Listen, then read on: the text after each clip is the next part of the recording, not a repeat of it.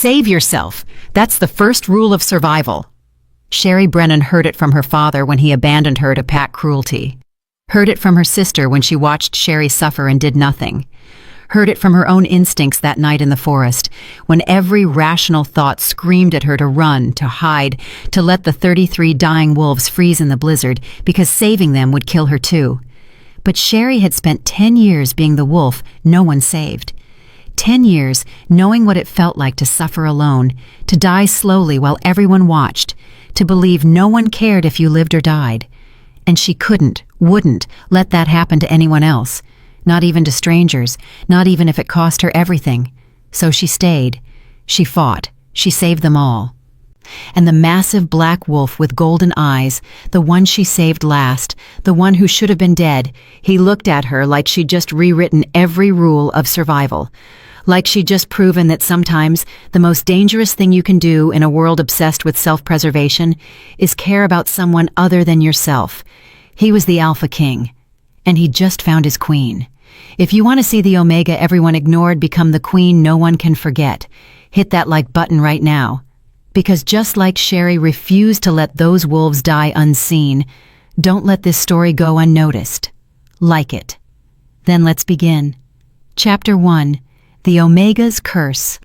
The morning of Sherry's 18th birthday began the same way every morning began, with her sister's laughter echoing through the pack house like victory bells.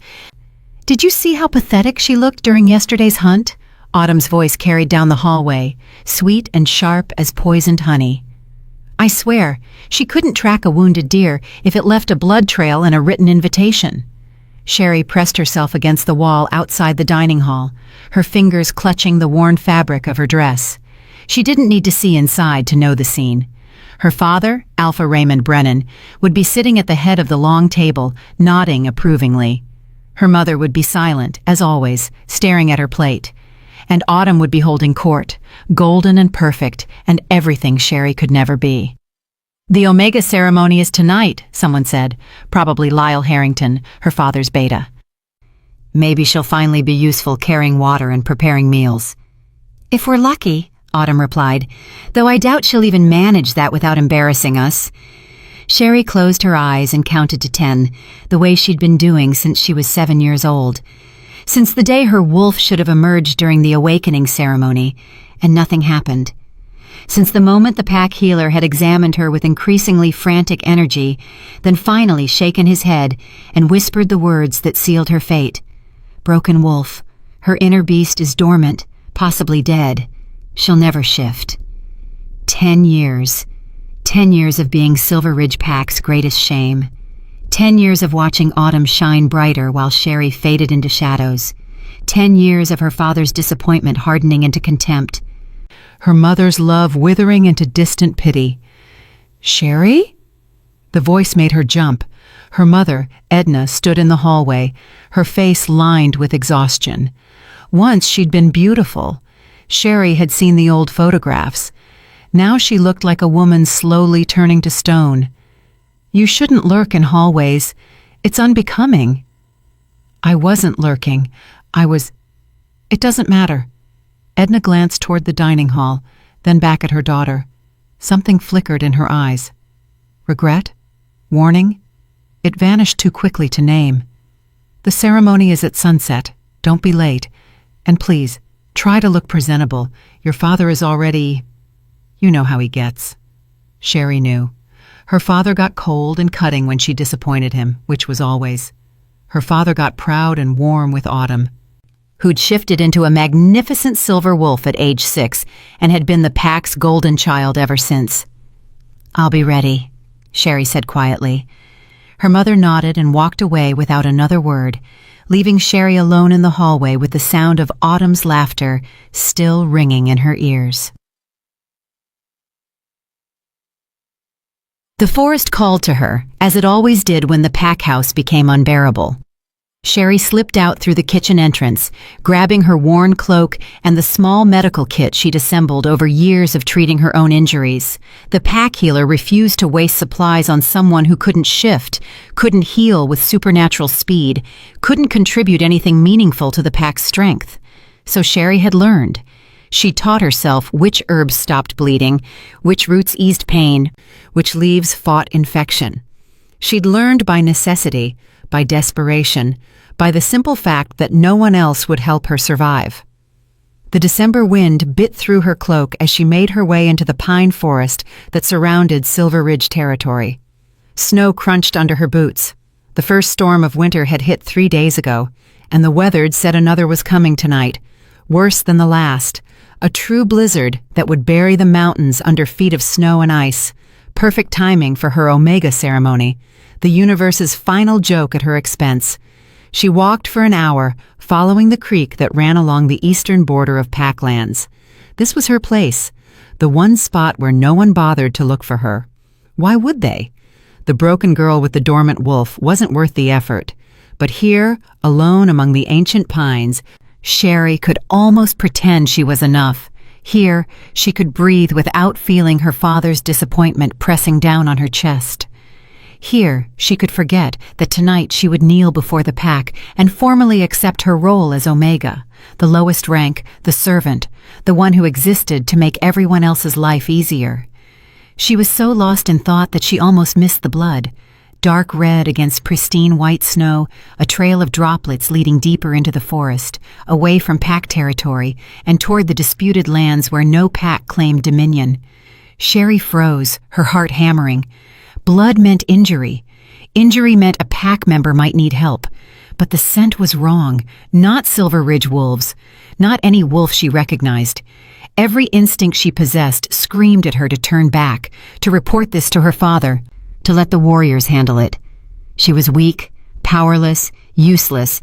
Everyone had told her so for 10 years. What could she possibly do? The wind shifted, carrying a sound that turned her blood to ice. A whimper. Weak, desperate, dying. Sherry's feet moved before her mind caught up. She followed the blood trail deeper into the forest, her medical kit clutched against her chest. The whimpers grew louder, multiplying, not one injured wolf but many. The blood trail widened, became a crimson river in the snow. She burst into a clearing and stopped dead. Bodies, dozens of them, scattered across the snow like broken dolls. Wolves in their beast form, some barely breathing, others already gone still and cold. The scent of blood and death hung thick in the air, mixed with something else. Silver. The acrid, burning smell of silver poisoning. "Oh, gods!" Sherry whispered. A trap. Someone had set a massive trap lined with silver wire, hidden beneath the snow. These wolves had run straight into it, probably fleeing from something, too panicked to sense the danger until it was too late. The silver had torn through fur and flesh, burning and cutting simultaneously, releasing poison into their bloodstreams.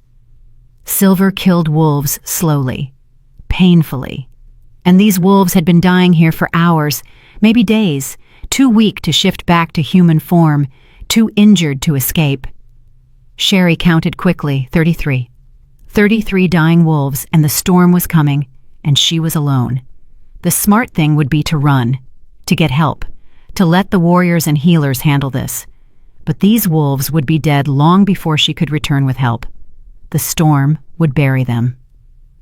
They would die alone in the snow, poisoned and broken and forgotten, just like her. The thought struck her like a physical blow. She knew what it felt like to be discarded, to be considered not worth saving. She knew the cold certainty that no one was coming to help, that you were on your own, that your life didn't matter enough for anyone to risk themselves. She couldn't do that to them. She couldn't walk away and let them die like this, even if it killed her trying. Sherry dropped to her knees beside the nearest wolf, a massive male with dark gray fur matted with blood. His breathing was shallow, his eyes glazed with pain. Silver wire had wrapped around his front leg and chest, burning deep into flesh. "I'm going to help you," she whispered, pulling out her kit. "I know it hurts, I know you're scared, but I'm going to help you." She worked with desperate speed, using her small blade to carefully cut away the silver wire, trying not to cause more damage. The wolf whimpered, but didn't fight her. Couldn't fight her. Didn't have the strength left. Sherry pulled out the wolfsbane salve she'd made, technically toxic to wolves in large doses, but in small amounts, it could help neutralize silver poisoning. Her hands shook as she applied it to the wounds, then wrapped them with clean bandages. 1 down. 32 to go. The storm clouds gathered overhead, dark and threatening. The wind picked up, howling through the trees. Sherry moved to the next wolf, then the next, then the next. Her fingers went numb from the cold. Her back screamed in protest from crouching in the snow. Her medical supplies dwindled rapidly. She hadn't brought nearly enough for this. But she didn't stop. She used her cloak to keep the wolves warm. She packed snow around them to prevent more blood loss through the cold. She spoke to each one in soothing tones, promising them they would survive, that help was coming, that they weren't alone. Lies, probably. But they were kind lies, the kind she wished someone had told her during her darkest moments. Hours passed. The storm hit with savage fury. Snow fell so thick Sherry could barely see 3 feet in front of her. The wind tried to tear her apart. Ice formed in her hair, her eyelashes, her lungs. Still, she worked. 17 treated, 18, 20. Her hands were bleeding now, torn by silver wire and frozen by ice. Her body shook so violently she could barely hold her knife steady. But she couldn't stop, wouldn't stop. These wolves deserved better than to die forgotten in a storm. 25, 28, 30. She was treating the 31st wolf, a beautiful white female with silver wire wrapped around her throat, when Sherry realized she was dying too. The cold had sunk too deep into her bones. Her fingers wouldn't move properly anymore. Her vision blurred at the edges. She'd never make it back to Packlands. Even if she tried right now, she was too far gone. The blizzard was too strong. She'd collapse halfway there and freeze to death in the snow, just like these wolves would have without her intervention. The thought brought a strange, bitter peace. At least she'd die doing something that mattered. At least these 33 wolves would have a chance because of her. Her father would never know. The pack would never care, but she would die knowing that for once in her miserable life, she'd been strong enough to save someone, even if she couldn't save herself. Sherry finished treating the white female, then moved to the 32nd wolf. Her vision was going dark now. Her hands had stopped shaking. Not a good sign. Hypothermia was setting in, shutting down her body piece by piece. The 32nd wolf was small, probably young, with russet fur and terrified amber eyes. Sherry smiled at him as she worked, her movements slow and clumsy now. "You're going to be okay," she whispered through frozen lips. "All of you. You're going to survive this." One more. Just one more. The 33rd wolf lay slightly apart from the others, half buried in snow. Sherry crawled toward him on hands and knees, no longer able to stand. No, this wolf was enormous, easily the largest she'd ever seen. His fur was pure black, darker than midnight, darker than death itself. Silver wire had wrapped around his torso and legs, but even dying, even poisoned, he radiated power. Sherry's numb fingers worked on the wire, cutting it away strand by strand. This wolf's eyes were open, watching her with an intensity that should have frightened her. They were gold, pure burning gold that seemed to glow in the storm's darkness. "Last one," she told him, her voice barely audible over the wind. "You're the last one. I kept my promise. I saved all of you." The black wolf made a sound, not quite a whimper, something else. Something that felt like recognition, like understanding, like a vow. Sherry finished bandaging his wounds, using the last of her supplies. Her hands dropped to her sides. She couldn't move anymore. Couldn't even feel the cold now, which meant the end was close. "I hope you make it," she whispered to the black wolf with the golden eyes. "All of you. I hope you find your way home." Then Sherry Brennan, the broken Omega of Silver Ridge Pack, the unwanted daughter, the girl who couldn't shift and couldn't matter and couldn't be enough, closed her eyes and let the darkness take her. But before consciousness left completely, she felt something impossible. Heat, radiating from the black wolf, spreading through the clearing like wildfire. And a voice, deep and ancient, and filled with barely contained rage, echoing inside her mind, where no voice should be able to reach. "I've found you. Finally, after 20 years of searching. Mine." Chapter 2. The Alpha King's Debt. Warmth. That was the first thing Sherry became aware of. Impossible, blessed warmth seeping into her frozen bones. She should be dead. Every logical part of her mind knew that hypothermia had claimed her in that clearing, that she'd closed her eyes for the last time surrounded by dying wolves and howling wind. Yet she was warm and alive. Consciousness returned slowly, reluctantly, like wading through thick honey. Sherry's eyelids felt weighted with lead, but she forced them open. Firelight danced across a rough stone ceiling. Furs covered her body, thick, luxurious pelts that must have cost a fortune. The scent of burning pine filled her nose, mixed with something wild and untamed that made her wolf, her dormant, useless wolf, stir for the first time in years. Where was she? Sherry tried to sit up and immediately regretted it. Pain exploded through every muscle, every joint, every inch of her body. She gasped and collapsed back onto the furs, her vision swimming. "Don't move." The voice came from the shadows beyond the firelight, deep, commanding, edged with something that sounded almost like concern. "You nearly died. Your body needs time to recover." Sherry's heart hammered against her ribs. She turned her head slowly, carefully, toward the voice. A man stepped into the firelight, and Sherry forgot how to breathe. He was tall, well over 6 feet, with broad shoulders and a warrior's build. His hair was black as midnight, falling to his shoulders in waves that caught the firelight. But it was his eyes that trapped her, held her captive, pure gold, burning with an intensity that felt like standing too close to the sun. The black wolf, the 33rd wolf. "You," she whispered. His lips curved into something that wasn't quite a smile. "Me."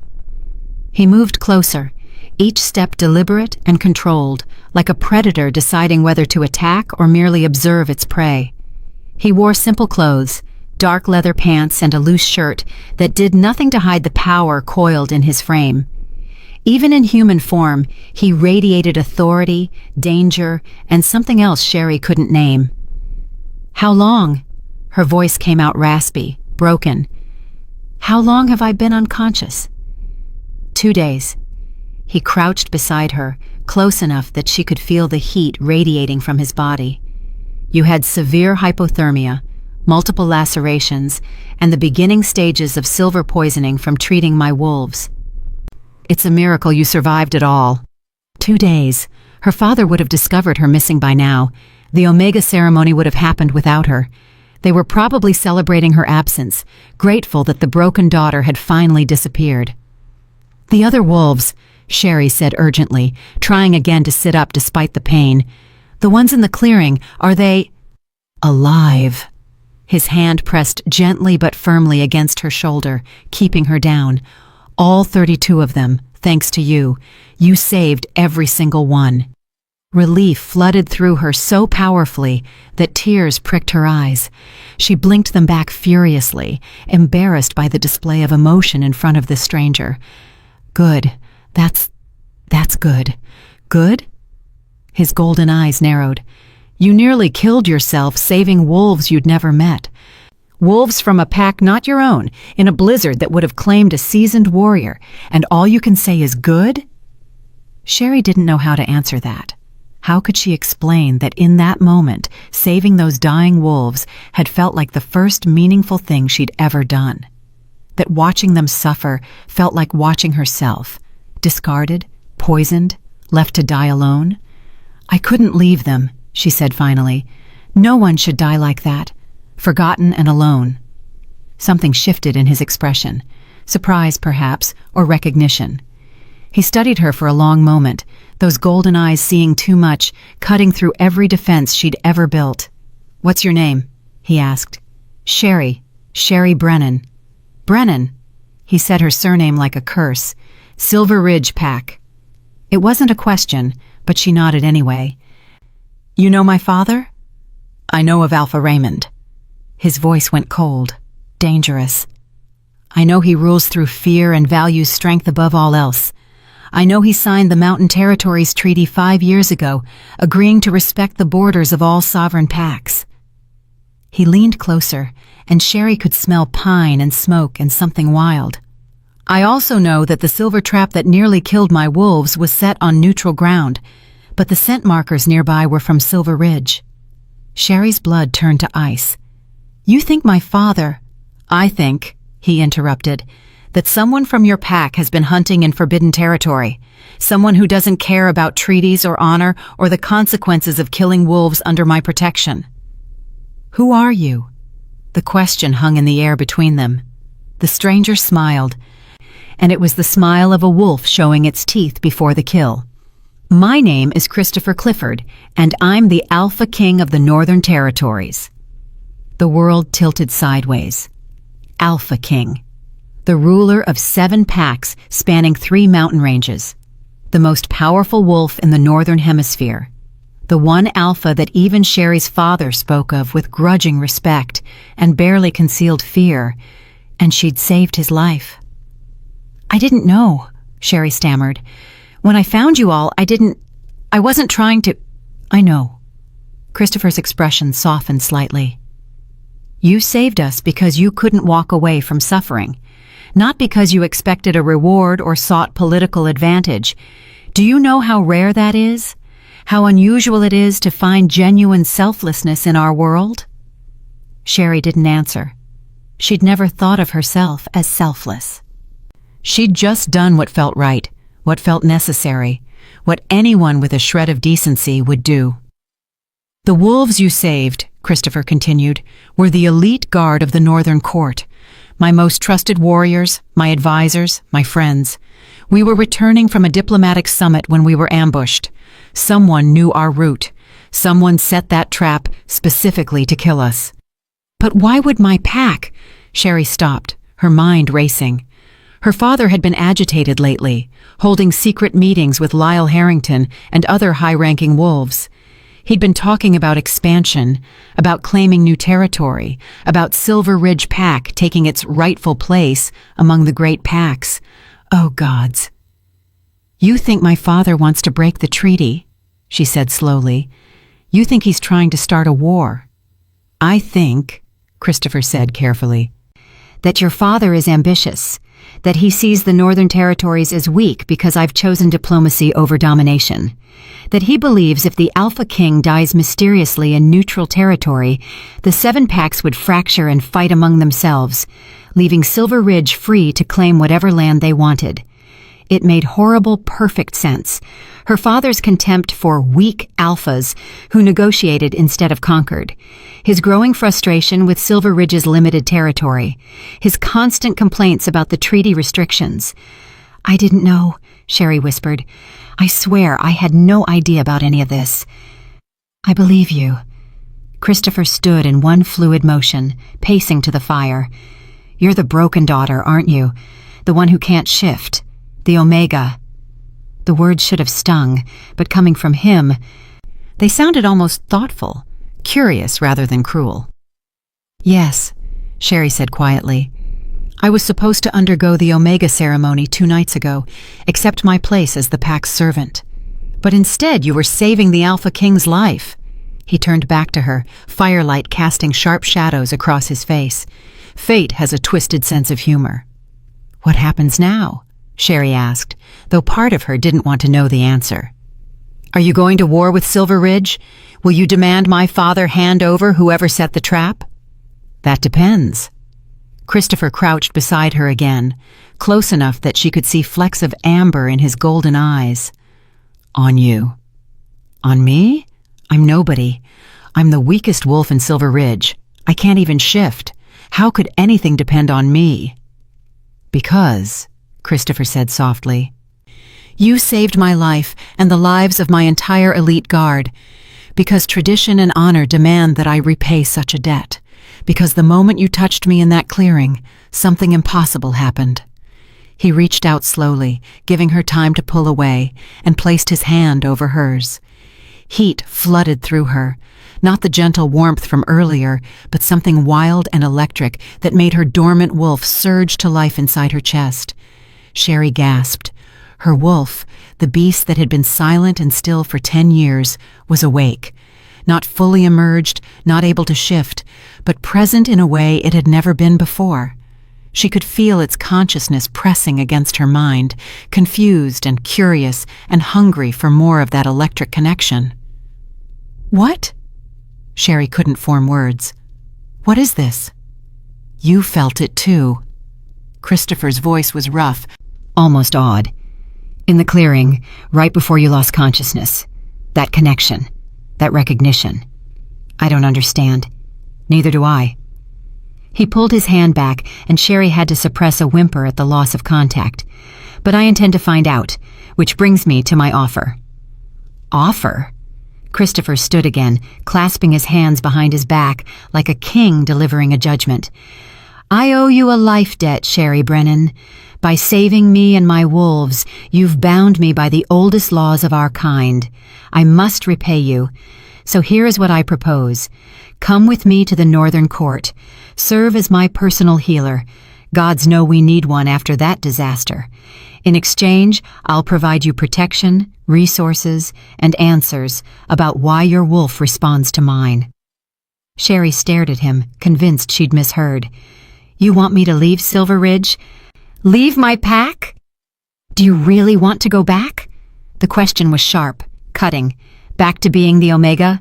Back to your father's disappointment and your sister's cruelty?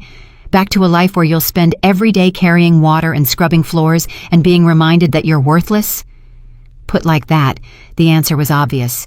But still, I can't just abandon my pack. My mother, your mother who stood by and watched you suffer for 10 years. Christopher's voice held no judgment, only brutal honesty. The mother who never defended you, never fought for you, never chose you over her own comfort? The words hit like physical blows because they were true. All of it was true. "What if I say no?" Sherry asked. "Then I'll take you back to Silver Ridge Pack, and you'll undergo your Omega ceremony. And I'll begin investigating who set that trap through official diplomatic channels." He paused. "But understand this. If I return you, I can't protect you from what's coming. When I reveal that someone from your pack tried to assassinate me, there will be consequences. War, most likely. And in war, it's always the weakest who suffer first. You're saying I'll be in danger if I go back. I'm saying you were always in danger there." Christopher moved closer again, and Sherry realized he was giving her a choice, truly giving her a choice, not manipulating or forcing. "But here, in my court, under my protection, you'd be safe. You'd have value beyond your ability to shift. You'd have a chance to discover who you really are, without your father's voice telling you who you should be." It was tempting, dangerously, desperately tempting. Everything she'd ever wanted offered by a stranger who should have no reason to care whether she lived or died. "Why?" The question burst out before she could stop it. "Why do you care? You could just claim the life debt is paid and send me back. You could use me as a hostage against my father. Why offer me a place in your court?" Christopher smiled, and this time it reached his eyes. "Because in that clearing, dying from silver poisoning and hypothermia, you thought only of saving others. Because you treated each of my wolves with the same care, even though you were freezing to death. Because when I asked who you'd saved first, my beta told me you didn't choose the strongest or the highest ranked. You saved them in the order you found them. The young and the old, the warriors and the healers, treating each life as equally valuable." He knelt beside her once more, and when he spoke again, his voice was soft but fierce. "That kind of character is rarer than any supernatural strength. That kind of heart is worth more than any ability to shift. So I'm offering you a choice, Sherry Brennan. Come with me and discover what you could become, or go back and spend the rest of your life being less than you are." Sherry's hands trembled beneath the furs. This was insane. This was reckless. This was everything her father had ever warned her against: trusting strangers, leaving pack territory, putting herself in a position where she had no allies and no escape route. But when had playing it safe ever protected her? When had following the rules ever earned her anything but scorn? "If I come with you," she said slowly, What would you expect of me? What would my duties be? Heal my wolves.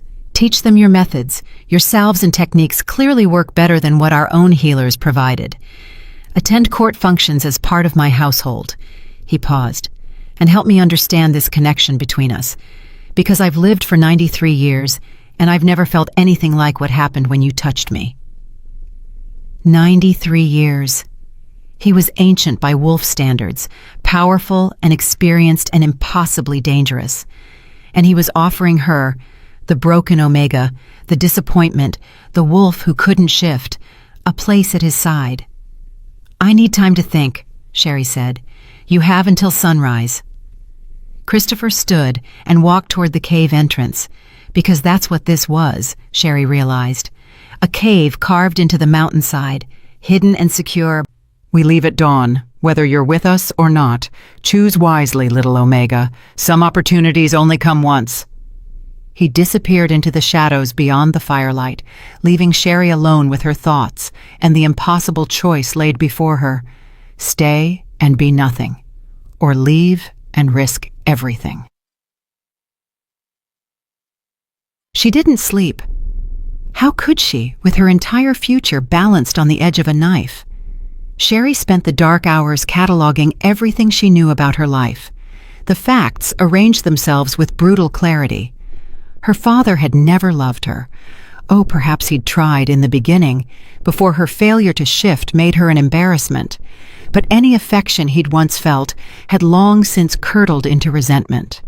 Her mother had given up fighting for her. Edna had made her choice years ago, preserve her own position and protect Autumn, the daughter who mattered, and let Sherry fade into the background. Autumn hated her, not the kind of sibling rivalry that could be mended with time and understanding, but genuine contempt. Autumn saw Sherry as a stain on their family's reputation, a weakness that needed to be excised. The pack tolerated her at best, despised her at worst. As an Omega, she would spend the rest of her life serving wolves who considered her less than human. They would work her to exhaustion, mock her failures, and remind her every single day that she existed only because they allowed it. That was her future in Silver Ridge. That was what she would be returning to if she refused Christopher's offer. And what did he offer instead? Uncertainty? Yes. Danger? Possibly. But also possibility, the chance to matter, the chance to be valued for something other than her rank or her ability to shift, the chance to understand why her dormant wolf had suddenly stirred to life at his touch, the chance to be more than the broken daughter. When dawn light began filtering through the cave entrance, Sherry had made her decision. She used the water basin near the fire to clean herself as best she could, then dressed in the simple clothes someone had left folded beside the furs, a soft wool tunic and leather pants that fit surprisingly well. Her own clothes, she noticed, were gone, probably destroyed by blood and ice and days of wear in a blizzard. Christopher appeared in the entrance, as if summoned by her thoughts. He'd changed clothes too, now wearing formal attire, black leather emblazoned with a silver wolf insignia. The Alpha King in full regalia, no longer the wounded wolf in the snow. "You've decided," he said. Not a question. "I'll come with you." Sherry's voice came out stronger than she expected. "I'll serve as your healer and help you investigate this connection, but I have conditions." His eyebrows rose. "The Omega has conditions? This should be interesting." "First," Sherry continued, ignoring his amusement, "I want your word that you'll protect me from my father's retaliation. If he comes looking for me, if he demands I return, you'll refuse him." "Done. What else?" "Second, if I discover that you're using me as a pawn against Silver Ridge, if this is all some elaborate scheme to manipulate my father or start a war, I want the freedom to leave. No life debt, no obligations." Christopher's expression turned serious. "You have my word as Alpha King. I don't use innocent people as weapons, and I don't lie to those under my protection. What's your third condition?" "How did you know there was a third?" "Because you're smarter than anyone in your pack gave you credit for." He smiled. "And because I'm beginning to understand how your mind works." "So what's the third condition, Sherry Brennan?" She took a deep breath. I want to learn everything. How to fight, how to defend myself, how to survive without a pack's protection. If I'm going to leave Silver Ridge behind, I want to become strong enough that I never have to depend on anyone's mercy again. For a long moment, Christopher simply looked at her. Then he crossed the cave in 3 strides and held out his hand. Deal, he said. I'll protect you, treat you honestly, and teach you to be strong. In exchange, you'll serve as my healer and help me unravel this mystery between us. His golden eyes glinted with something that might have been respect. Welcome to the Northern Court, Sherry Brennan. I have a feeling you're going to turn my entire kingdom upside down. Sherry took his hand, and that electric heat flooded through her again, making her dormant wolf howl with something that felt dangerously close to recognition. She'd made her choice. For better or worse, she'd chosen the unknown over the certainty of suffering. She just hoped she would survive long enough to discover whether that choice had been wisdom or madness. There's one more thing you should know, Christopher said as he led her toward the cave entrance, before we leave this mountain. What? The trap that nearly killed us?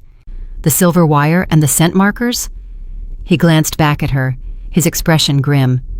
When my beta investigated after the storm cleared, he found something else.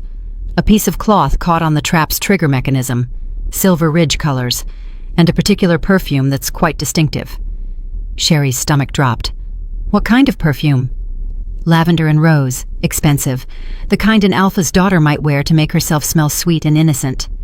Autumn, her perfect golden sister, had helped set the trap that nearly killed the Alpha King, and Sherry had just agreed to join Christopher's court, putting herself directly in the crossfire of whatever war was coming. I see you understand, Christopher said quietly. Your family isn't just ambitious, Sherry. They're conspirators, potentially traitors, and by choosing to come with me, you've chosen a side in a conflict that's going to get very bloody, very quickly. I know, Sherry whispered. Any regrets? She thought about Autumn's cruel laughter, her father's cold disappointment, her mother's silent complicity, the pack that had watched her suffer for 10 years and done nothing. No, Sherry said. No regrets. Christopher's smile was sharp and approving. Good. Then let's go meet your new pack, little Omega. I think you're going to fit in perfectly. Chapter 3. The Northern Court. The journey to the Northern Court took 3 days. 3 days of traveling through mountain passes so remote that Sherry wondered if anyone from Silver Ridge had ever ventured this far north. 3 days of watching Christopher's elite guard move with fluid precision, their movements synchronized despite the injuries they were still recovering from. 3 days of feeling like an imposter among wolves who could shift with ease, whose beasts were strong and present, and everything hers wasn't. They treated her with cautious respect, these warriors she'd saved, but Sherry could see the questions in their eyes. Why had their Alpha King brought back the broken Omega? What value could she possibly offer the Northern Court? She wondered the same thing herself during the cold nights, when sleep eluded her and doubt crept in like frost. On the 3rd evening, they crested a final ridge, and Sherry saw the Northern Court for the first time. It took her breath away. The palace, because there was no other word for it, had been carved directly into the mountainside, a stunning fusion of natural stone and wolf-made architecture. Towers rose like ice crystals toward the sky, their surfaces catching the setting sun and throwing back 1,000 colors. Waterfalls cascaded down the mountain face, their waters flowing through channels carved into the palace walls, filling the air with a constant soothing roar. And everywhere, there were wolves, not in beast form, but human, moving through courtyards and along walkways, going about their evening routines. Hundreds of them, maybe thousands. More wolves in one place than Sherry had ever seen in her entire life. "Welcome to Wolfstone Palace," Christopher said, appearing beside her. He'd been riding at the head of their party, but now he'd fallen back to gauge her reaction. "Home to the 7 packs of the Northern Territories. What do you think?" "I think," Sherry said slowly, "that I've never seen anything so beautiful." Wait until you see it from inside." There was pride in his voice, the kind her father had when talking about Silver Ridge's hunting prowess. But this was different. Christopher's pride came from what he'd built, not what he'd conquered. "Come, we'll enter through the main gates. I want the court to see what happens when someone shows true courage." Before Sherry could ask what he meant, Christopher let out a howl that echoed across the mountains. It was answered immediately by dozens of voices from the palace below, a symphony of sound that made her dormant wolf strain toward the surface. The elite guard formed up around them, not trapping her, but creating an honor guard. Sherry found herself riding between two massive warriors, with Christopher leading the way, and his beta, a wolf named Patrick Yang, bringing up the rear. "Stay close," Patrick advised. His voice was kind, gentle despite his intimidating size. "The court will be curious. Don't let them overwhelm you." They descended toward the palace gates, which swung open at their approach. Wolves lined the path on both sides, not threatening, but watching, assessing, judging. Sherry kept her spine straight and her chin up, the way her mother had taught her before everything fell apart. If she was going to fail, she would fail with dignity. The gates were massive, 20 feet tall, carved with intricate scenes of wolves running beneath a full moon. As they passed through, Sherry noticed the etchings weren't just decorative. They told a story.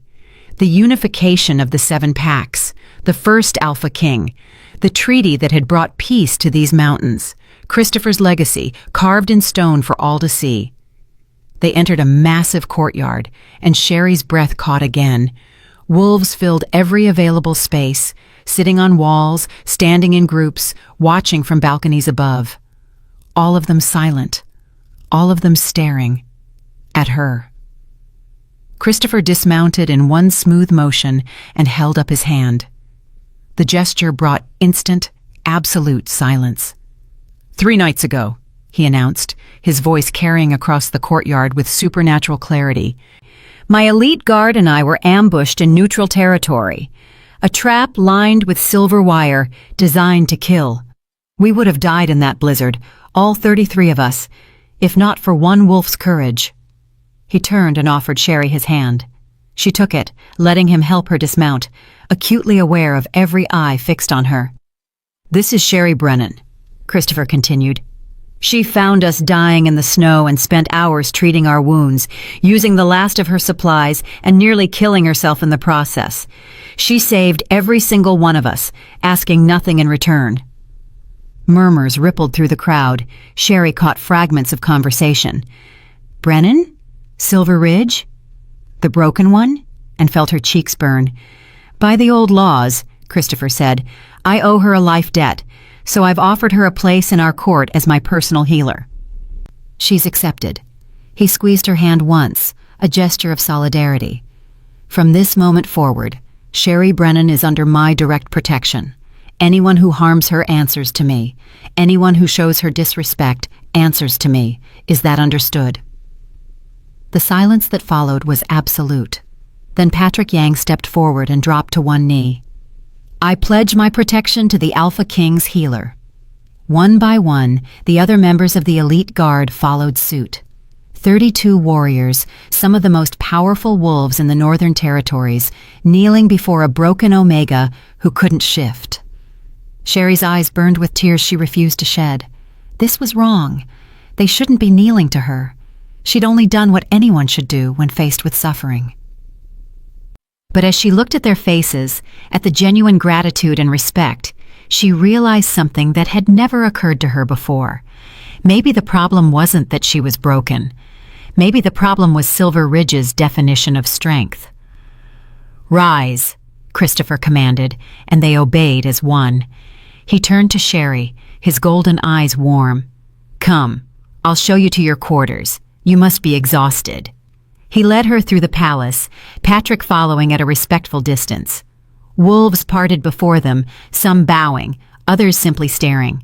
Sherry tried not to look too overwhelmed by the sheer scale of everything.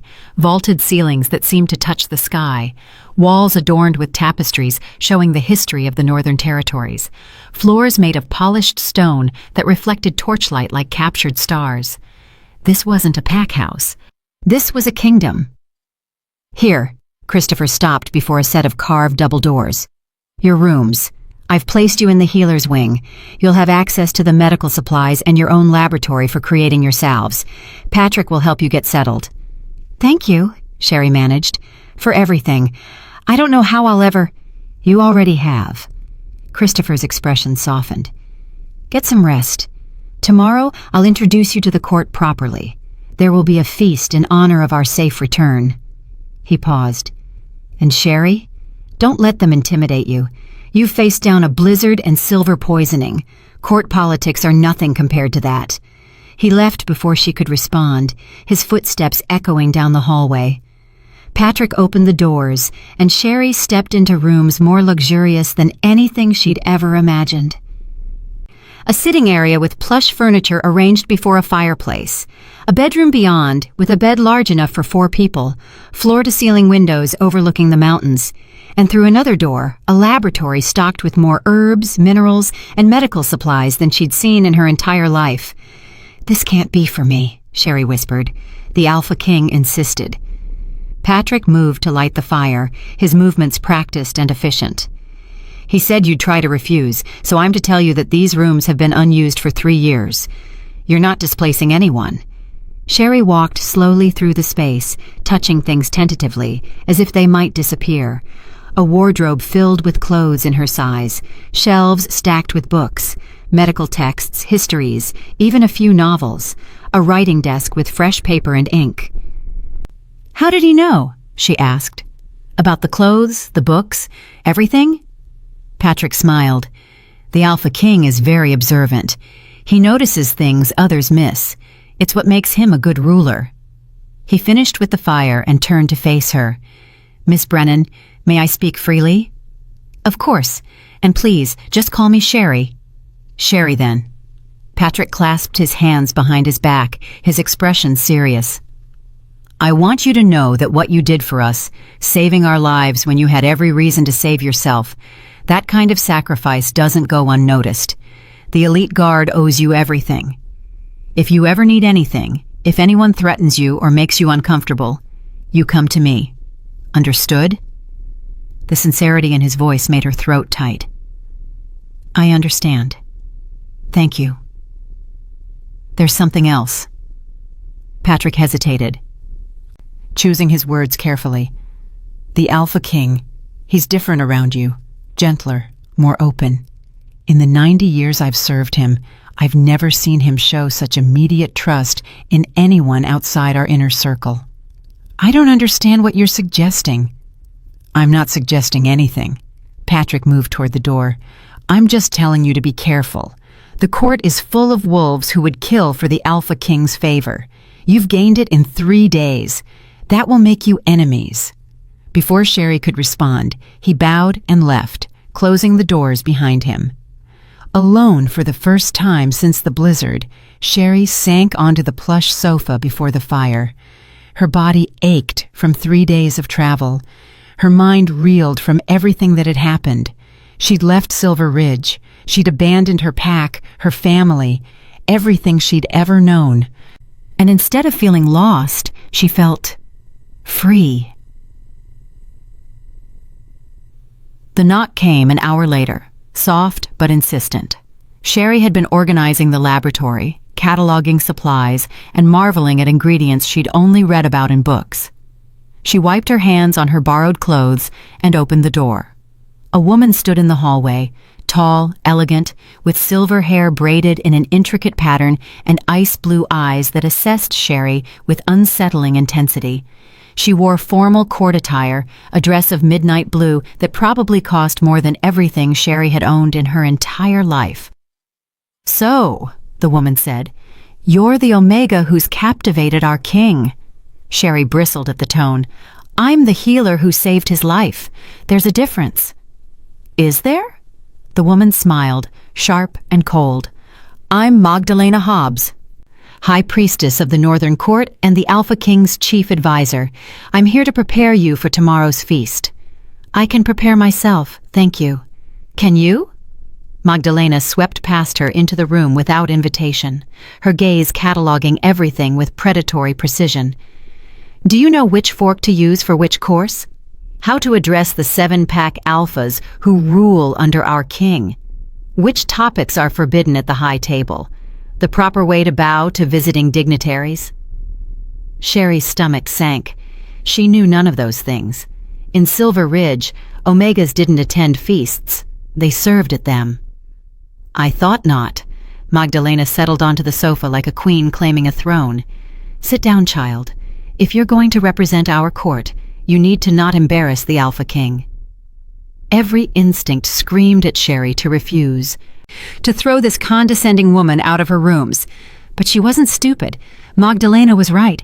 She had no idea how to navigate court politics, and making mistakes tomorrow could reflect poorly on Christopher. She sat. Good. Magdalena pulled out a small notebook. Now, let's begin with the basics. The Northern Court is comprised of 7 packs, each with their own alpha who swears fealty to the Alpha King. The 7 alphas are...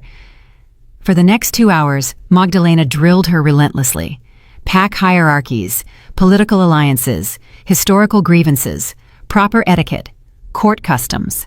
The information came in a flood, and Sherry scrambled to absorb as much as possible. The Alpha King sits at the center of the high table, Magdalena continued. As his healer, you'll be seated to his right, a position of tremendous honor. On his left will be Patrick Yang, his beta. Beyond Patrick will be the 7-pack alphas, arranged by seniority of their oath to the throne. And you? Sherry asked. Where do you sit? Magdalena's smile was thin. I sit at the lower high table, with the other court advisors. I am valuable, but I am not pack, not truly. There was bitterness in those words, carefully concealed, but still present. Which brings me to an important point. Christopher, the Alpha King, is unmated, has been for his entire reign. Do you know why? Sherry shook her head. Because he's waiting for something, someone. The old laws say that an Alpha King should have a queen, a mate who completes him and shares his power. For 93 years, he's refused every potential match, every alliance marriage, every beautiful, powerful she-wolf who's thrown herself at his feet. Magdalena leaned forward. And then you appear, a broken Omega who can't shift, who comes from a pack of traitors, who has no political value whatsoever. Yet he brings you into his court, seats you at his right hand, and declares that anyone who harms you answers to him personally. He owes me a life debt, Sherry said defensively. That's all this is. Perhaps. Magdalena stood, smoothing her dress. Or perhaps fate has a cruel sense of irony. Either way, you should know, there are wolves in this court who've spent decades trying to win the Alpha King's favor, who've proven their loyalty, their strength, their worthiness.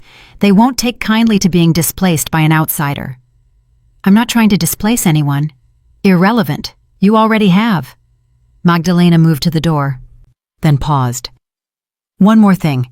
The Alpha King may have declared you under his protection, but that protection only extends so far. In court, accidents happen, poisonings, falls, mysterious illnesses. If you're smart, you'll watch your back and trust no one. She left without another word, and Sherry sat frozen on the sofa, her mind reeling. She'd thought leaving Silver Ridge meant escaping politics and cruelty. Instead, she'd walked into a viper's nest where the stakes were infinitely higher and the danger far more subtle. A knock interrupted her spiraling thoughts. This time, when she opened the door, she found a young woman, barely 20, with warm brown eyes and a genuine smile. "Hi," the woman said cheerfully. "I'm Roseanne Day. The Alpha King sent me to be your lady's maid. Well, not really a maid, more like a friend who helps you navigate court stuff without all the stuffy formality." She held up a covered tray. "I brought dinner. You missed the evening meal, and I figured you'd be starving." The scent of roasted meat and fresh bread made Sherry's stomach growl audibly. She hadn't eaten since breakfast, and that had been just dried jerky and hard cheese. "Come in," Sherry said, stepping aside. Roseanne bustled in with the energy of a small tornado, setting the tray on the table and immediately starting to chatter about court gossip, interesting people Sherry should meet, and which wolves to avoid at all costs. Her warmth was so genuine, so different from Magdalena's cold calculation, that Sherry felt herself relaxing despite everything. "Don't worry about tomorrow," Roseanne said as Sherry devoured her meal. "The Alpha King wouldn't have brought you here if he didn't think you could handle it, and honestly, half the court is already in love with you." "Why?" Sherry asked around a mouthful of bread. "Because you saved the elite guard without asking for anything in return. Because you're not trying to use your position for political gain. Because—" Roseanne hesitated, then grinned. "Because the Alpha King looks at you like you hung the moon, and everyone's dying to know what that's about." Sherry nearly choked. "He does not." "He absolutely does. I've worked in this palace for 5 years, and I've never seen him look at anyone the way he looked at you in the courtyard." Roseanne's eyes sparkled with mischief. "This is going to be so much fun to watch." "There's nothing to watch. He owes me a life debt." "That's the only reason I'm here." "Keep telling yourself that." Roseanne stood and gathered the empty dishes. "Get some rest. Tomorrow's going to be intense. Oh, and ignore whatever Magdalena told you. She's been trying to become queen for 20 years, and she's bitter about it. Not your problem." After Roseanne left, Sherry changed into the soft nightgown she found in the wardrobe and climbed into the enormous bed. The sheets were silk, the pillows stuffed with down, the mattress so comfortable she felt like she was floating. But sleep wouldn't come. She kept thinking about Christopher's golden eyes, the electric heat when they touched, the way her dormant wolf had stirred to life after 10 years of silence, and Magdalena's warning, echoing in the darkness, "Accidents happen." Sherry finally drifted off near dawn, her dreams full of wolves with golden eyes and silver traps waiting in the snow.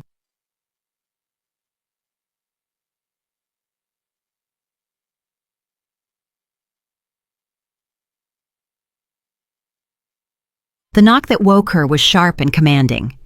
"Miss Brennan?" Patrick's voice came through the door. "The Alpha King requests your presence in the training yard, immediately." Sherry scrambled out of bed, her heart pounding. Training yard? Why would Christopher want her in the training yard? She dressed quickly in the simplest clothes she could find, leather pants and a sturdy tunic, and opened the door to find Patrick waiting with an expression somewhere between amusement and concern. "What's wrong?" she asked. "Has something happened?" "Not wrong, exactly." Patrick led her through the palace at a brisk pace. "The Alpha King has decided to begin your training." "Training? But the feast is tonight." Magdalena said, "Magdalena says a lot of things." Patrick's tone suggested he had opinions about the High Priestess, none of them favorable. "The Alpha King believes you should learn to defend yourself. Given what's coming with Silver Ridge, I agree." They emerged into a massive courtyard surrounded by high walls. Weapons racks lined the perimeter, swords, spears, staffs, daggers. The ground was packed dirt, marked with training circles and obstacle courses, and in the center, shirtless and gleaming with sweat, was Christopher. He moved through combat forms with lethal grace, his muscles flowing beneath tanned skin, each strike and block executed with perfect precision. Other warriors trained around him, but Sherry's eyes couldn't look away from the Alpha King. He was beautiful, deadly, utterly magnificent. Christopher finished his form and turned, his golden eyes finding her instantly across the yard. He smiled and beckoned her forward. "You're late," he said as she approached, though there was no reproach in his tone. "I thought you might sleep through the morning." "I didn't know you wanted me here." Sherry tried very hard not to stare at his bare chest. Failed miserably. "Your third condition," Christopher reminded her, grabbing a towel and wiping sweat from his face. "You wanted to learn to be strong, so we start today. But the feast is 8 hours away, plenty of time." He handed the towel to a nearby attendant and picked up 2 wooden practice staffs. He tossed one to Sherry, who barely caught it. "First lesson, don't rely on shifting. You can't shift, which means you need to be twice as skilled at combat in human form." Lucky for you, I'm an excellent teacher. I've never fought before, Sherry protested. Not really, just some basic self-defense my mother taught me before she stopped caring. Something dangerous flickered in Christopher's eyes. Then we have a lot of work to do. Patrick, clear the training circle. Everyone else, continue your drills. The warriors obeyed instantly, leaving Sherry alone with Christopher in the circle. He moved to stand opposite her, staff held loosely in one hand. Attack me, he said. What? Attack me, however you want. Don't hold back. This was insane. He was the Alpha King, 93 years old, trained since birth to fight. She was a broken Omega who'd spent most of her life avoiding confrontation, but he'd given her an order and something in his eyes, challenge, curiosity, encouragement, made her want to try. Sherry gripped the staff with both hands and swung at Christopher's shoulder. He blocked it effortlessly, barely moving. Again. She swung at his other side. Blocked. Faster. She tried 3 quick strikes in succession. He deflected all of them with minimal effort, his expression calm and assessing. You're thinking too much, Christopher said. Stop trying to plan your attacks. Just move, react, feel. Sherry tried again, attempting to let instinct guide her. The staff felt awkward in her hands, too heavy, too long. She swung, stabbed, swept at his legs. Christopher blocked everything, but now he was starting to counter, forcing her to defend. Better, he said. You're not as weak as you think. Your body knows how to move. You just need to trust it. They went back and forth for what felt like hours, but was probably only minutes. Sherry's arms burned, her lungs screamed, sweat poured down her face, but she didn't stop. Couldn't stop. Because Christopher was right. Her body did know how to move, in ways she'd never realized. Finally, he called a halt. Sherry collapsed to her knees, gasping for breath. Not bad, Christopher said, barely winded. He crouched beside her, offering a water skin. For your first time, we'll do this every morning. In 6 months, you'll be able to hold your own against most pack warriors. Why? The question burst out between gasps for air. Why are you doing this? The training, the rooms, the seat at your table, it's more than any life debt requires. Christopher was quiet for a long moment. When he spoke, his voice was soft, almost vulnerable. Because when I was dying in that snow, silver burning through my veins, do you know what I thought? I thought about all the things I'd left undone, all the connections I'd never made because I was too focused on ruling, on politics, on maintaining the peace. And then you appeared. This broken girl who shouldn't have survived 10 minutes in that blizzard, let alone saved 33 wolves. And you treated me, the most powerful alpha in the Northern Territories, with the same care you gave the youngest member of my guard. He reached out and tilted her chin up, forcing her to meet his golden eyes. You saw me, Sherry. Not the Alpha King. Not the political power.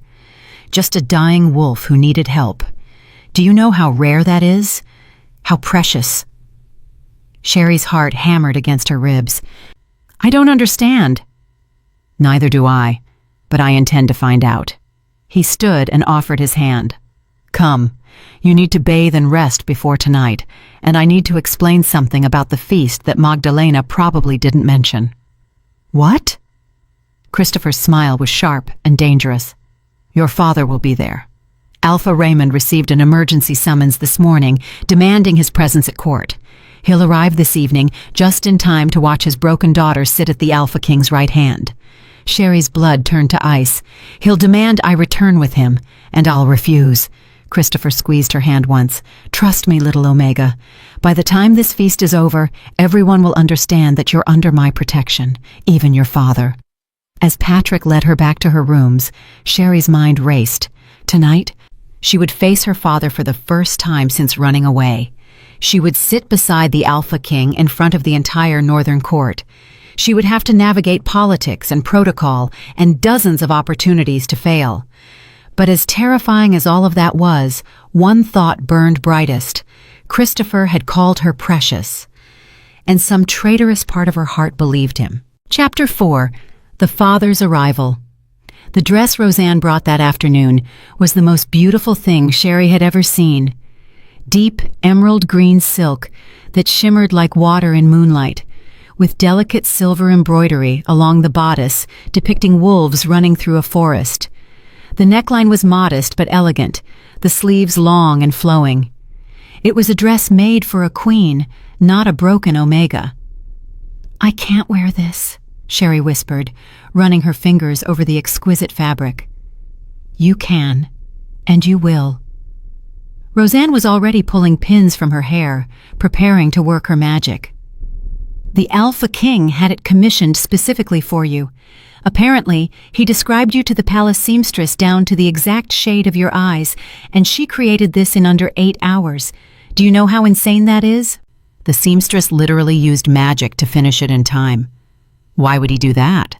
Roseanne met her eyes in the mirror, her expression unusually serious. "Because tonight, you're making a statement. You're not the unwanted daughter anymore. You're the Alpha King's honored guest, and everyone needs to see that, especially your father." The mention of her father made Sherry's stomach clench. In a few hours, she would face Alpha Raymond for the first time since the blizzard. What would he say? Would he be angry that she'd left? Relieved? Would he demand she return to Silver Ridge? Or would he disown her entirely? Part of her hoped for the latter. At least then, she'd be free. "Stop thinking," Roseanne ordered, beginning to brush out Sherry's long brown hair. "You'll make yourself sick with worry. Just remember, you saved the Alpha King's life. You have every right to be here. Your father has no power over you anymore." But as Roseanne worked, pinning Sherry's hair into an intricate updo with small silver ornaments woven throughout, doubt crept in like frost. What if Christopher changed his mind? What if he decided that keeping Sherry wasn't worth angering Silver Ridge Pack? What if this was all some elaborate political maneuver she didn't understand? There, Roseanne stepped back, admiring her work. "Look." Sherry turned to the mirror and barely recognized herself. The girl staring back was elegant, refined, almost regal. The dress hugged her curves in a way that made her look womanly rather than plain. The updo emphasized the delicate line of her neck and jaw. The silver ornaments caught the light, making it look like stars had been woven into her hair. She looked like someone who belonged in a palace, someone who deserved to sit beside a king. "You're beautiful," Roseanne said softly. "You always were, you know. Your pack just trained you not to see it." Before Sherry could respond, a knock echoed through the room. Patrick's voice came through the door. "The Alpha King requests the honor of escorting you to the feast." Roseanne squeezed her hand once, a gesture of solidarity, then opened the door. Christopher stood in the hallway, and Sherry forgot how to breathe. He wore formal court attire, black leather pants, and a tunic of deep midnight blue, embroidered with silver wolves that matched her dress exactly. A crown of twisted silver sat on his dark hair, marking him unmistakably as royalty. But it was his eyes that captured her, those burning gold eyes that looked at her like she was something precious and rare.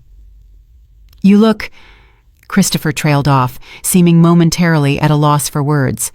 "Magnificent." Heat flooded Sherry's cheeks. "Thank you. You look— the outfit is— You look good too."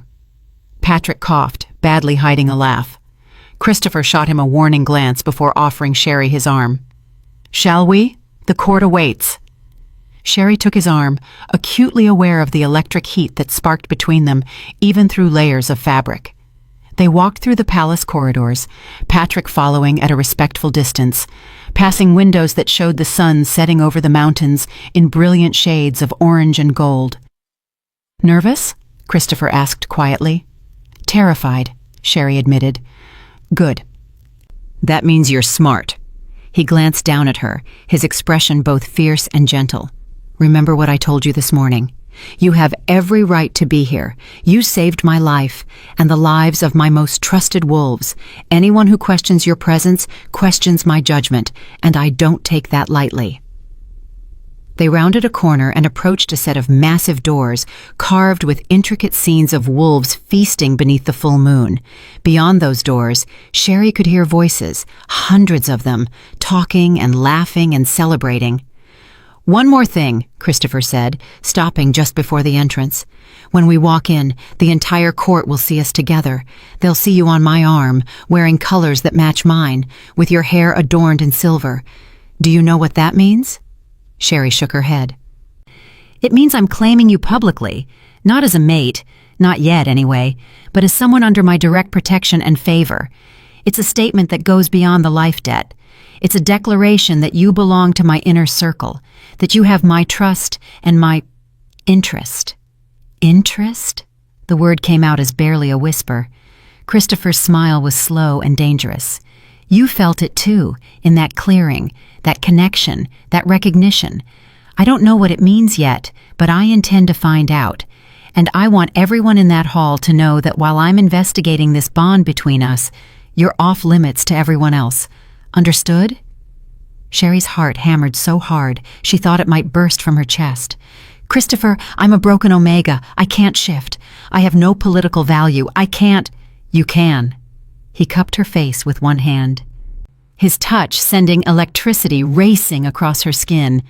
"You can be exactly who you are, and that's enough. More than enough. Don't let anyone, not your father, not Magdalena, not anyone in that hall, convince you otherwise." Before she could respond, he nodded to the guards flanking the doors. They swung open with a resounding boom, and trumpets sounded. "The Alpha King, Christopher Clifford," a voice announced, "and his honored guest, Healer Sherry Brennan of Silver Ridge." The enormous feast hall fell silent. Sherry's first impression was of overwhelming grandeur. The hall was massive, easily large enough to hold 1,000 wolves, with soaring ceilings held up by carved pillars depicting the history of the Northern Territories. Long tables stretched the length of the room, already laden with more food than Sherry had seen in her entire life.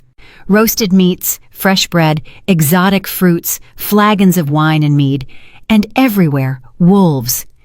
Dressed in their finest, jewels glittering at throats and wrists, all of them turned to stare at the entrance. At her. Christopher began walking forward, and Sherry had no choice but to keep pace beside him. Every eye in the hall tracked their progress toward the high table at the far end. She could feel their judgment, their curiosity, their shock. The broken Omega on the Alpha King's arm. Sherry kept her spine straight and her head high, channeling every ounce of dignity her mother had once tried to teach her. She wouldn't cower. She wouldn't apologize for existing. If Christopher believed she belonged here, then she would act like it, even if her insides were churning with terror. They reached the high table, elevated on a dais so everyone could see. 7 alphas already sat there, along with various high-ranking court officials. They all rose as Christopher approached, bowing respectfully. And at the end of the table, his face carved from stone and his eyes blazing with barely contained fury, sat Alpha Raymond Brennan, Sherry's father. Next to him, looking equally shocked and outraged, was Autumn, her perfect sister, golden and beautiful and staring at Sherry like she'd seen a ghost. "Be seated," Christopher commanded, his voice carrying across the now silent hall. Everyone obeyed instantly. Christopher led Sherry to the center of the high table and pulled out the chair to his right, the position of highest honor. She sat carefully, acutely aware of how the dress pooled around her like liquid emerald. Christopher took his own seat, then raised his hand. "Let the feast begin!" Immediately, servants appeared with the first course, a delicate soup garnished with herbs. The hall erupted into conversation again, but Sherry barely noticed. All her attention was fixed on her father, 5 seats down the table, who was staring at her with an expression of absolute disbelief. "Breathe," Christopher murmured beside her. "You're doing perfectly." The first course came and went, then the second. Sherry picked at her food, too nervous to eat, hyper-aware of every glance in her direction. The 7-pack alphas kept stealing looks at her, whispering among themselves. Magdalena, seated at the lower high table, watched with cold calculation. And her father, Her father looked like he was barely restraining himself from crossing the table and dragging her away. It was during the third course, roasted venison with berry sauce, that he finally broke. "Alpha King!" Raymond's voice cut through the conversation like a blade. "Might I have a word with my daughter?" The hall fell silent again. All eyes turned to Christopher, waiting for his response. "You may speak to her here," Christopher said mildly, taking a sip of wine, "where everyone can hear." Raymond's jaw clenched. "I would prefer to speak privately." "I'm sure you would." Christopher set down his goblet, his expression hardening. "But Sherry is my guest and under my protection.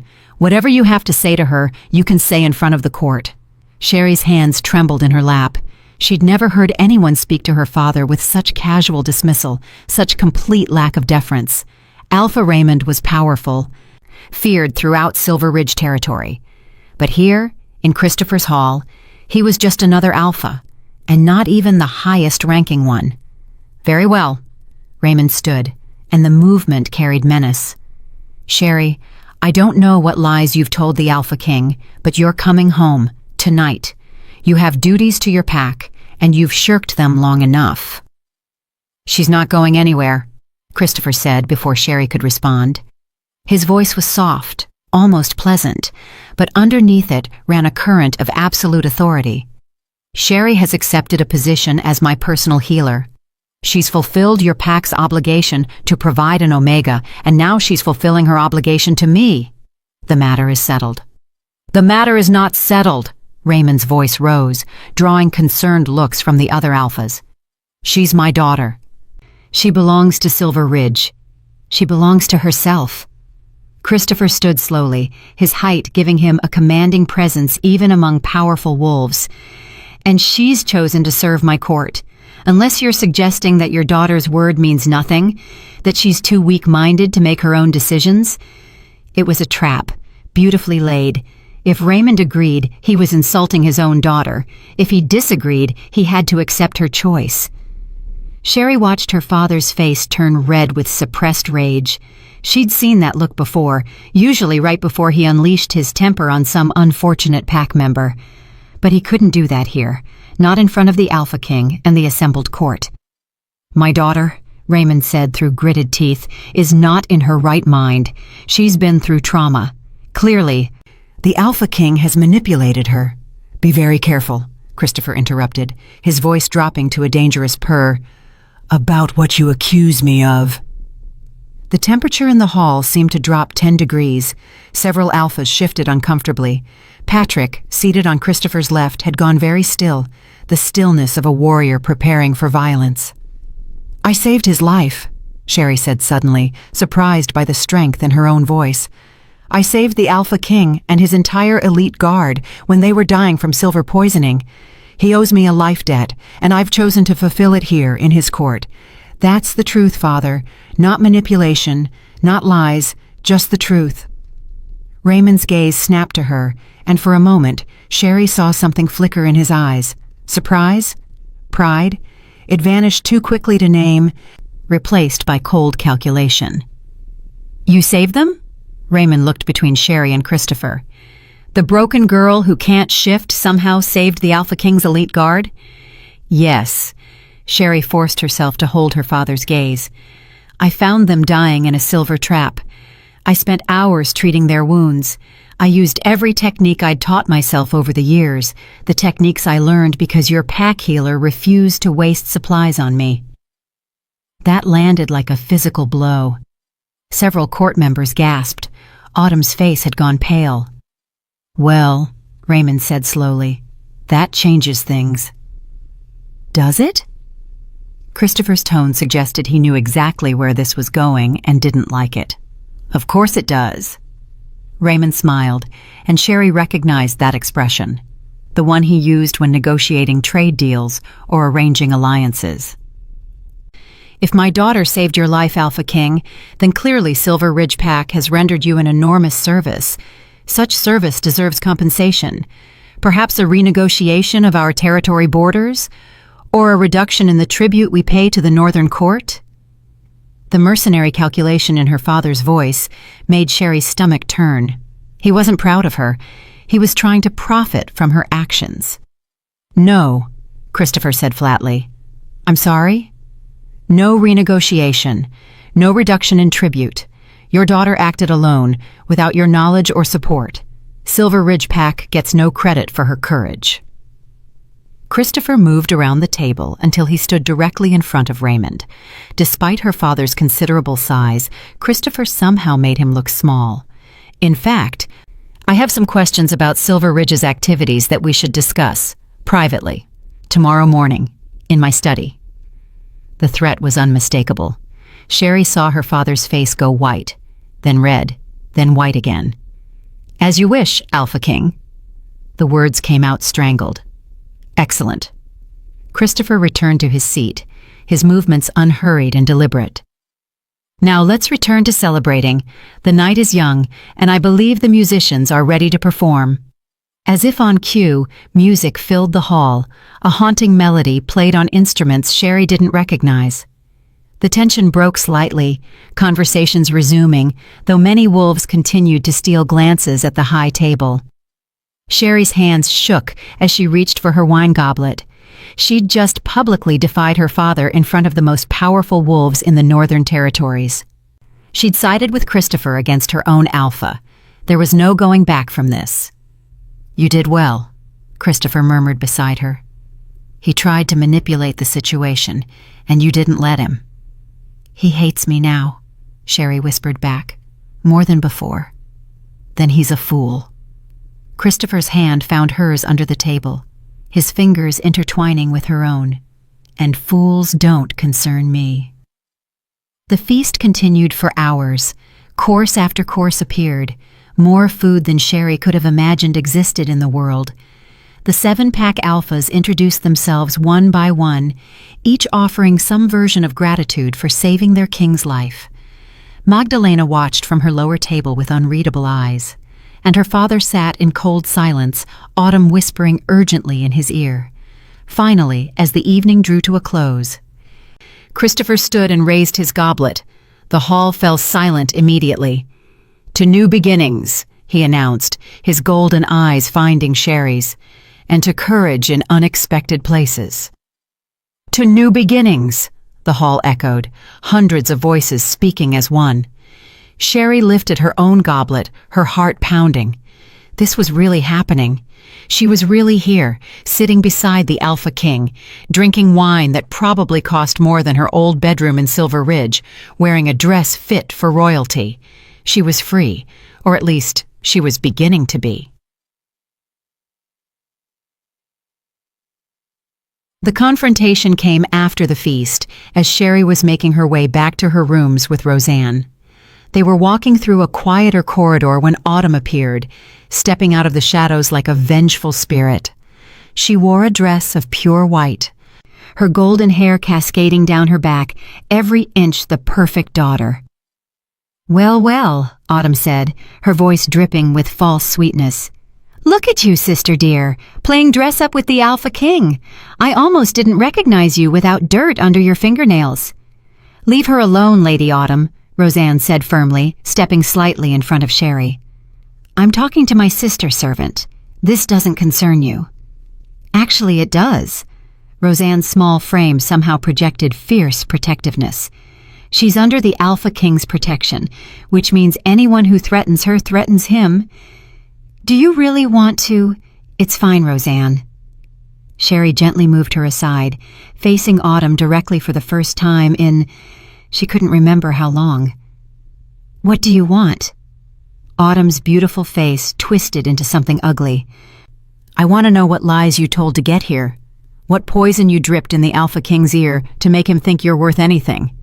"I told him the truth, that I found his elite guard dying in a silver trap and saved their lives." "Impossible. You can't even shift. How could you possibly—" Autumn stopped, her eyes widening. "The trap. Oh gods, you found the trap!" The fear in her sister's voice confirmed everything. Sherry felt sick. "You helped set it," Sherry said flatly. "Your perfume was found on the trigger mechanism. You tried to kill the Alpha King." "I didn't—" It wasn't. Autumn's carefully maintained composure cracked. Father said it was just to scare them, to show the Northern Court that they're not untouchable. He said no one would actually die. 33 wolves nearly died. Sherry's voice rose despite her attempts to stay calm. I watched them suffer. I held them while they whimpered in pain. They would have frozen to death in that blizzard if I hadn't found them. But you did find them. You, the useless one, the broken one, somehow managed to save the most powerful wolves in the Northern Territories. Autumn laughed, a bitter sound. Do you know how that makes me feel? I'm the strong one. I'm the one who can shift, who has power, who was supposed to bring honor to our family. And yet you're the one sitting at the Alpha King's right hand. I didn't do it for honor, Sherry said quietly. I did it because they were suffering and I couldn't walk away. Exactly! Autumn's eyes blazed.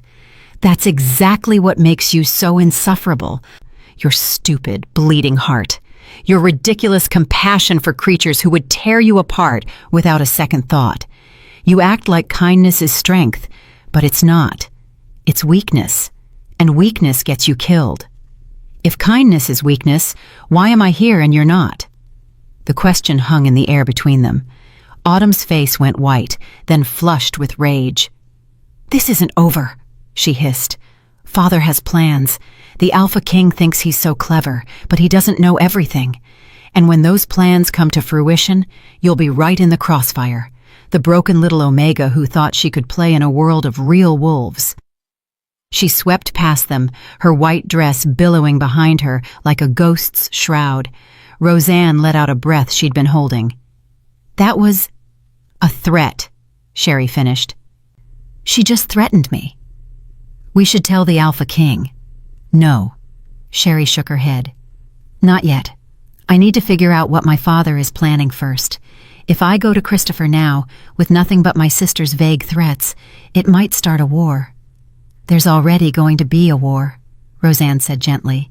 Your father tried to assassinate the Alpha King. That's treason, Sherry. There's no coming back from that. She was right, of course. But somehow, despite everything her father had done to her, despite 10 years of neglect and cruelty, Sherry still felt a traitorous flicker of loyalty to the pack that had raised her. Or maybe it was just guilt.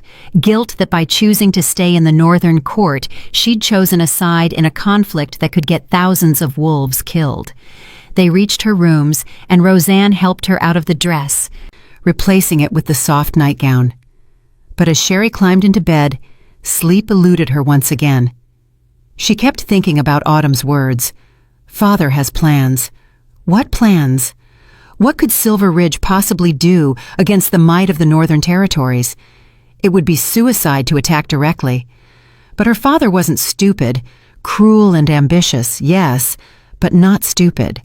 He wouldn't start a war he couldn't win, unless he had allies, unless he'd been building alliances with other packs, other alphas who resented the Northern Court's power. Unless the trap hadn't been just about killing Christopher, but about destabilizing the entire Northern Territories. Sherry sat up abruptly, her heart racing. She needed to talk to Christopher. Now! She threw on a robe and slipped out of her rooms, padding barefoot through the silent corridors. She didn't know where Christopher's chambers were, but she could ask a guard. Can't sleep? Sherry spun around to find Christopher leaning against a pillar, still wearing his feast clothes minus the crown. His dark hair was slightly disheveled, his golden eyes reflecting torchlight. I was looking for you, Sherry admitted. Were you? He pushed off the pillar and approached her with that predatory grace. And here I was, looking for you. Seems we both had the same idea. I need to tell you something. About my father and Autumn. About what I think they're planning. Christopher's expression turned serious immediately. Walk with me. He led her through the palace, out onto a balcony that overlooked the mountains. The moon hung full and bright in the sky, painting everything silver. The night air was cold, and Sherry shivered in her thin robe. Without a word, Christopher removed his jacket and draped it over her shoulders. The garment swallowed her, warm from his body heat, and smelling of pine and smoke, and something uniquely him. Tell me, he said quietly. So she did. She told him about Autumn's threat, about her father's plans, about her theory that Silver Ridge wasn't acting alone. Christopher listened without interrupting, his expression growing darker with each revelation. "You think there's a conspiracy," he said when she finished. "I think my father is too smart to attack the Northern Territories alone.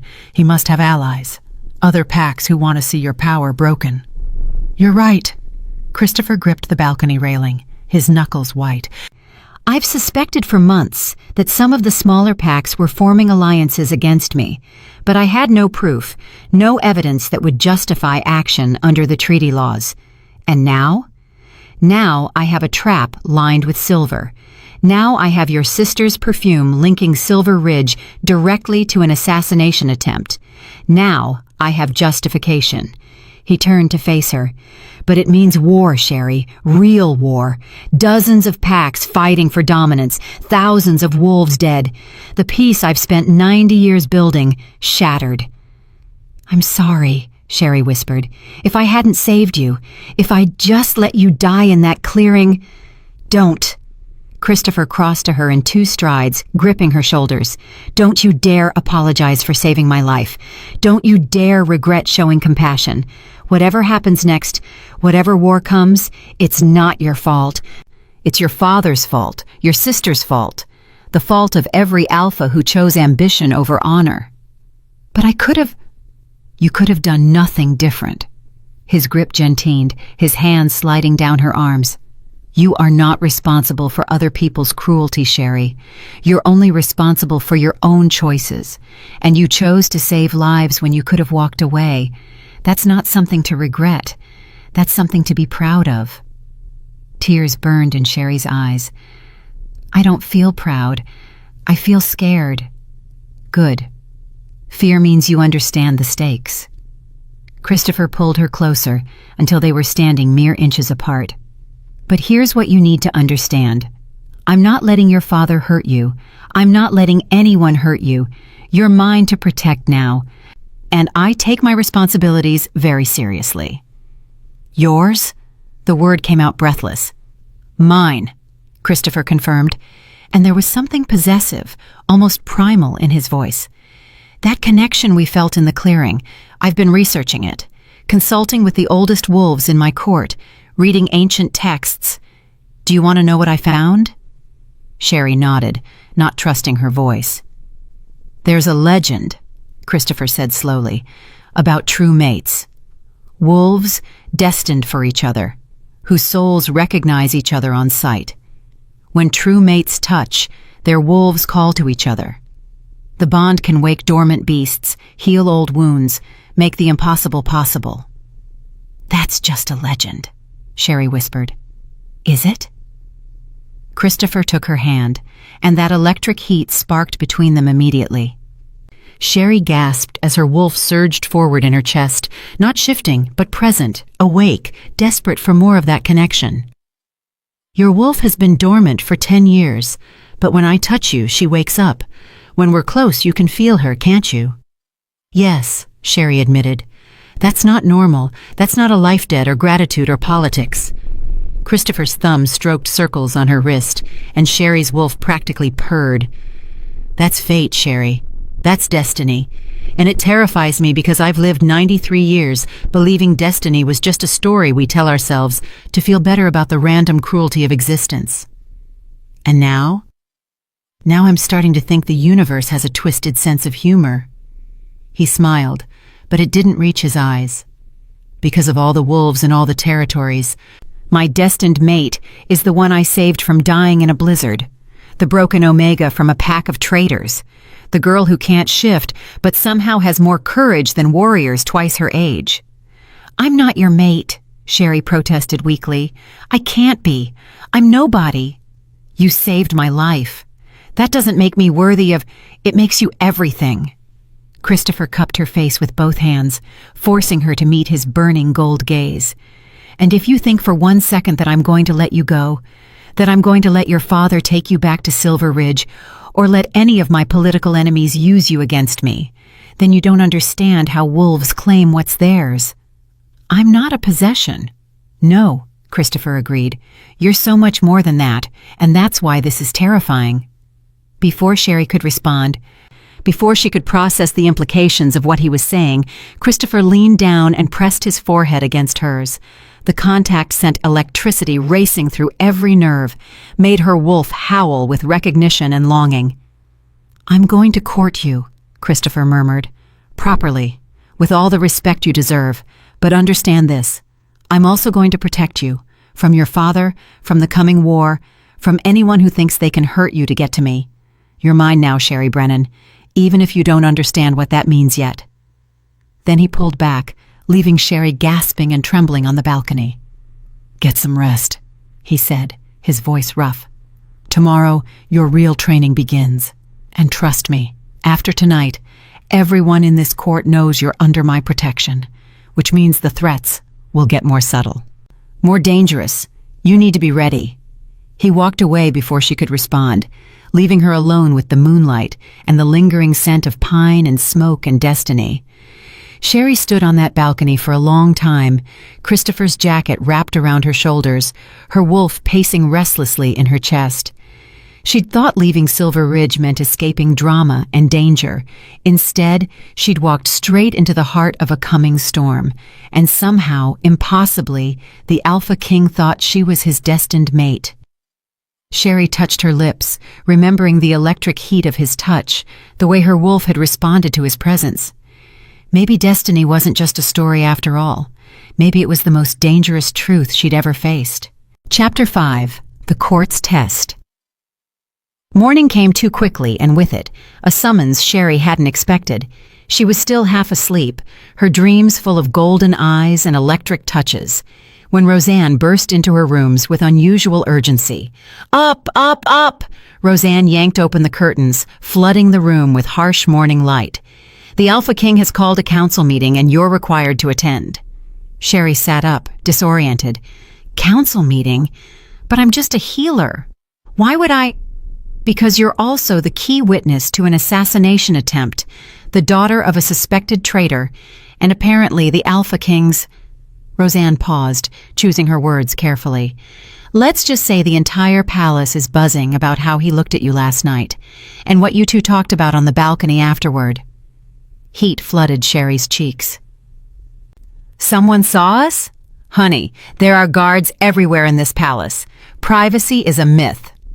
Roseanne pulled out a dress, simpler than last night's feast gown, but still elegant, in deep burgundy with black embroidery.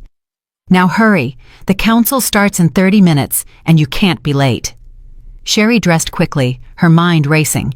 A council meeting meant the 7-pack alphas would be there, probably Magdalena and other high-ranking court officials, and her father, who was supposed to meet with Christopher this morning. This was it, the moment when accusations would become official, when the fragile peace would shatter, and Sherry would be right in the middle of it. Roseanne worked magic with her hair again, pulling it into a practical but elegant braid. "Remember," she said as she worked, "you're not Silver Ridge's daughter anymore. You're the Alpha King's healer. You answer to him, not your father. Don't let anyone make you feel small." "Easy to say," Sherry muttered, "and yet you need to hear it." Roseanne finished the braid and met Sherry's eyes in the mirror. "Last night at the feast, you faced down your father in front of the entire court. You were magnificent. Don't lose that strength now." Patrick arrived precisely on time to escort her. He looked grim, his usual warmth replaced by warrior stoicism. "Is it bad?" Sherry asked as they walked. "That depends on your definition of bad." Patrick's jaw was tight. "Your father brought evidence to his meeting with the Alpha King this morning, evidence that supposedly proves Silver Ridge had nothing to do with the trap." Sherry's heart sank. "What kind of evidence?" "That's what the council is convening to examine." They turned down a corridor Sherry hadn't explored before, wider, more formal, with portraits of previous Alpha Kings lining the walls. "But Sherry, you should know. Your father is claiming you're the one who set the trap." The words hit like a physical blow. Sherry stopped walking, her legs suddenly unsteady. "What?" "He's saying you've been unstable since your wolf failed to emerge, that you've harbored resentment toward Silver Ridge and decided to frame the pack by attacking the Northern Court." He's provided witness statements from pack members describing your erratic behavior and violent tendencies. That's insane. I would never. I know. Patrick's hand settled on her shoulder, steadying. The Alpha King knows too. But your father is clever.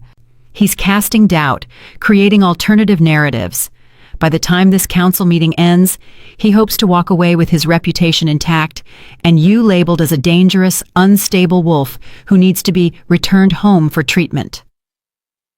Sherry's breath came in short gasps. After everything, after saving Christopher's life, after finding the courage to leave Silver Ridge, after one night of feeling like maybe she mattered, her father was going to destroy her. Again. I can't do this, she whispered. I can't face him. I can't. Yes, you can.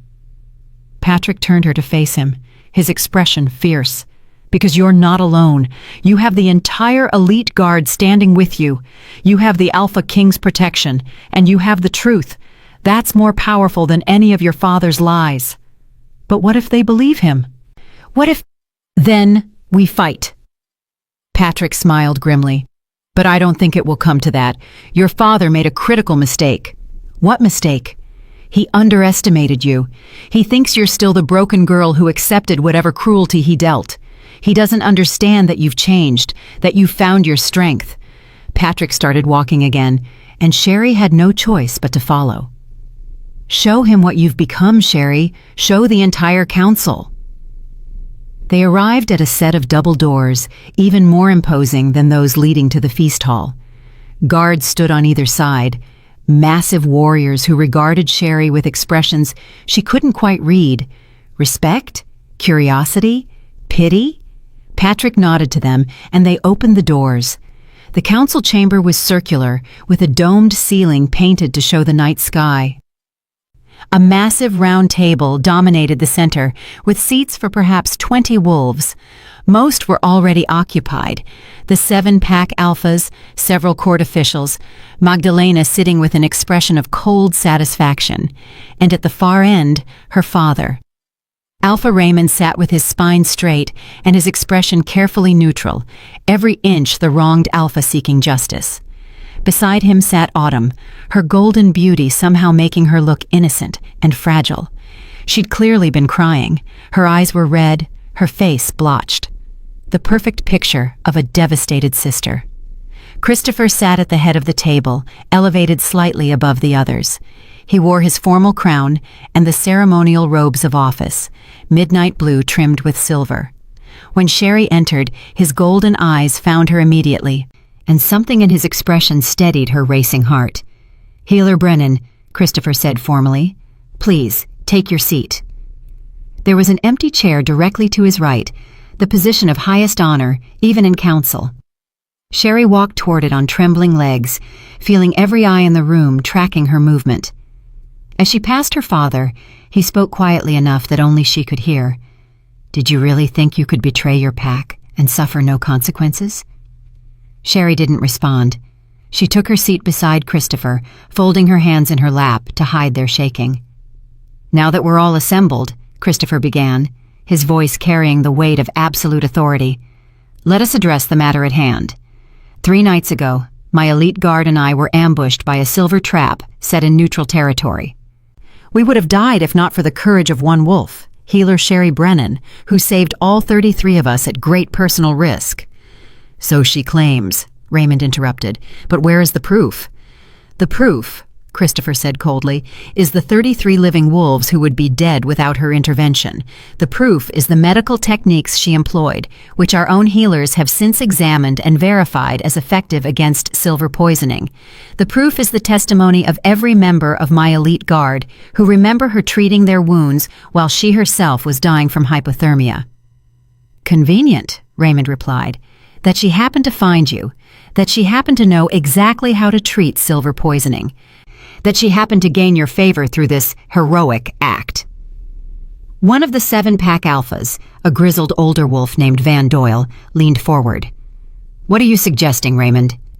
"I'm suggesting," Raymond said carefully, "that my daughter set the trap herself, that she used it to create a situation where she could save the Alpha King and thereby gain entry to the Northern Court. It's exactly the kind of manipulative behavior she's displayed for years. The chamber erupted in murmurs. Sherry's face burned with humiliation and rage. But before she could defend herself, Christopher's hand settled over hers on the table, a gesture of solidarity that everyone could see. "That's quite an accusation," Christopher said softly. "Do you have evidence to support it?" "I do." Raymond pulled out a leather folder. "I have statements from 15 PAC members describing Sherry's increasingly erratic behavior over the past year, her disappearances into the forest, her fascination with poisons and herbs, her violent outbursts when confronted." "I never had violent outbursts," Sherry burst out, unable to stay silent. "I went into the forest because it was the only place I could be alone. I studied herbs because your pack healer refused to treat me. And I never, ever hurt anyone." "You see?" Raymond gestured at her as if her outburst proved his point. "Unstable, emotional. She can't even control herself in a formal council." "She's defending herself against false accusations," Patrick interjected from his position at the table, "as is her right." "Is it?" Autumn spoke for the first time, her voice trembling and weak. "Because from what I understand, she has no rights here. She's not PAC, she's not Northern Court. She's just a broken wolf who ran away from her responsibilities." The words stung more than Sherry expected. Maybe because they came from her sister, who'd once, a very long time ago, played with her in the garden and shared secrets in the dark. "She has every right," Christopher said, his voice dropping to a dangerous purr. "Because I've granted her those rights, because she saved my life, because she's under my direct protection. Or do you question my judgment, Lady Autumn?" Autumn paled and looked down. "No, Alpha King. Of course not." "Good." Christopher turned back to Raymond. "Now, let's discuss your evidence. You claim Sherry set the trap, but my investigation found Silver Ridge scent markers near the trap site. We found a piece of cloth with your pack's colors. And we found traces of a very specific perfume, lavender and rose, expensive and distinctive, the kind your eldest daughter wears." The temperature in the room dropped. Every eye turned to Autumn, who'd gone white as snow. That's impossible," Autumn stammered. "I've never been to that part of the neutral territory. Someone must have stolen my perfume or—" "Stolen your perfume, planted Silver Ridge markers, and set an elaborate trap?" Christopher's eyebrows rose. "That's quite the conspiracy theory, almost as unbelievable as suggesting that a broken Omega with no resources and no allies somehow orchestrated an assassination attempt on the most powerful Alpha in the Northern Territories." Magdalena cleared her throat. "If I may, Alpha King?" Christopher nodded, and she continued. "I think we're all dancing around the real question here. Regardless of who set the trap, we need to determine what should be done about Silver Ridge PAC. The evidence suggests they're involved in treason. That demands consequences." "Indeed," Christopher agreed, "which is why I'm proposing the following. Alpha Raymond, you will submit to a formal investigation. Your PAC's movements, communications, and activities for the past year will be scrutinized. If evidence is found linking Silver Ridge to the assassination attempt, you will face trial for treason. If no evidence is found," he paused, "then we'll revisit the question of whether your daughter might be involved." It was a trap, beautifully constructed. If Raymond agreed to the investigation, he risked exposing his conspiracy. If he refused, he looked guilty. "That's unacceptable," Raymond said through gritted teeth. "You're asking me to submit to humiliation based on the word of my unstable daughter and circumstantial evidence."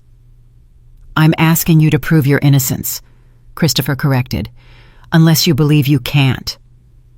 The silence stretched tight as a drawn bowstring. Sherry could see her father's mind working, calculating odds, trying to find a way out of the corner Christopher had backed him into. Finally, Van Doyle spoke. "I think the Alpha King's proposal is fair, Raymond. If Silver Ridge is innocent, the investigation will prove it.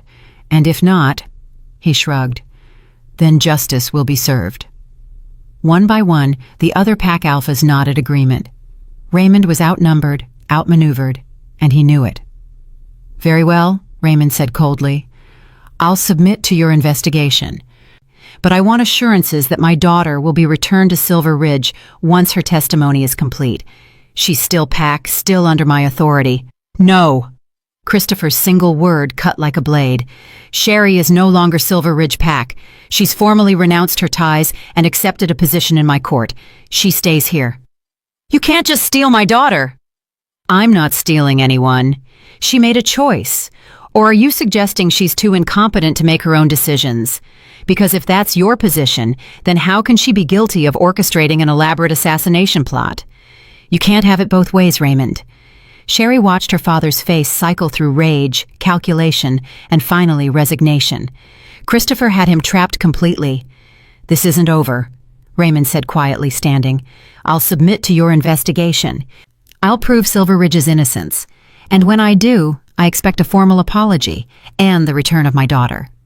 "If you prove your innocence," Christopher replied mildly, "then we'll discuss the return of your daughter, assuming she wants to return, which, given how you've treated her for the past 10 years, seems unlikely."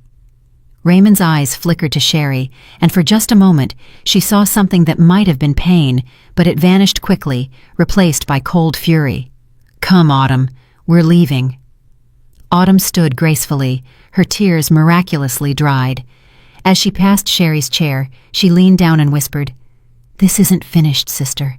Father has allies you don't know about, plans you can't imagine. Enjoy your borrowed time in the palace, because soon enough you'll be back where you belong, on your knees, serving your betters." Then she was gone, following their father out of the chamber, leaving Sherry trembling with rage and fear. The council dissolved shortly after, the PAC alphas filing out while discussing the coming investigation in hushed tones. Magdalena left with a final, calculating look at Sherry that promised future problems. Soon, only Christopher, Patrick, and Sherry remained in the chamber. "That went better than expected," Patrick said, breaking the silence. "Did it?" Sherry's voice came out higher than intended. "My father just accused me of attempted assassination in front of the entire council. My sister threatened me. And now there's going to be an investigation that could expose a conspiracy involving who knows how many PACs. How is any of that better than expected?" "Because," Christopher said calmly, standing and moving to crouch beside her chair, "your father revealed more than he intended. He's scared. He's making mistakes. And scared, desperate alphas are easier to defeat than confident ones." "He's going to hurt me," Sherry whispered. "When this is over, when the investigation finds whatever it finds, he's going to make me pay for siding with you." "No, he's not." Christopher took both her hands in his, that electric heat flooding through her immediately. "Because he's never getting close to you again. I meant what I said last night, Sherry. You're mine to protect now. And I take that responsibility very seriously." "But what if—" "No what-ifs." Christopher's thumb stroked circles on her wrists, and Sherry's wolf practically purred at the contact. "Your father is a bully and a coward. He ruled you through fear and manipulation because you were isolated and alone. But you're not alone anymore. You have me. You have Patrick and the elite guard. You have an entire court that witnessed your courage. They witnessed my father call me unstable and violent, and they watched you defend yourself with dignity and honesty." Patrick crouched on her other side. "Sherry, listen to me. I've been in this court for 70 years. I've seen dozens of political maneuvers, hundreds of accusations and counter-accusations. And you know what? The truth has a power that lies can never match. Your father lied in there. Everyone could feel it. But when you spoke, when you defended yourself, that rang true." "Patrick's right," Christopher added. "Your father may have planted seeds of doubt, but he didn't convince anyone. If anything, he made himself look suspicious by being so desperate to discredit you." Sherry wanted to believe them. Desperately wanted to believe that truth and justice would prevail. But she'd spent 10 years learning that the world wasn't fair, that the strong made the rules, and that being right didn't protect you from being hurt. "What happens now?" she asked. "Now," Christopher said, standing and pulling her to her feet, We begin the investigation. I have wolves loyal to me who will examine Silver Ridge's activities, will find proof of the conspiracy, and in the meantime, you continue your training and your work as court healer. And you continue being visible, Patrick added. The more the court sees you, working, training, contributing, the harder it will be for your father to paint you as unstable or dangerous. So I'm supposed to just go on with life? While my father plots against me, and an investigation happens, and war might be coming? Yes, Christopher said simply, because that's what strength looks like, not dramatic gestures or public confrontations, just the quiet courage of continuing forward despite fear. He was right. She knew he was right, but knowing it didn't make it easier. There's something else, Christopher said after a pause, something I need to tell you about the investigation. The shift in his tone made Sherry's stomach clench. What?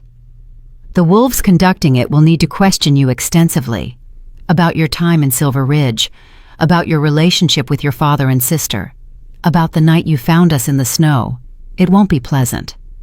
They think I might be involved, Sherry realized. They think I might actually be guilty. Some of them do, Christopher admitted.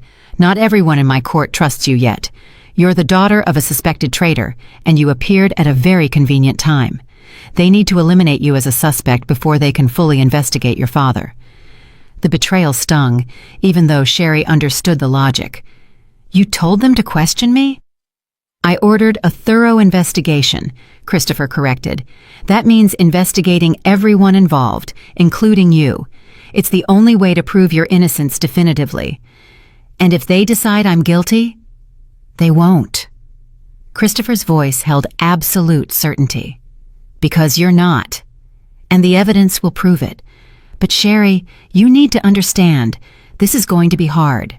They're going to ask invasive questions, dig into painful memories, challenge your every statement. Can you handle that? Could she? Sherry thought about the council meeting, about facing her father and sister, about defending herself in front of dozens of powerful wolves. She'd survived that. She could survive this too. Yes, she said. I can handle it. Good. Christopher squeezed her hands once more. The questioning starts this afternoon. Patrick will be with you. He'll make sure they don't cross any lines. And afterward, I want you to come to my study. We'll talk about what you learned. What I learned? About court politics. About how power really works. About protecting yourself. His smile was sharp. Consider it part of your training. You wanted to be strong, Sherry. This is what strength looks like in my world. Not physical combat, but mental and emotional resilience.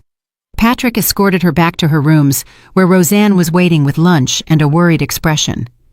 That bad? Roseanne asked, taking in Sherry's face.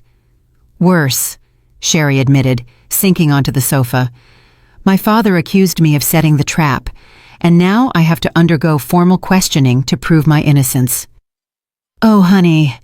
Roseanne sat beside her, offering comfort through presence. I'm so sorry. Your father is well, I won't say what I think he is because it's not appropriate, but I'm thinking very unkind thoughts about him right now. Despite everything, Sherry laughed. Thank you. I think I need someone thinking unkind thoughts on my behalf. She tried to eat, but food tasted like ash. Her mind kept replaying the council meeting, her father's cold accusations, Autumn's whispered threat. She'd thought leaving Silver Ridge meant escaping her family's cruelty. Instead, she'd just given them new ways to hurt her. The afternoon came too quickly. Patrick arrived precisely on time, his expression grim but supportive. Ready? He asked. No, but I don't think that matters. It doesn't, Patrick agreed. But for what it's worth, I believe in you, and I'll make sure the investigators treat you fairly. The questioning took place in a small room deep in the palace's administrative wing. 3 wolves waited inside, 2 males and 1 female, all older, all wearing expressions of professional skepticism. Healer Brennan, the female said, I'm investigator Nelda Robertson. These are my colleagues, investigators Billy Holcomb and Guy Knight. We're here to establish a timeline of events and verify your account of what happened 3 nights ago. Please sit." For the next 4 hours, they questioned her relentlessly. About her childhood, about her failure to shift, about how she'd learned to treat silver poisoning, about the exact sequence of events in the clearing, about her relationship with Christopher, about her feelings toward Silver Ridge. They asked the same questions multiple ways, trying to catch inconsistencies. They challenged her on details, pushed her on emotions, demanded to know why she'd made specific choices. It was exhausting, humiliating, and occasionally cruel. But Sherry told the truth, every time, no matter how painful or embarrassing, because she had nothing to hide. "One last question," Nelda said, as the afternoon shadows grew long. "Why should we believe you? You're the daughter of an Alpha suspected of treason. You gained tremendous access to the Alpha King through your heroic actions. You have every reason to lie to protect yourself." The question hung in the air, heavy with implication. Patrick tensed beside her, but Sherry held up a hand, stopping whatever protective response he'd been about to make. "You shouldn't believe me," Sherry said quietly. "Not based on my word alone. You should believe the evidence. Test my medical supplies. You'll find they match what I used on the elite guard. Interview pack members from Silver Ridge. They'll confirm I spent hours in the forest gathering herbs. Check with your own healers. They'll verify that my techniques work. The truth doesn't need you to believe me. It just needs you to look." Nelda studied her for a long moment. Then, surprisingly, she smiled. "Smart answer. We'll be in touch with our findings. Thank you for your cooperation, Healer Brennan." Patrick escorted her out, his hand supportive on her elbow. "You did well," he said. "Better than most wolves would under that kind of pressure." "I'm exhausted." "I know, but there's one more thing you need to do today." Patrick steered her toward a different part of the palace. "The Alpha King is waiting in his study. He wants to debrief you." Sherry wanted to protest, to say she couldn't handle one more conversation today. But Christopher had asked for her, and somehow that made her find reserves of strength she didn't know she possessed. Patrick knocked on a heavy oak door, then opened it at Christopher's called permission. The study was smaller than Sherry expected, more intimate. Books lined every wall, floor to ceiling. A massive desk dominated one corner, covered in papers and maps. But Christopher wasn't at the desk. He was standing by the window, looking out at the mountains. He turned as she entered, and his expression softened immediately. "Come here." It wasn't a command, not really, but Sherry found herself crossing the room, drawn to him like a moth to flame. When she reached him, Christopher pulled her into his arms, without hesitation, holding her against his chest. "I'm sorry," he murmured into her hair. "I'm sorry you had to go through that questioning. Sorry your father put you in this position. Sorry that doing the right thing has caused you so much pain." Sherry let herself sink into his embrace, let herself accept the comfort he offered. His warmth surrounded her. His heartbeat steady beneath her ear, and for the first time since the council meeting, she felt safe. "It's not your fault," she said. "Isn't it? I brought you into my court. I made you visible. I put a target on your back." "No, my father put the target there. You gave me somewhere safe to stand while he takes aim." Christopher pulled back slightly, cupping her face with both hands. "You're remarkable, you know that? After everything that happened today, the accusations, the questioning, all of it, you're still standing, still fighting." "I don't feel like I'm fighting. I feel like I'm barely surviving." "That's what fighting looks like sometimes." His thumb traced her cheekbone, and Sherry's wolf stirred at the touch. Just putting one foot in front of the other, just refusing to give up, just continuing to exist despite everyone who wants you gone. "Christopher, I need to tell you something." His golden eyes were intense, burning. "About the investigation, about what we found today." Sherry's heart sank. "Bad news?" "Complicated news." Christopher released her and moved to his desk, pulling out a map. "We sent scouts to examine the trap site more thoroughly. They found evidence of multiple packs' involvement, scent markers from at least 3 different territories. Silver Ridge was involved, but they weren't acting alone." So there is a conspiracy. A significant one. We're estimating at least 5 packs, maybe more, all working together to destabilize the Northern Territories. Christopher's jaw was tight. Your father is part of it, but he's not the leader. Someone else is orchestrating this. Who? We don't know yet. But Sherry, this is bigger than I thought. This isn't just about your father's ambition. This is an organized rebellion against the Northern Court's authority. And if we don't stop it soon, it's going to explode into open warfare. Sherry sank into a chair, her mind reeling. How many wolves? If all 5 conspirator packs rise up, potentially thousands. Against the 7 loyal packs of the Northern Territories, we'd have numerical advantage, but it would still be devastating. Wolves would die by the hundreds. Christopher came to kneel in front of her chair, taking her hands. But here's the thing. We have an advantage they don't know about. What advantage? You. His smile was sharp, dangerous. You know how your father thinks. You understand Silver Ridge's strengths and weaknesses. You can help us predict their moves, anticipate their strategies. You're the key to ending this conspiracy before it becomes a war. The weight of that responsibility settled over Sherry like a physical burden. People's lives, hundreds, maybe thousands of them, potentially depending on her knowledge, her insights, her willingness to betray her birth pack completely. I don't know if I can do that, she whispered. Yes, you can. Christopher squeezed her hands. Because you're not betraying them, Sherry. They betrayed you first.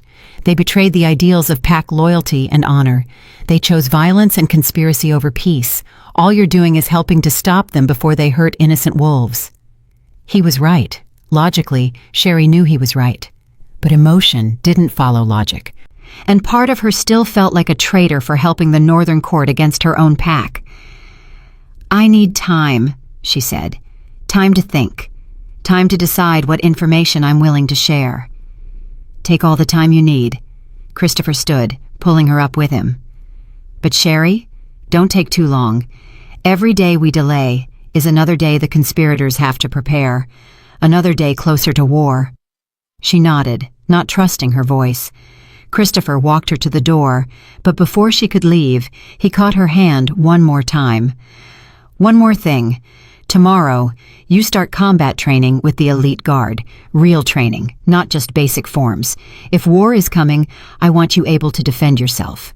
Christopher, I can't fight trained warriors. I can't even shift. Which means you'll have to be smarter, faster, more skilled than wolves who can shift. His expression was fierce. I'm not losing you, Sherry. Not to your father, not to the conspiracy, not to any wolf who thinks they can hurt you to get to me. So you're going to train until you can hold your own against anyone who threatens you. Understood? Understood, Sherry whispered. He leaned down and kissed her forehead, a gesture of affection and protection that made her chest tight with emotions she couldn't name. Get some rest. Tomorrow, your real training begins. That night, Sherry lay in her enormous bed, staring at the ceiling, her mind too full for sleep. Somewhere in the palace, her father was plotting. Autumn was scheming, Magdalena was calculating, and unknown enemies were preparing for war. And Sherry, the broken Omega, the unwanted daughter, held information that could save or doom thousands. Her wolf stirred in her chest, more present than it had been in years. Not fully awake, not able to shift, but aware, waiting, growing stronger with each passing day in Christopher's presence. Sherry closed her eyes and made a decision. She would help the Northern Court. She would give them every piece of information she possessed about Silver Ridge. She would betray her father completely and without reservation. Because Christopher was right. They had betrayed her first. They'd spent 10 years teaching her she was worthless, that she didn't matter, that her pain was irrelevant. Now she'd show them exactly how much damage a worthless wolf could do when she finally stopped caring about earning their approval. Tomorrow, the real fight would begin. And Sherry Brennan was done being the victim. Chapter 6. The Warrior's Path. Dawn broke cold and unforgiving, painting the mountains in shades of gray and silver. Sherry stood in the training yard, watching the elite guard run through their morning drills, and wondered if she'd made a terrible mistake. These weren't ordinary warriors. These were the 32 wolves she'd saved, the best fighters in the Northern Territories, each one capable of taking down multiple opponents without breaking a sweat. They moved with supernatural grace, their practice weapons whistling through the air with lethal precision. And Sherry was supposed to train with them. Second thoughts? Patrick appeared beside her, 2 wooden practice swords in hand. He offered her one, and she took it reluctantly, feeling its weight. 10th or 11th thoughts, actually, Sherry admitted. Patrick, I can't do this. Look at them. They're incredible. Don't. His voice was sharp, cutting through her spiral of self-doubt. Don't finish that sentence. Don't tell me what you can't do. The Alpha King believes you can become a warrior. I believe it. The question is, do you believe it? Sherry looked at the sword in her hand. 3 days ago, she'd been nobody. The broken daughter, the Omega who would spend her life carrying water and scrubbing floors. Now she stood in the Northern Court's training yard, holding a weapon, being offered a chance to become something more. I want to believe it, she said quietly. Then that's where we start. Patrick led her to a training circle away from the main group. Wanting is the first step. Belief comes with practice. Now, show me your stance. For the next hour, Patrick drilled her on basics: how to hold the sword, how to move her feet, how to keep her guard up while maintaining balance. It was exhausting work, made harder by the knowledge that dozens of warriors were watching her fumble through exercises they'd mastered as children. Again, Patrick said, for what felt like the 100th time. You're dropping your elbow. Keep it tight to your body. Sherry adjusted her stance, sweat already pouring down her face despite the cold morning air. Like this? Better. Now strike at my shoulder. Full commitment. She swung, putting everything she had behind the blow. Patrick blocked it effortlessly, but this time he nodded approval. Good. You're starting to trust your body. Most new fighters overthink every movement. You're learning to just move. It doesn't feel like I'm learning anything. It feels like I'm failing repeatedly. Failing is learning. Patrick reset his stance. Every mistake teaches your muscles what not to do. Eventually, the right movements become automatic. Again. They went through the drill 10 more times before Patrick called a break. Sherry collapsed onto a bench, her arms trembling from exertion. Water? A voice made her look up. One of the elite guard, a woman with short black hair and kind eyes, offered her a canteen. I'm Teresa Ramsey. I wanted to thank you properly for saving my life. You don't need to thank me, Sherry said, accepting the water gratefully. I just did what anyone would do. No, you didn't. Teresa sat beside her, close enough that Sherry could see the faint scars on her neck, remnants of silver poisoning. Most wolves would have run for help, would have prioritized their own safety. You stayed. You treated us one by one, even though the storm was killing you. That's not what anyone would do. That's extraordinary courage. I didn't feel courageous. I felt terrified. Courage isn't the absence of fear. Teresa smiled. It's acting despite fear, and you did that. So when I see you struggling out here, when I see you frustrated with your progress, I want you to know, every single one of us is rooting for you. We want you to succeed. The sincerity in her voice made Sherry's throat tight. Thank you. That means more than you know. After the break, Patrick introduced her to weapons drills with the rest of the guard. They paired off, and Sherry found herself facing a massive male wolf named Nicholas Travis, who looked like he could snap her in half without effort. Don't worry, Nicholas said, his voice surprisingly gentle. I'll go easy on you. He did go easy on her. They all did. But even pulling their strikes, even moving at half speed, the elite guard was overwhelming. Sherry found herself on the ground more often than not, her bruises collecting bruises, her confidence eroding with each failed defense. Enough! Christopher's voice cut across the training yard. Sherry looked up to find him striding toward her, still wearing his formal robes from morning court. Everyone, take an early lunch. I'll work with Healer Brennan personally. The guard dispersed quickly, leaving Sherry alone with Christopher in the training circle. She struggled to her feet, acutely aware of how disheveled she must look, covered in dirt, hair falling out of its braid, face flushed with exertion and embarrassment. "I'm sorry," she started. "I know I'm not progressing as fast as—" "Stop apologizing." Christopher removed his formal robes, revealing simple training clothes underneath. He picked up 2 practice swords. "You're doing exactly what you should be doing. Showing up, trying, failing, trying again. That's how warriors are made." "But I keep losing. I can't block their strikes. I can't—" "You're fighting their strengths." Christopher moved into the circle, his stance deceptively casual. "You're trying to match power with power, speed with speed.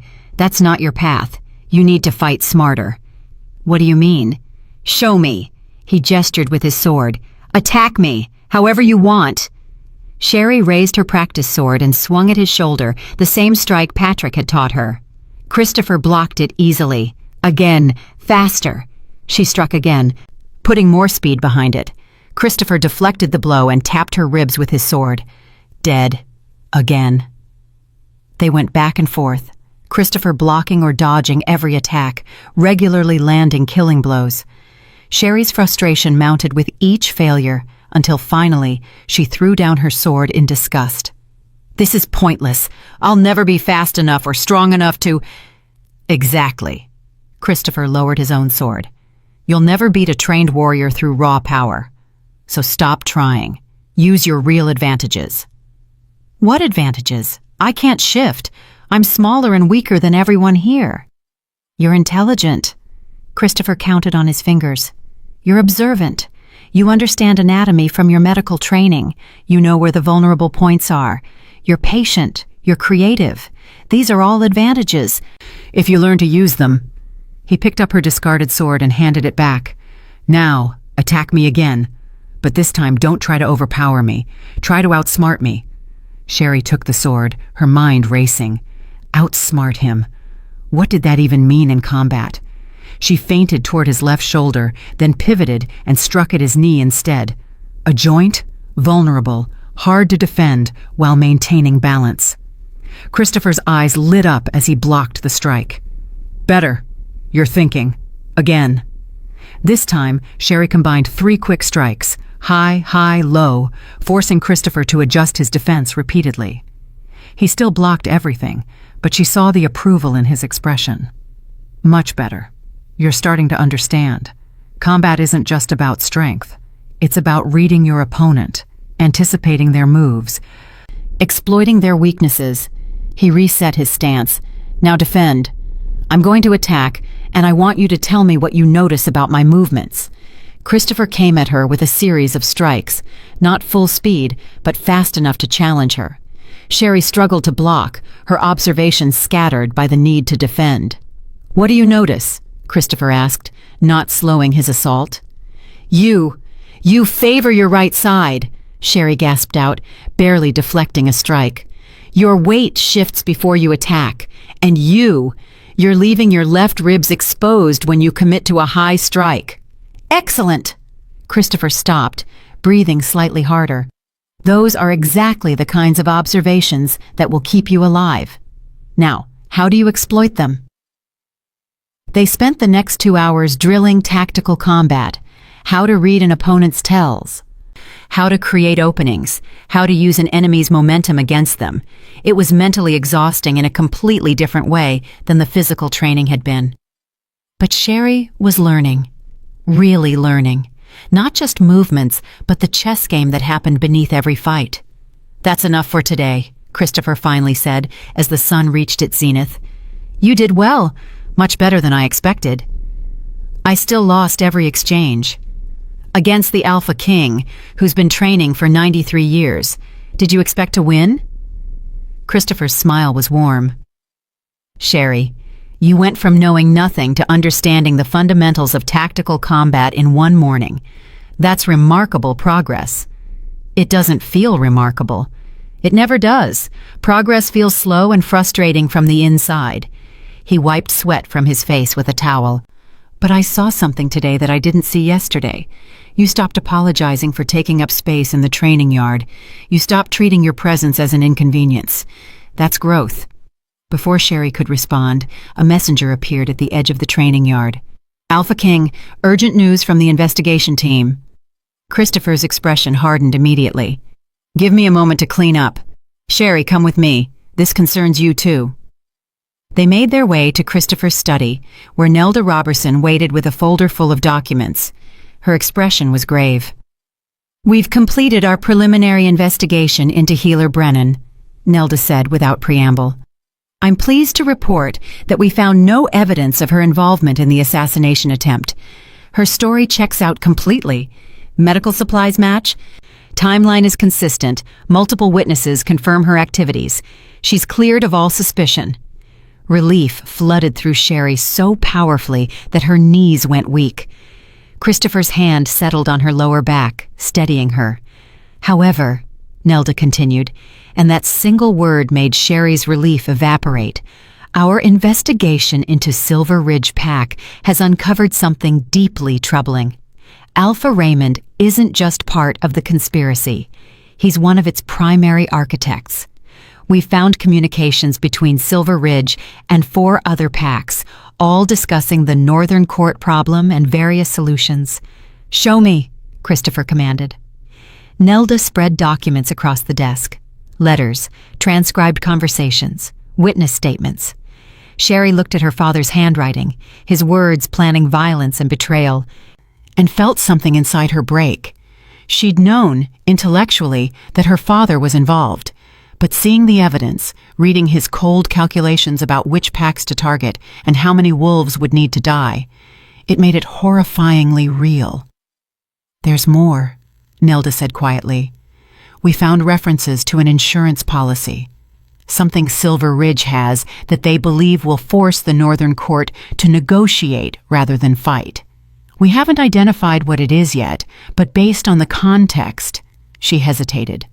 We believe it's some kind of weapon, possibly a large cache of silver or knowledge of a vulnerability in Wolfstone Palace's defenses.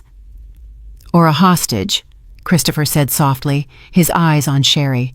Someone whose life could be used to manipulate me. The implication hung heavy in the air. Sherry's hands clenched into fists. You think they're going to try to capture me, use me against you? It's a logical strategy, Nelda admitted. You're the Alpha King's healer, publicly under his protection, and the daughter of the conspiracy's architect. Taking you would give them leverage, while simultaneously removing a potential intelligence source. Then we increase her security, Patrick said from the doorway. Sherry hadn't heard him enter. Double the guards, restrict her movements. No. Sherry's voice was stronger than she expected. No, we don't hide. We use this. Christopher's eyebrows rose. What are you suggesting? I'm suggesting we make me look vulnerable. Let my father think he can get to me. When he tries, we capture whoever he sends and get information about the conspiracy directly.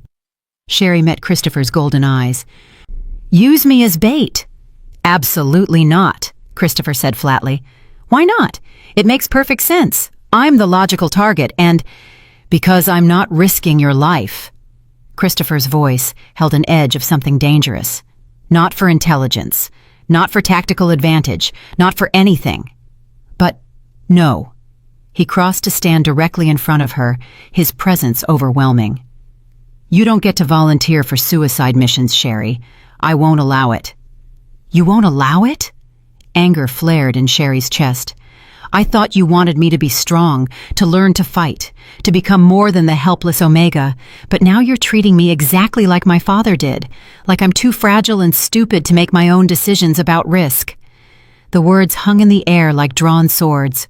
Patrick and Nelda both found reasons to suddenly be very interested in the documents on the desk. Christopher's jaw worked, his golden eyes burning. When he spoke, his voice was carefully controlled. Patrick, Nelda, give us the room. They left quickly. The door closed with a soft click, leaving Sherry alone with an Alpha King who looked like he was barely restraining himself from either shouting or kissing her. I am not Christopher said with dangerous precision, treating you like your father did. I'm trying to keep you alive long enough to fulfill whatever destiny brought us together. There's a difference. Is there? Because from where I'm standing, you're making decisions about my life without consulting me. You're deciding what risks I can take. You're treating me like something fragile that needs to be protected rather than a person with agency. You are something that needs to be protected. Christopher's control slipped, his voice rising. You're a non-shifting wolf in a world of predators. You've been in my court for 4 days. 4 days, Sherry. And you want to volunteer as bait for assassins? That's not bravery. That's recklessness born from a lifetime of being told your life doesn't matter. The accusation struck home, sharp and true. Sherry felt tears prick her eyes and hated herself for it. Maybe you're right, she said quietly. Maybe I don't value my own life enough. But you know what? At least I'm willing to use myself for something meaningful. At least I'm not sitting safely in a palace while other wolves risk everything to protect me. You saved my life. You've already risked everything. And now I want to help finish what I started.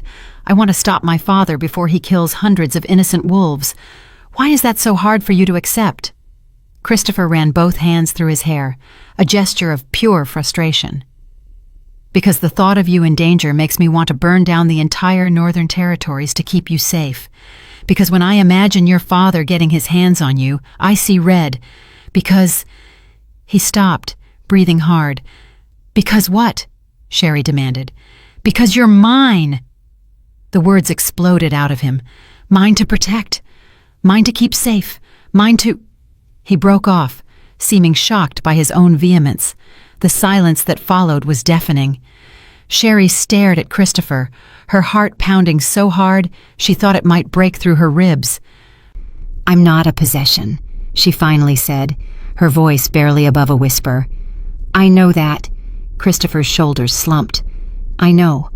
But Sherry, you have to understand. This feeling, this need to keep you safe, it's not rational. It's not political. It's something deeper. Something primal that I don't fully understand yet. When you talk about putting yourself in danger, every instinct I have screams at me to lock you in the safest room in this palace and never let you out. But you won't do that? No, because you're not a possession, and you deserve to make your own choices. He closed his eyes briefly. But I'm asking you, begging you, to choose to stay safe, to let me handle your father, to trust that I can protect you without putting you in the line of fire. Sherry wanted to agree. Part of her desperately wanted to accept Christopher's protection and let someone else shoulder the burden. But another part, the part that had survived 10 years of abuse, that had saved 33 dying wolves, that had faced down her father in front of the entire court, refused to be sidelined now. I can't do that, she said. I can't hide while other wolves fight my battles. Not anymore. Christopher's eyes opened, and the raw emotion in them made her chest tight. Then we compromise. You don't volunteer as bait, but you do continue training. You learn to defend yourself well enough that if your father does try something, you can hold your own until help arrives. Deal? It wasn't everything Sherry wanted, but it was more than she'd expected. Deal. But Christopher, I need you to understand something. I'm not made of glass. I won't shatter the first time someone threatens me. I'm stronger than you think. I know you are. He crossed the distance between them, cupping her face with both hands. I've seen your strength. I've witnessed your courage. But Sherry, strength doesn't mean facing every danger alone. Sometimes strength is accepting help, accepting protection. Trusting that the wolves around you value your life, even if you're still learning to value it yourself. The words cut through her defenses with surgical precision. Because he was right. She didn't value her own life the way she should. 10 years of being told she was worthless had taught her to treat herself as expendable. I'm trying, she whispered, to believe I matter, to believe I'm worth protecting. But it's hard when every instinct says I should sacrifice myself to prove my value. You don't have to prove anything. Christopher's thumbs traced circles on her cheekbones. You're already valuable, already worthy, already enough. The challenge is making you believe it." Before Sherry could respond, before she could process the intensity of his words or the electric heat building between them, a knock shattered the moment. "Alpha King?" Patrick's voice came through the door. "We have a situation. Border guards just caught 3 Silver Ridge wolves trying to cross into Northern Territory. They're claiming to be refugees seeking asylum." Christopher's expression hardened immediately. He released Sherry and moved to open the door. "Refugees? From Silver Ridge?" "That's what they claim." Patrick's face was grim. 2 males and 1 female. "They say Alpha Raymond is planning something big, and they want out before it happens. But sir, one of them is asking specifically for Healer Brennan." Sherry's blood went cold. "Who?" "She says her name is Edna Graham. Says she's your mother." The world tilted sideways. Sherry gripped the edge of Christopher's desk, her mind racing. Her mother, here, claiming to be a refugee. "It's a trap," Sherry said immediately. "My mother would never betray my father. She's too broken, too afraid. This has to be some kind of trick." "Possibly," Christopher agreed. "Or she's finally found her courage. Either way, we need to investigate. Patrick, have them held in the South Tower. Double the guards. I want them searched, questioned, and kept under constant surveillance. And send word to Nelda. Tell her we might have additional witnesses to the conspiracy." "Should I bring them to Healer Brennan?" Patrick asked. "No." Christopher's hand found Sherry's, squeezing once. "Sherry will decide if and when she's ready to face her mother. Until then, the refugees stay isolated." After Patrick left, Sherry sank into a chair, her mind reeling. Her mother. After everything, after years of silent complicity in Sherry's abuse, Edna had fled Silver Ridge? "What do you want to do?" Christopher asked gently, crouching beside her chair. "I don't know." Sherry's voice came out small, lost. "Part of me wants to see her, to hear what she has to say. But another part—" She trailed off, unable to articulate the tangle of emotions, anger, hope, fear, longing, that the news had stirred up. "You don't have to decide right now. Take time. Think about what you need, what you can handle."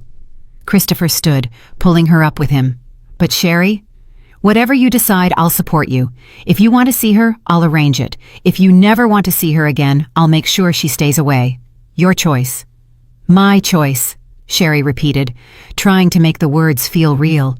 After so many years of having no choices, the freedom felt almost overwhelming. "Always," Christopher confirmed. "Now you need to eat lunch and rest. This afternoon I have court business, but this evening we're having a private dinner. Just you and me. We need to discuss what comes next, with your father, with the conspiracy, with everything." "A private dinner?" Sherry's heart skipped. "Don't look so terrified." Christopher's smile was warm, almost teasing. "I promise not to bite." "Much." Despite everything, the investigation, her mother's sudden appearance, the weight of coming war, Sherry found herself laughing. It felt good, releasing some of the tension coiled in her chest. "Fine, a private dinner. But Christopher, thank you, for giving me choices, for treating me like my decisions matter." "They do matter. You matter." He walked her to the door, his hand warm against her lower back. "More than you know, more than I probably should admit, given how short a time we've known each other. But there it is." He left before she could respond, striding down the corridor toward the court chambers, leaving Sherry standing in the doorway, her mind spinning with everything that had happened in one morning. The afternoon passed in a blur. Sherry worked in her laboratory, organizing supplies and preparing new batches of the salves that had saved the elite guard. The familiar routine of measuring herbs and mixing compounds calmed her racing thoughts. Roseanne appeared around mid-afternoon with tea and gossip. "The entire palace is talking about your mother," she said, setting down the tray. "Half think she's genuine, half think it's an elaborate trap, and everyone has an opinion about what you should do." "What do you think?" Sherry asked, grateful for a perspective she trusted. Roseanne was quiet for a long moment, considering. "I think mothers are complicated. They can love us and still fail us. They can be victims and still make us victims too. Your mother stood by while your father abused you for 10 years. That's unforgivable. But, she paused, but maybe she's finally choosing to be brave, and maybe it took watching you walk away to realize what she'd lost. I don't know if that's worth forgiveness, but it might be worth hearing. You're very wise. You know that? I'm really not, Roseanne grinned. I just read a lot of books about complicated family dynamics, occupational hazard of working in a palace full of political intrigue. They talked for another hour, carefully avoiding the topic of Christopher and the private dinner, until finally, Roseanne said, "So, you and the Alpha King, having dinner, alone, that's significant." "It's just dinner," Sherry protested, feeling her cheeks heat. "Honey, the Alpha King doesn't do just dinner with anyone. He's asked you to dine privately. That's a courtship gesture. He's making his intentions clear." "His intentions to what?" "To court you, obviously. To pursue this bond between you." Roseanne's eyes sparkled. "Sherry, do you realize what this means? If the Alpha King claims you as his mate—" "He hasn't claimed me as anything," Sherry interrupted, panic rising. "And even if he wanted to, I'm a broken Omega who can't shift. I can't be the Alpha King's mate. That's ridiculous." "Is it?" Roseanne's expression turned serious. "Because from what I've seen, he looks at you like you hung the moon. Because your wolf wakes up when he touches you, which shouldn't be possible. Because he's more protective of you than he's been of anyone in his 93 years. That doesn't sound ridiculous to me. That sounds like destiny." Sherry wanted to argue, to list all the reasons why she and Christopher couldn't possibly be destined mates. But the words stuck in her throat, because deep down, she felt it too. That pull, that recognition, that sense of rightness when they were together. "I'm scared," she admitted quietly. "Of course you are. Love is terrifying, especially when it comes with an Alpha King attached." Roseanne squeezed her hand. "But Sherry, you've already done the scariest thing. You chose yourself. You left an abusive pack. You saved dying wolves. You stood up to your father in front of the entire court. Compared to that, accepting that someone might actually love you should be easy." "Should be," Sherry echoed. "But it's not. Nothing worth having is easy." Roseanne stood, brushing off her dress. "Now let's get you ready for this dinner, because whether you admit it or not, tonight matters. Tonight might change everything." Chapter 7. The Dinner and the Truth. Sherry had faced down blizzards, silver poisoning, and her father's rage in front of the entire northern court. Yet somehow, preparing for a private dinner with Christopher felt more terrifying than all of those combined. Roseanne had outdone herself. The dress she'd chosen was midnight blue, dark as the evening sky, with silver threading that caught the light like stars. It was simpler than the feast gown, more intimate, with a neckline that suggested rather than revealed, and sleeves that flowed like water when Sherry moved. "You look beautiful," Roseanne said, pinning the final ornament into Sherry's hair, a small silver wolf, its eyes made of tiny amber stones.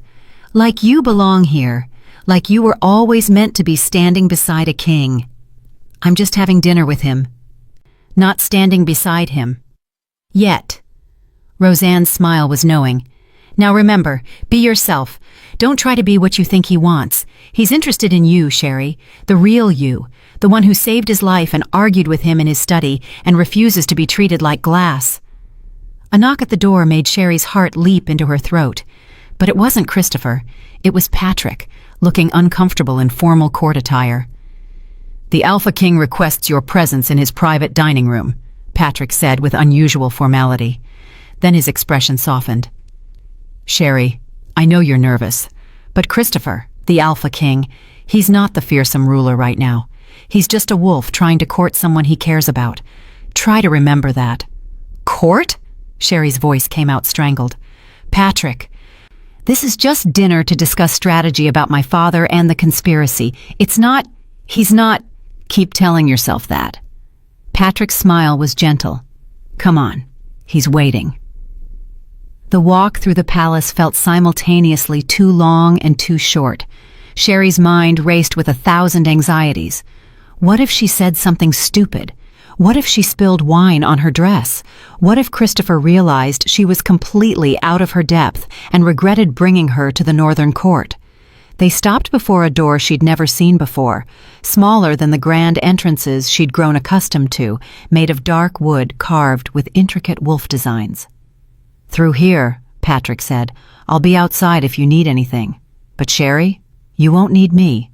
Trust yourself. Trust him." He knocked once, then opened the door and gestured for her to enter. The room beyond was nothing like Sherry expected. Instead of a grand, formal dining hall, she found herself in a cozy, intimate space. A fire crackled in a stone fireplace. A small table had been set for two, with candles casting warm light across fine china and crystal glasses. Floor-to-ceiling windows showed the mountains at sunset, painting everything in shades of gold and amber. And there, standing by the windows, was Christopher. He'd changed from his formal court attire into something simpler, dark pants and a shirt of deep forest green that made his golden eyes seem to glow. His dark hair was slightly damp, as if he'd recently bathed. When he turned and saw her, his expression transformed into something that made Sherry's breath catch. "You're beautiful," he said, his voice rough with emotion. "Not that you weren't beautiful before, but this, you take my breath away." Heat flooded Sherry's cheeks. "Thank you. You look very handsome as well." "Very handsome?" Christopher's lips quirked. "Such effusive praise. I'm overwhelmed." Despite her nerves, Sherry laughed. "I'm sorry, I'm not good at this. At compliments and courtship and—" She stopped, realizing what she'd said. "Not that this is courtship. This is dinner. Strategic dinner. About the conspiracy." "Right. Strategic dinner." Christopher moved closer, and Sherry could smell pine and smoke and something uniquely him. "That's definitely all this is. Not me trying to spend time with you away from the court's prying eyes. Not me wanting to know you better without political pressure. Just strategy." "You're mocking me." Gently, he offered his arm. "Come, dinner is ready, and I promise the food is much less intimidating than the conversation we need to have." He led her to the table and pulled out her chair, a gesture of courtesy that reminded her he was royalty, no matter how informal this setting felt. Wine was already poured, and servants appeared with the first course, a delicate soup garnished with fresh herbs. "I dismissed the servants after they brought the food," Christopher explained, taking his own seat across from her. "I thought we could use privacy, real privacy, without guards listening at the door or servants reporting our conversation to Magdalena." "Can they do that? Report our conversations?" "They can and do. Welcome to palace life, where nothing is truly private and everyone is always watching." He took a sip of wine. "But tonight, it's just us. So please, Sherry, relax. You look like you're preparing for battle, not dinner." "I feel like I'm preparing for battle," Sherry admitted, tasting the soup. It was delicious, rich, and warming. "I don't know how to do this, Christopher. I don't know how to sit across from the Alpha King and pretend I'm comfortable." "Then don't pretend. Just be honest." He set down his spoon, his golden eyes intense. "That's what I want from you, Sherry. Not performance, not careful political maneuvering, just honesty. Can you give me that?" Could she? Sherry thought about all the years she'd spent hiding her true feelings, swallowing her pain, pretending she was fine when she was breaking apart inside. The idea of being completely honest with herself, with Christopher, with anyone, was terrifying, but also liberating. "I can try," she said quietly. "Then let me start." Christopher leaned back in his chair, his expression serious. "This afternoon, when we argued about you volunteering as bait, I handled it poorly. I was controlling and dismissive, and I made you feel like I didn't trust your judgment. For that, I apologize." Sherry blinked, startled. "You're apologizing? But you're the Alpha King. You don't have to—" "Being the Alpha King doesn't mean I'm always right, and it definitely doesn't excuse treating you like you're not capable of making your own decisions." He paused. "The truth is, Sherry, You scare me. I scare you? How is that even possible? Because you make me feel things I've spent 90 years avoiding. Protectiveness that borders on possessiveness. Fear that if I let you out of my sight, something will hurt you. A connection so intense it makes my wolf howl with recognition every time you're near. He met her eyes. That kind of vulnerability is terrifying for someone who's built his entire existence around control and strength. Sherry's heart pounded against her ribs. Christopher, I don't understand what's happening between us. This bond, this connection, I feel it too, but I don't know what it means. And everyone keeps talking about destiny and true mates, but that's just a legend, isn't it? Is it? Christopher stood and moved to the windows, looking out at the darkening mountains. I've been researching, reading ancient texts, consulting with the oldest wolves in my territories, and Sherry, everything I've found points to the same conclusion. What we're experiencing is a mate bond, a true mate bond, the kind that happens once in 1,000 lifetimes. But that's impossible. I'm broken. My wolf is dormant. How can I be anyone's mate, let alone an alpha king's? Maybe that's exactly why. Christopher turned back to face her. Maybe your wolf has been dormant because it was waiting for the right moment, the right connection, the right mate to call it fully to life. That sounds crazy? Impossible? Too convenient? Christopher's smile was self-deprecating. Trust me, I've thought all those things too. I'm a pragmatic wolf, Sherry. I don't believe in fairy tales or destiny or soulmates, or at least I didn't. But then you appeared in that clearing, dying to save wolves you'd never met, and something in me recognized you. My wolf knew you before my mind could process it. Sherry stood on shaking legs, moving to join him at the windows. What if you're wrong? What if this is just gratitude or trauma bonding or anything else?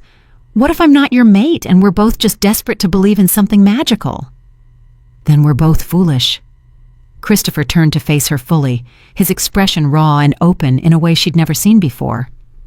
But Sherry, I've lived for 93 years. I've met thousands of wolves. I've been propositioned by alphas as daughters, offered alliance marriages, courted by some of the most beautiful and powerful she-wolves in the territories.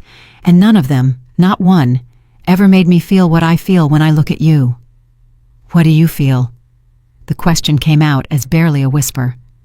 Christopher reached out slowly, giving her time to pull away, and cupped her face with both hands. The electric heat that sparked between them made Sherry gasp, made her dormant wolf surge forward with desperate longing. I feel like I've been searching for something my entire life without knowing what it was, Christopher said softly. And then I found you.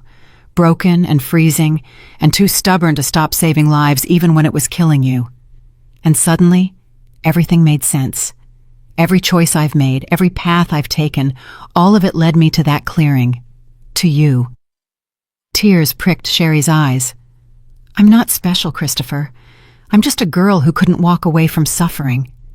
You're extraordinary, and the fact that you don't see it makes you even more so. His thumb traced her cheekbone. But I understand if this is too much, too fast. If you need time to process what's happening between us, I can wait. I will wait. Because Sherry, whether you believe it or not, you're worth waiting for. The sincerity in his voice, the vulnerability in his eyes, it broke something open inside Sherry. Some dam that had been holding back years of loneliness and longing and desperate need to be seen, really seen, by someone who mattered. I'm scared, she whispered. Scared of feeling this much. Scared of trusting it. Scared that I'll wake up and realize this was all a dream and I'm still in Silver Ridge. Still broken. Still worthless. You were never worthless. Christopher pulled her closer until they were standing mere inches apart. Your father was wrong. Your pack was wrong. Everyone who told you that you didn't matter was wrong. And I'm going to spend however long it takes proving that to you. Why? The word broke on a sob. Why do you care so much about a broken Omega who can't even shift? Because you're not broken. You're perfect exactly as you are. Christopher's forehead pressed against hers, and the contact sent electricity racing through every nerve. Because when I was dying in that snow, poisoned and freezing, you didn't see the Alpha King or a political opportunity. You saw a suffering wolf who needed help. That kind of pure compassion is rarer than any supernatural power. Christopher. And because, he continued, his voice dropping to something almost reverent, my wolf recognized yours in that clearing. It doesn't care that you can't shift. It doesn't care about your rank or your pack or your father's crimes. It only cares that you're mine, and I'm yours, and nothing else matters. Sherry's wolf howled in her chest, pressing against her consciousness with more force than it had shown in 10 years. Not shifting, not emerging, but present, awake, desperate for this connection. I feel it too, she admitted. My wolf. She's been dormant so long I thought she was dead. But when you touch me, she wakes up. She reaches for you. Because she knows. Christopher's hand slid from her face to her shoulders, his touch gentle but firm. She knows what my wolf knows, that we're meant for this, for each other. But what if my father, what if the conspiracy, what if loving you puts you in danger? Then I'll face that danger gladly. Christopher smiled, fierce and protective. You're not responsible for your father's crimes, Sherry. You're not a liability or a weakness or anything else your mind is trying to convince you of. You're my strength, my courage. The reason I'll win this coming war. Before Sherry could respond, before she could process the enormity of what he was saying, Christopher leaned down and pressed his lips to hers. The kiss was gentle, questioning, giving her every opportunity to pull away. But Sherry didn't pull away. Instead, she leaned into it, her hands coming up to grip his shirt, her wolf singing with joy and recognition, and finally, home. When they broke apart, both breathing hard, Christopher rested his forehead against hers again. I've wanted to do that since the moment I saw you in the courtyard, he admitted, covered in travel dust and looking terrified, but so brave, so impossibly brave. I wasn't brave. I was petrified. Being brave doesn't mean not being afraid. It means doing what needs to be done, despite the fear. He pulled back slightly, his golden eyes searching hers. Sherry, I need you to understand something. This isn't just about a mate bond or destiny or any of that. I'm choosing you, deliberately, fully, with complete awareness of the complications it brings. I'm choosing you, and I'll keep choosing you every single day. Why? The question burst out of her. Why choose me when you could have anyone? A strong she-wolf who can fight beside you, who brings political alliances, who won't be a liability in the coming war. Because none of those she-wolves saved my life when they had nothing to gain from it. Because none of them argued with me in my study, refusing to be treated like glass. Because none of them make my wolf howl with recognition. Christopher's smile was soft, almost wondering. Because you're you, Sherry. And that's enough. That's always been enough. The tears Sherry had been holding back finally spilled over. Christopher caught them with his thumbs, his expression tender. Come here, he murmured, pulling her into a full embrace. Sherry let herself sink into it. Let herself accept comfort from someone who offered it freely, without conditions or ulterior motives. They stood like that for a long moment, wrapped in each other, the dinner forgotten behind them. Sherry could feel Christopher's heartbeat beneath her ear, steady and strong, could smell pine and smoke and home. Finally, Christopher pulled back. We should eat before everything gets cold, and we do actually need to discuss strategy. Much as I'd prefer to spend the entire evening kissing you senseless. Heat flooded Sherry's face. I wouldn't object to that plan. No? Christopher's grin was wicked. Good to know, but first, food, then strategy, then... He trailed off meaningfully, and Sherry's stomach fluttered with anticipation. They returned to the table, and servants appeared to clear the soup and bring the main course, roasted venison with autumn vegetables. This time, the food held Sherry's attention. She was ravenous, and everything was delicious. So, Christopher said after they'd both eaten in comfortable silence for a few minutes. "We need to talk about your mother." The food in Sherry's mouth suddenly tasted like ash. She forced herself to swallow. "What about her?" "She's been asking to see you, repeatedly, insistently." Christopher set down his fork. "The guards say she's been crying, saying she needs to warn you about something." "That your father is planning something worse than we know?" "It's a trap," Sherry said automatically. "Maybe. Or maybe she's genuine." Christopher leaned back in his chair. "Nelda's team has been questioning her and the other 2 refugees. Their stories are consistent. They claim Alpha Raymond has become increasingly unstable, that he's planning something catastrophic, and that they couldn't be part of it anymore." "My mother has never stood up to my father in her entire life. Why would she start now?" "Because she watched you do it. Because you showed her what courage looks like." Christopher's expression was thoughtful. "Sherry, people can change. Sometimes seeing someone we love find their strength inspires us to find our own. It's possible your mother finally reached her breaking point. Or it's possible my father sent her here specifically to manipulate me, to get close to me so she could, I don't know, poison me? Kidnap me? Feed information back to Silver Ridge? All of which we've considered. That's why she's being held under guard. That's why every word she speaks is being recorded. That's why I won't let her anywhere near you unless you explicitly want to see her." Christopher reached across the table and took her hand. "But Sherry, if there's any chance she's genuine, if she really does have information about your father's plans, we need to know, and you're the only one who can truly assess whether she's lying." Sherry's chest felt tight. "I don't know if I can face her. After everything she let happen, after 10 years of choosing my father over me." "Then don't. No one is forcing you to see her. If you want, I'll have Nelda question her, extract whatever information she has, and keep her away from you permanently." He squeezed her hand. "Your comfort and safety come first. Always." Sherry closed her eyes, trying to sort through the tangle of emotions. Anger at her mother for years of neglect. Hope that maybe, just maybe, Edna had finally found her courage. Fear that it was all an elaborate trick. Guilt for even considering forgiveness. "I need time," she finally said. "Time to decide what I want, what I can handle. Take all the time you need." Christopher stood and came around the table, pulling her to her feet. "For now, let's forget about conspiracies and mothers and everything else. Just for tonight. Just for a few more hours. What did you have in mind?" "Dance with me." It wasn't a question, but it wasn't quite a command either. Christopher pulled her close, one hand at her waist, the other holding hers. "No music needed, just us." They moved together slowly, swaying in the candlelight. Sherry had never learned formal dancing. Omegas weren't invited to balls or celebrations, but somehow, with Christopher leading, it felt natural, easy. "Tell me something," Christopher murmured against her hair.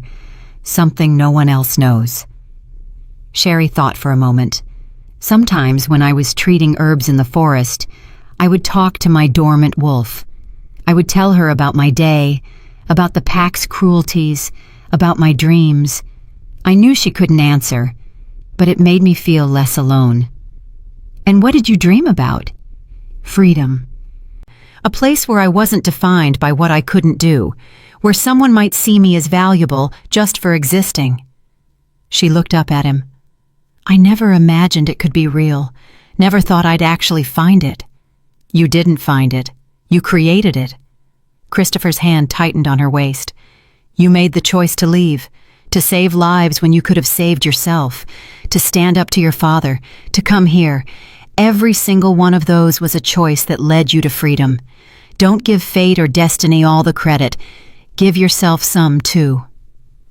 They continued dancing as the candles burned lower, as the moon rose outside the windows, as the palace settled into evening quiet. Finally, Christopher walked her back to her rooms, his hand warm against her lower back.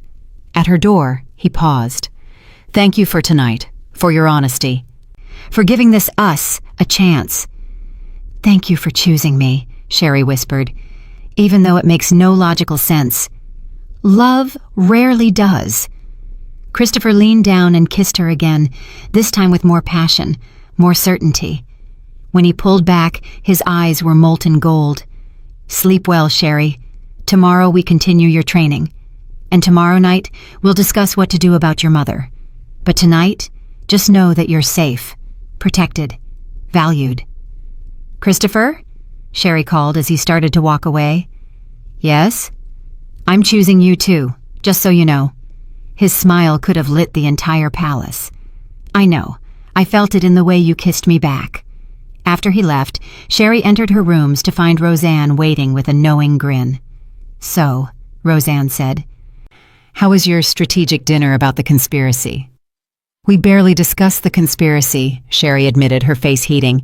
"I'm shocked. Truly. Who could have predicted that?" Roseanne's eyes sparkled. "Tell me everything, and don't leave out a single detail." So Sherry did. She told Roseanne about the kiss, about Christopher's declaration, about the dance and the promises, and the overwhelming feeling of being chosen by someone who could have anyone. "This is it," Roseanne said when she finished, her expression almost awed. "You're going to be the Alpha King's mate, the Queen of the Northern Territories. We're not mated yet, we're just exploring this bond. Honey, the way he kissed you, the way he looks at you, that wolf isn't exploring. He's already claimed you in his heart. The formal mating is just a technicality at this point." Could it be true? Could Sherry, the broken Omega, the unwanted daughter, really become the Alpha King's mate? It seemed impossible, absurd, like a fairy tale that couldn't possibly be real. But then, a week ago, she'd been preparing for her Omega ceremony. And now she was training with elite guards, living in a palace, and being courted by the most powerful wolf in the Northern Territories. Maybe impossible things happened more often than she'd thought.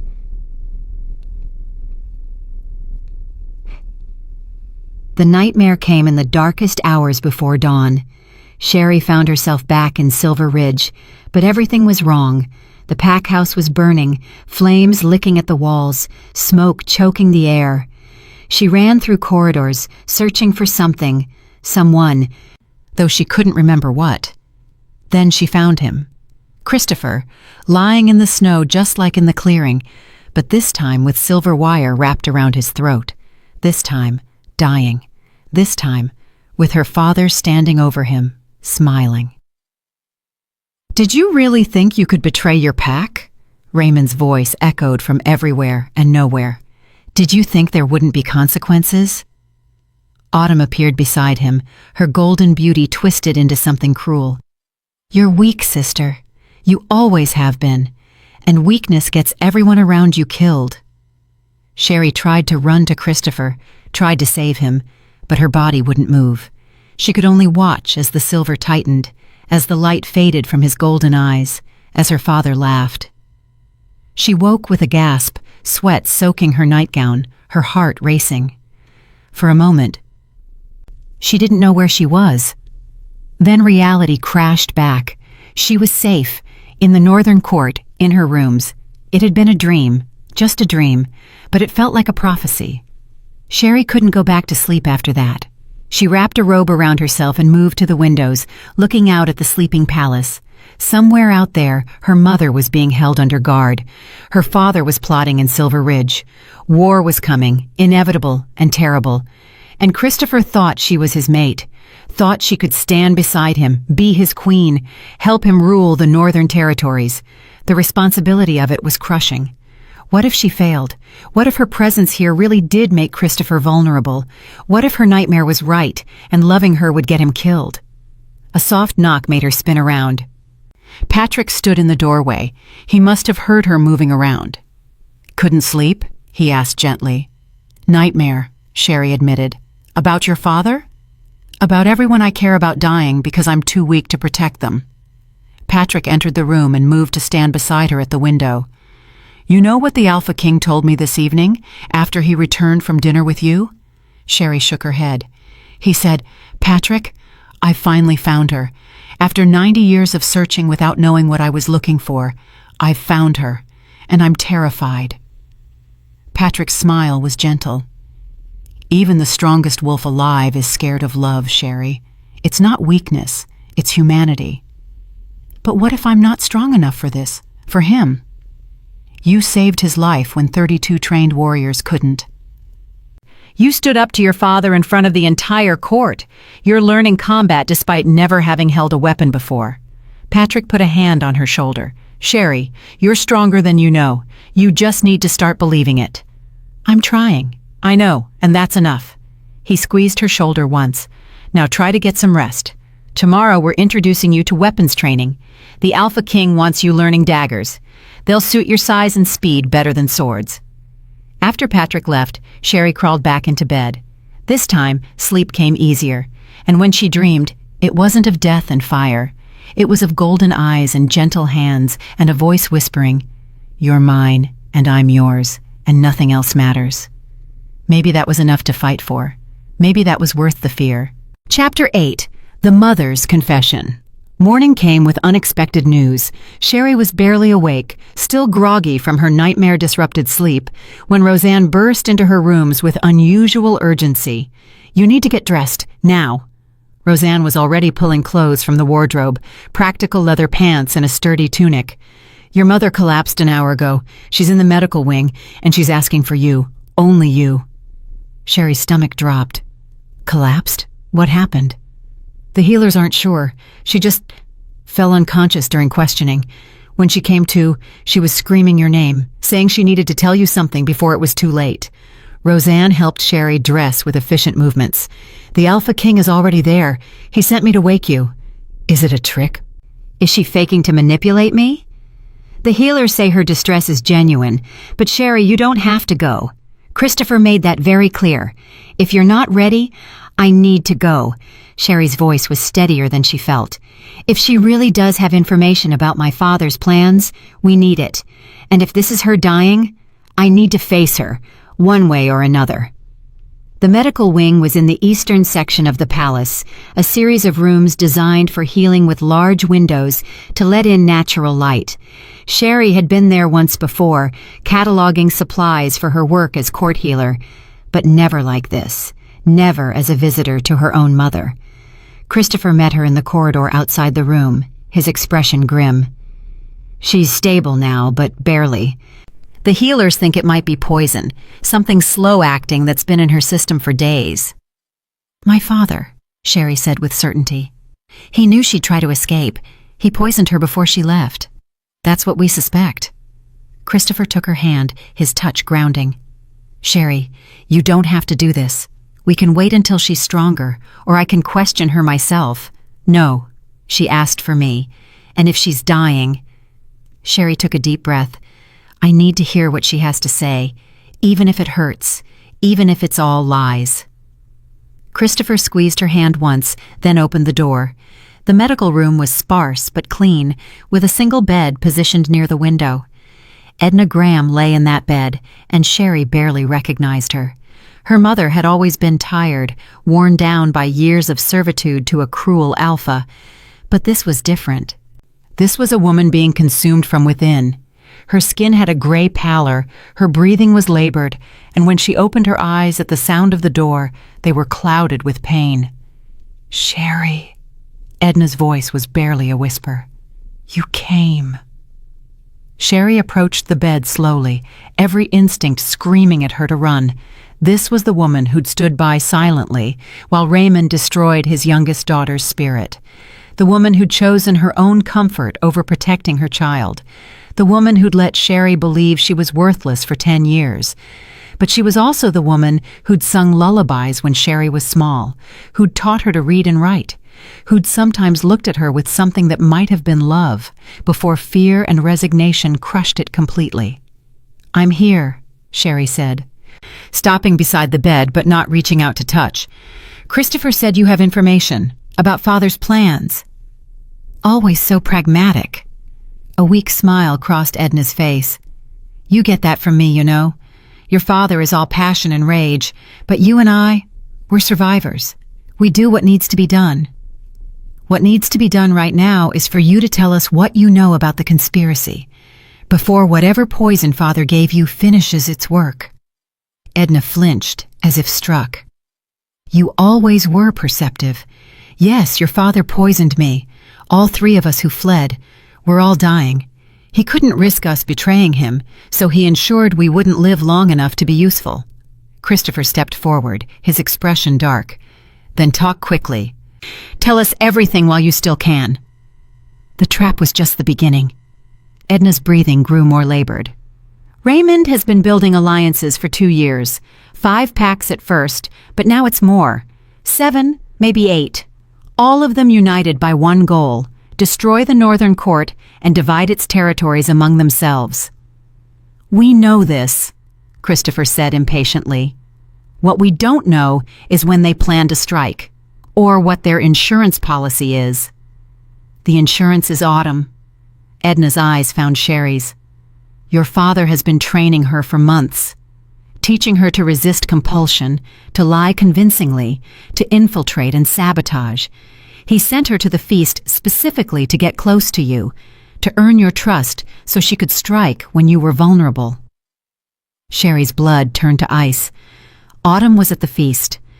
She threatened me afterward. Because you weren't supposed to survive this long. Edna's hand reached out weakly, and Sherry instinctively pulled back. The hurt in her mother's eyes was unmistakable. Raymond planned for the Alpha King to die in that trap. When you saved him, you ruined everything. Now Father's scrambling to adapt, and Autumn is his best weapon against you. Why me specifically? Sherry demanded. Why not go after Christopher directly? Because Raymond knows the Alpha King cares about you, saw it in how he looked at you during the council meeting. Your father may be cruel, but he's not stupid. He recognizes a mate bond when he sees one. Edna coughed, a wet, painful sound. If they can't kill the Alpha King directly, they'll destroy him by destroying you, take away his mate, and you take away his will to fight. That's the real plan. Christopher's hand settled on Sherry's shoulder, protective and possessive. Then they've already failed. Sherry is protected here. Autumn can't get to her. Can't she? Edna's smile was bitter. Alpha King, you don't understand how thoroughly Raymond has planned this. He has wolves inside your court, servants who report to him, guards he's bribed, maybe even someone in your inner circle. I don't know who, but I know they exist. The implications hung heavy in the air. If Raymond had infiltrated the Northern Court, then nowhere was truly safe. Anyone could be a threat. Who are these infiltrators? Christopher's voice had gone dangerously soft. Names, positions, anything you know. I don't have names. Raymond kept that information from me. Edna's breathing grew more shallow. But I know the plan. They're going to stage something during the full moon celebration next week. Some kind of attack or sabotage that will force you to respond, that will pull your attention away from Sherry. And while you're distracted, Autumn will strike. Then we cancel the celebration, Sherry said immediately. You can't. Christopher's jaw was tight. The full moon celebration is sacred. All 7-pack alphas attend with their courts. If I cancel it without ironclad proof of a threat, it will look like I'm afraid, like I'm weak. It could fracture the alliances that hold the northern territories together. So we're just supposed to walk into a trap? We're supposed to be ready for it. Christopher's hand squeezed her shoulder. We know it's coming now. We can prepare, set our own counter-traps, turn their plan against them. There's more. Edna's voice was fading, growing weaker with each word. The poison Raymond gave me, he's planning to use it on a larger scale. He's acquired enough of it to contaminate Wolfstone Palace's water supply. Not enough to kill everyone, but enough to weaken your forces before the attack. Make your warriors sluggish, your healers unable to help. Sherry's mind raced. What poison? What are the symptoms? Nightshade derivative, slow-acting, hard to detect, causes weakness, confusion, eventual organ failure. Edna coughed again, harder this time. Blood flecked her lips. The antidote is... Mother? Sherry leaned forward despite herself. What's the antidote? But Edna's eyes were closing, her breathing becoming irregular. The healers who'd been standing quietly in the corner rushed forward, checking her pulse, her breathing, administering medicines. She's fading, one healer said grimly. The poison's reaching her vital organs. We might have hours, maybe less. Can you save her? Sherry asked, surprised by the desperation in her own voice.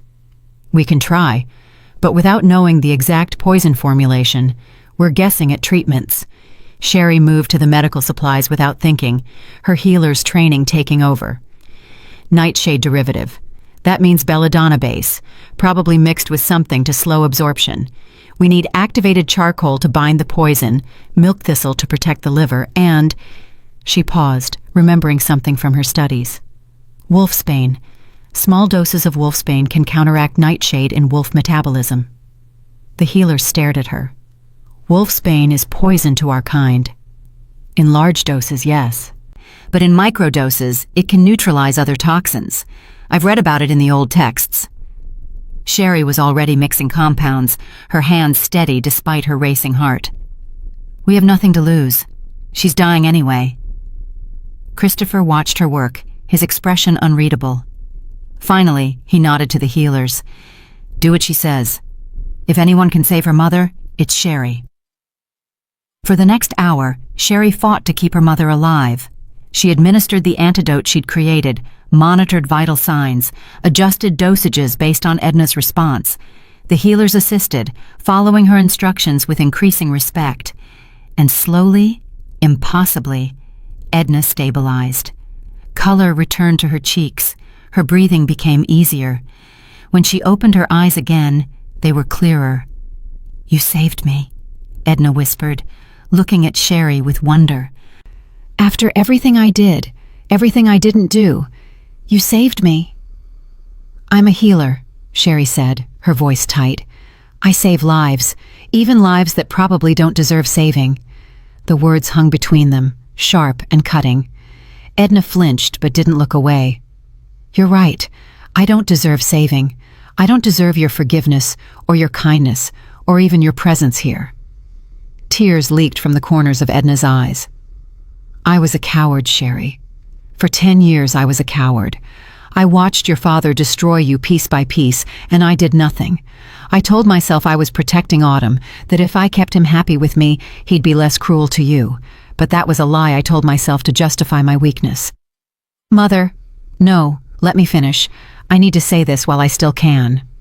Edna struggled to sit up, and Sherry instinctively helped her, hating herself for the gesture, but unable to stop. When you left, when you chose to save the Alpha King and abandon Silver Ridge, something broke open inside me.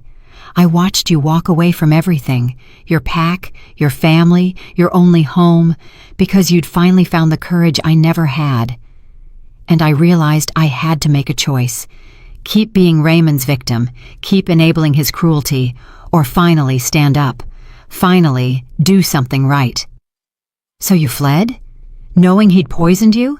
Knowing you'd die? I fled because dying while doing the right thing is better than living as a coward. Edna reached out tentatively, and this time Sherry didn't pull away when her mother's hand touched hers. I came here to warn you, to give you information that might save lives, to finally protect my daughter the way I should have been protecting her all along. The tears Sherry had been holding back spilled over. She was furious at her mother, furious at 10 years of neglect and complicity and choosing the easy path over protecting her child.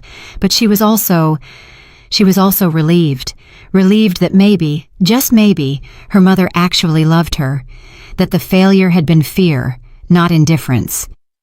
I don't forgive you, Sherry said through her tears. I can't. Not yet.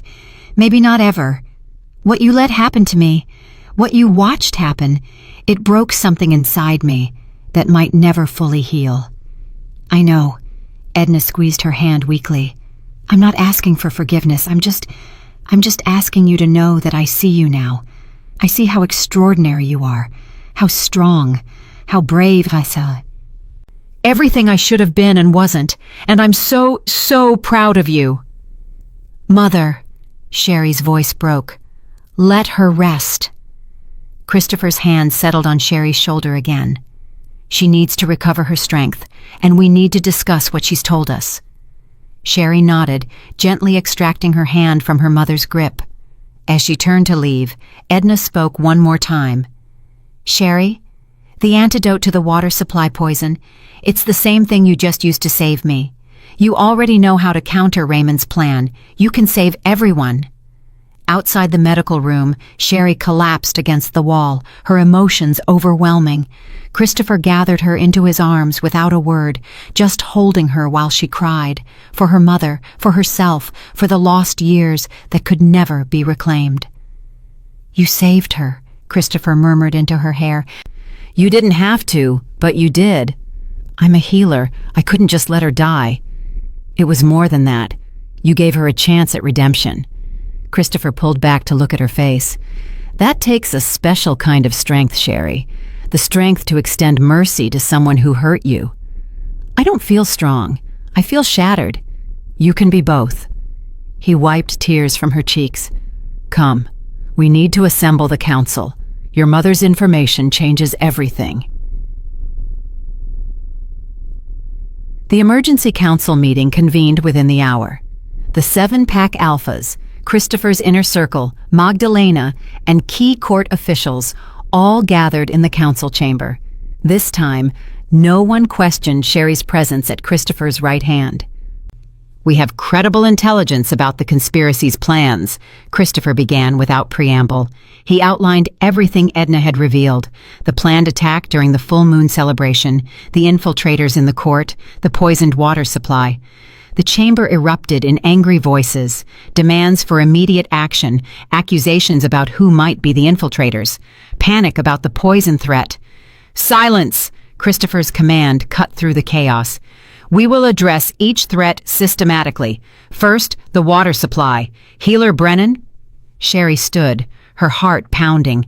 All eyes turned to her, some supportive, some skeptical, some openly hostile. "I can create enough antidote to protect the palace," she said, forcing her voice to remain steady. "The poison is nightshade-based, and I've already successfully treated one victim. With the supplies in the medical wing and my personal laboratory, I can produce enough antidote for everyone in the court within 3 days." "3 days?" Van Doyle, the grizzled Pack Alpha, frowned. "The full moon celebration is in 7 days. That cuts it close. It's the best we can do unless you want to risk the entire palace being poisoned." Sherry met his gaze directly. "I'll work around the clock if necessary. I'll train other healers in the preparation so we can work in shifts, but this is possible." "Then make it so," Christopher said. "You have whatever resources you need. Healers, assistants, supplies, anything. This takes priority over everything else." "What about the infiltrators?" Magdalena asked, her voice cool and calculating. "If we have traitors in the court, they could sabotage the antidote production." "Or worse." "Then we restrict access," Patrick said. "Only wolves we absolutely trust get near the laboratories. Everyone else is kept under observation." "And how do we determine who to trust?" one of the Pack Alphas demanded. "If Raymond's infiltrators are that well hidden, any of us could be compromised." The paranoia was spreading. Sherry could see it. Soon, wolves would be suspecting each other, fracturing the very unity they needed to survive. "We trust action over words," Christopher said firmly. "Anyone who actively works to protect the court, who contributes to the antidote production, who fights for our survival, those wolves prove their loyalty through deeds. The infiltrators will reveal themselves by their sabotage attempts." "So we're using the antidote production as a trap," Nelda Robertson said, catching on. "Anyone who tries to interfere or sabotage identifies themselves as an enemy." "Exactly." Christopher's smile was sharp. "The infiltrators don't know that we know about the poison plot. They'll assume they're operating in secret. When they try to act, we'll be ready." The plan took shape over the next hour. The antidote production would be heavily publicized within the palace, making it seem routine rather than urgent, so as not to alert the infiltrators that their plan had been exposed. Guards would be positioned strategically, watching without seeming to watch. And Sherry would work openly in her laboratory, making herself visible, making herself a target. "Absolutely not," Christopher said when that last part was proposed. "We're not using Sherry as bait." "It's the logical strategy," Sherry argued. remembering their previous fight about this. The infiltrators will try to stop the antidote production. That means they'll come after me. If we're prepared for it, we can catch them. Or they could kill you. They could try. Sherry's hand moved to her hip, where she'd started carrying one of the daggers from training. But I'm not defenseless anymore. You've been teaching me to fight. Patrick's been drilling me on defensive tactics. And I'll have guards nearby. This is exactly what we discussed, using myself strategically while being protected. Christopher looked like he wanted to argue further, but Van Doyle interrupted. The girl makes sense, Alpha King. We need to draw out the traitors before the full moon celebration. If they strike during the celebration, the chaos could kill hundreds. Better to force their hand now, in a controlled situation. The debate raged for another 30 minutes before Christopher finally, reluctantly agreed. But the look he gave Sherry promised a private conversation later. As the council dispersed, Christopher pulled her aside. My study. Now. His tone brooked no argument. Sherry followed him through the palace, noting how his shoulders were tense, his movements sharp with barely contained emotion. Once in his study with the door closed, Christopher rounded on her. What were you thinking? Volunteering yourself as bait in front of the entire council? After we agreed you wouldn't take unnecessary risks? We agreed I wouldn't volunteer without proper protection, Sherry corrected. This is different. This is controlled. Strategic. This is you still believing your life matters less than everyone else's. Christopher's voice rose, his control slipping. You're willing to risk everything because some part of you still thinks you're expendable, still thinks you need to prove your worth through sacrifice. The accusation struck home because it was true. Sherry had volunteered partly out of tactical reasoning, but also because deep down, she still struggled to believe she was worth protecting. Maybe you're right, she admitted quietly. Maybe I am still broken in that way. But Christopher, I'm also genuinely the best person for this role. I'm the healer creating the antidote. I'll be in the laboratory anyway. Having me there, visible, gives us the best chance of drawing out the traitors before they can do real damage. I don't care about tactics right now. I care about you. Christopher crossed to her, gripping her shoulders. Sherry, you are not expendable. You are not a tool to be used in this war. You are my mate, or you will be, once you fully accept it. And the thought of you in danger makes me want to destroy everything that threatens you. I know, and I love that you want to protect me. But Christopher, I'm not asking for permission. I'm telling you what I'm going to do, because you were right. I need to make my own choices, even when they scare you. For a long moment, they stared at each other, the tension crackling between them.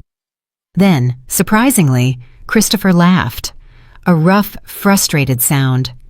You're going to be the death of me. You know that? My stubborn, courageous, impossible mate who insists on walking into danger with her eyes wide open. Your mate, Sherry repeated, her heart skipping. You said I'll be your mate. Of course you will. Christopher pulled her closer, his forehead pressing against hers. Did you think one dinner and a few kisses would change my mind? Sherry, I've waited 93 years for you. I'm not letting you go. Not to your father, not to traitors, not to your own self-sacrificing instincts. You're mine. And you're mine, Sherry whispered, finally accepting the truth of it. Which means you don't get to make all the decisions about my safety. We're partners, equals. You need to trust that I know what I can handle. I'm trying. Christopher's hands slid down her arms to intertwine with her fingers. But you have to understand, the mate bond makes rational thought difficult.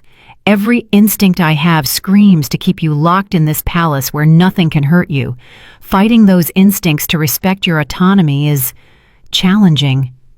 Then we'll both challenge ourselves. You'll trust me to make smart decisions, and I'll trust you to protect me when I need it. Sherry squeezed his hands. Deal? Deal. Christopher kissed her forehead, then her nose, then finally her lips. A sweet, lingering kiss that made her wolf sing. Now let's talk logistics. If you're going to insist on this plan, then we're going to make absolutely sure you're protected." They spent the next hour planning every detail: where guards would be positioned, what signals Sherry would use if she felt threatened, escape routes from the laboratory, protective enchantments that could be placed around her workspace. Christopher was thorough to the point of obsession, but Sherry understood. This was his way of accepting her choice while still exercising what control he could. "One more thing," Christopher said as evening approached, "about your mother. What do you want to do with her?" Sherry had been avoiding thinking about Edna, but now she forced herself to confront it. "She stays here, recovering, under guard, in case this is still some elaborate deception. But she gets proper care. And once she's strong enough, I'll talk to her again, really talk about everything." "You're considering forgiving her?" "I'm considering understanding her."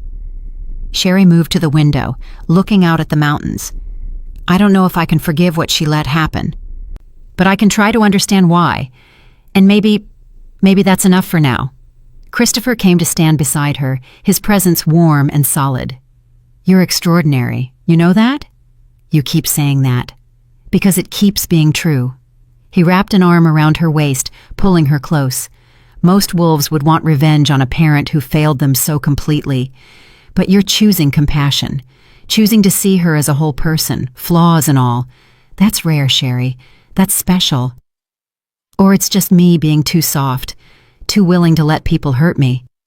It's you being strong enough to extend mercy from a position of power rather than weakness. There's a difference. Christopher kissed her temple. But you don't have to decide about your mother tonight. Right now, you need food and rest. Tomorrow, you start working on the antidote, and that means you need to be at full strength. He was right. The emotional weight of the day had left Sherry exhausted. She let Christopher walk her back to her rooms, where Roseanne waited with dinner and a knowing smile. "Eventful day?" Roseanne asked after Christopher left. "You could say that." Sherry collapsed onto the sofa. "I saved my mother's life, learned about a conspiracy to poison the palace, volunteered as bait to catch traitors, and had a fight with Christopher about letting me take risks. Just another normal day in the life of the future Alpha Queen." Roseanne set out food. Roasted chicken and vegetables. "Eat! You look like you're about to fall over." As Sherry ate, Roseanne chatted about palace gossip, carefully avoiding anything too heavy. It was exactly what Sherry needed. Normalcy, friendship, a reminder that life existed beyond conspiracies and wars and impossible mate bonds. That night, lying in bed, Sherry thought about everything that had happened. In the span of 1 week, her entire existence had transformed. She'd gone from nobody to somebody, from broken to healing, from worthless to valued. But the biggest change was internal. She was finally starting to believe, really believe, that she deserved good things, that her life had value beyond what she could do for others, that being loved wasn't something she had to earn through sacrifice. Tomorrow, she would begin the work of saving the palace. She would create the antidote, draw out the traitors, and play her part in the coming conflict. But tonight, she let herself simply exist. Simply be Sherry Brennan, not the Omega, not the healer, not the Alpha King's mate. Just herself. And for the first time in her entire life, that felt like enough. Chapter 9. The Traitors Reveal. The laboratory became Sherry's world for the next 3 days. She worked from dawn until long past midnight, grinding herbs, mixing compounds, testing formulas. The antidote was complex. Too much wolfsbane, and it would poison rather than cure. Too little, and it wouldn't counteract the nightshade. Every batch had to be precisely calibrated, tested on small amounts of the actual poison Edna's body had processed, adjusted until it worked perfectly. Other healers assisted under her direction, mostly younger wolves eager to learn from the girl who'd saved the Alpha King's life. They measured and mixed and bottled, their hands steady under Sherry's watchful eye. And through it all, Sherry felt the weight of being watched. Not just by the guards Christopher had positioned around the laboratory, those were obvious, protective, welcome, but by others. She'd catch glimpses of movement in corridors that should be empty, feel eyes on her back when she worked late into the night, hear whispers that cut off abruptly when she entered a room. The infiltrators were watching, waiting for their moment to strike. "You look exhausted," Teresa Ramsey said on the afternoon of the second day. She'd been assigned as Sherry's primary guard, a decision Christopher had made personally. "When's the last time you slept more than 3 hours?" "Sleep is less important than finishing the antidote." Sherry measured out another portion of activated charcoal. "We need enough for every wolf in the palace by tomorrow night. That's still another 100 doses. And you'll be useless if you collapse from exhaustion." Teresa took the measuring spoon from Sherry's hand. "Take a break. Walk around. Get fresh air. I'll watch the laboratory." "But that's an order from the Alpha King, actually." Teresa's smile was gentle but firm. "He said, if I let you work yourself to death, he'd have my head. So please, for my sake if not yours, take 30 minutes. Sherry wanted to argue, but her vision was starting to blur from staring at precise measurements for too long. Maybe a short break would help. She stepped out of the laboratory into the corridor, immediately feeling the cool air on her flushed face. The medical wing was quieter during afternoon. Most injuries happened during training or patrol, which meant mornings and evenings were busiest. Sherry wandered without conscious direction, her feet carrying her through familiar corridors until she found herself in the garden courtyard. It was one of her favorite spots, a hidden gem in the palace's eastern wing, with flowering plants that somehow thrived year-round despite the mountain cold. She sat on a stone bench beside a fountain, letting the sound of running water soothe her frayed nerves. 3 days of non-stop work, 3 days of waiting for an attack that hadn't come. Maybe the infiltrators had realized their plan was exposed. Maybe they'd fled back to Silver Ridge. Or maybe they were just being patient, waiting for the perfect moment when Sherry's guard was down. "Beautiful, isn't it?" A voice made Sherry turn. Magdalena stood at the garden entrance, elegant in a dress of deep purple. "I come here when court politics become overwhelming. Something about the flowers makes the scheming feel less significant." "High Priestess," Sherry stood, not quite trusting the woman who'd been so hostile during their first meeting. "I didn't mean to intrude on your space." "You're not intruding. This garden belongs to everyone." Magdalena moved closer, her ice-blue eyes assessing. "I wanted to thank you, actually, for what you're doing with the antidote. My sister works in the palace kitchens. She would have been one of the first exposed if the water supply had been poisoned." The admission surprised Sherry. She thought of Magdalena as purely political, calculating every move for advantage. But genuine concern for a sister? That was human, vulnerable. "I'm just doing what any healer would do," Sherry said. "No, you're doing what an extraordinary healer would do. Most would have focused on protecting themselves and the highest-ranking wolves first. You're creating enough antidote for everyone, servants, guards, even prisoners in the cells." Magdalena sat on the bench, gesturing for Sherry to join her. "That kind of compassion is rare in our world." Sherry sat cautiously, maintaining some distance. "You didn't seem to think I was extraordinary when we first met. You warned me that accidents happen in court." "I did, and I meant it."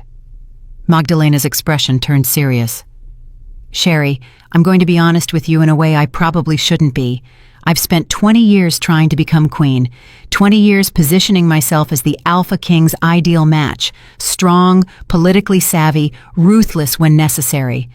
I did everything right by traditional standards, and yet he never looked at me the way he looks at you." "Magdalena, let me finish." The High Priestess held up a hand. "At first, I was furious. I saw you as an interloper, someone who'd used proximity and pity to manipulate the Alpha King. I wanted you gone. But these past few days, watching you work yourself to exhaustion to save wolves who've shown you nothing but suspicion, I realized something. You're not manipulating anyone. You're just genuinely good. And that's something I can never be, no matter how hard I try." The vulnerability in her voice was startling. Sherry studied Magdalena's face, seeing past the cold exterior to the woman beneath. Someone who'd built armor so thick she'd forgotten what it felt like to be soft.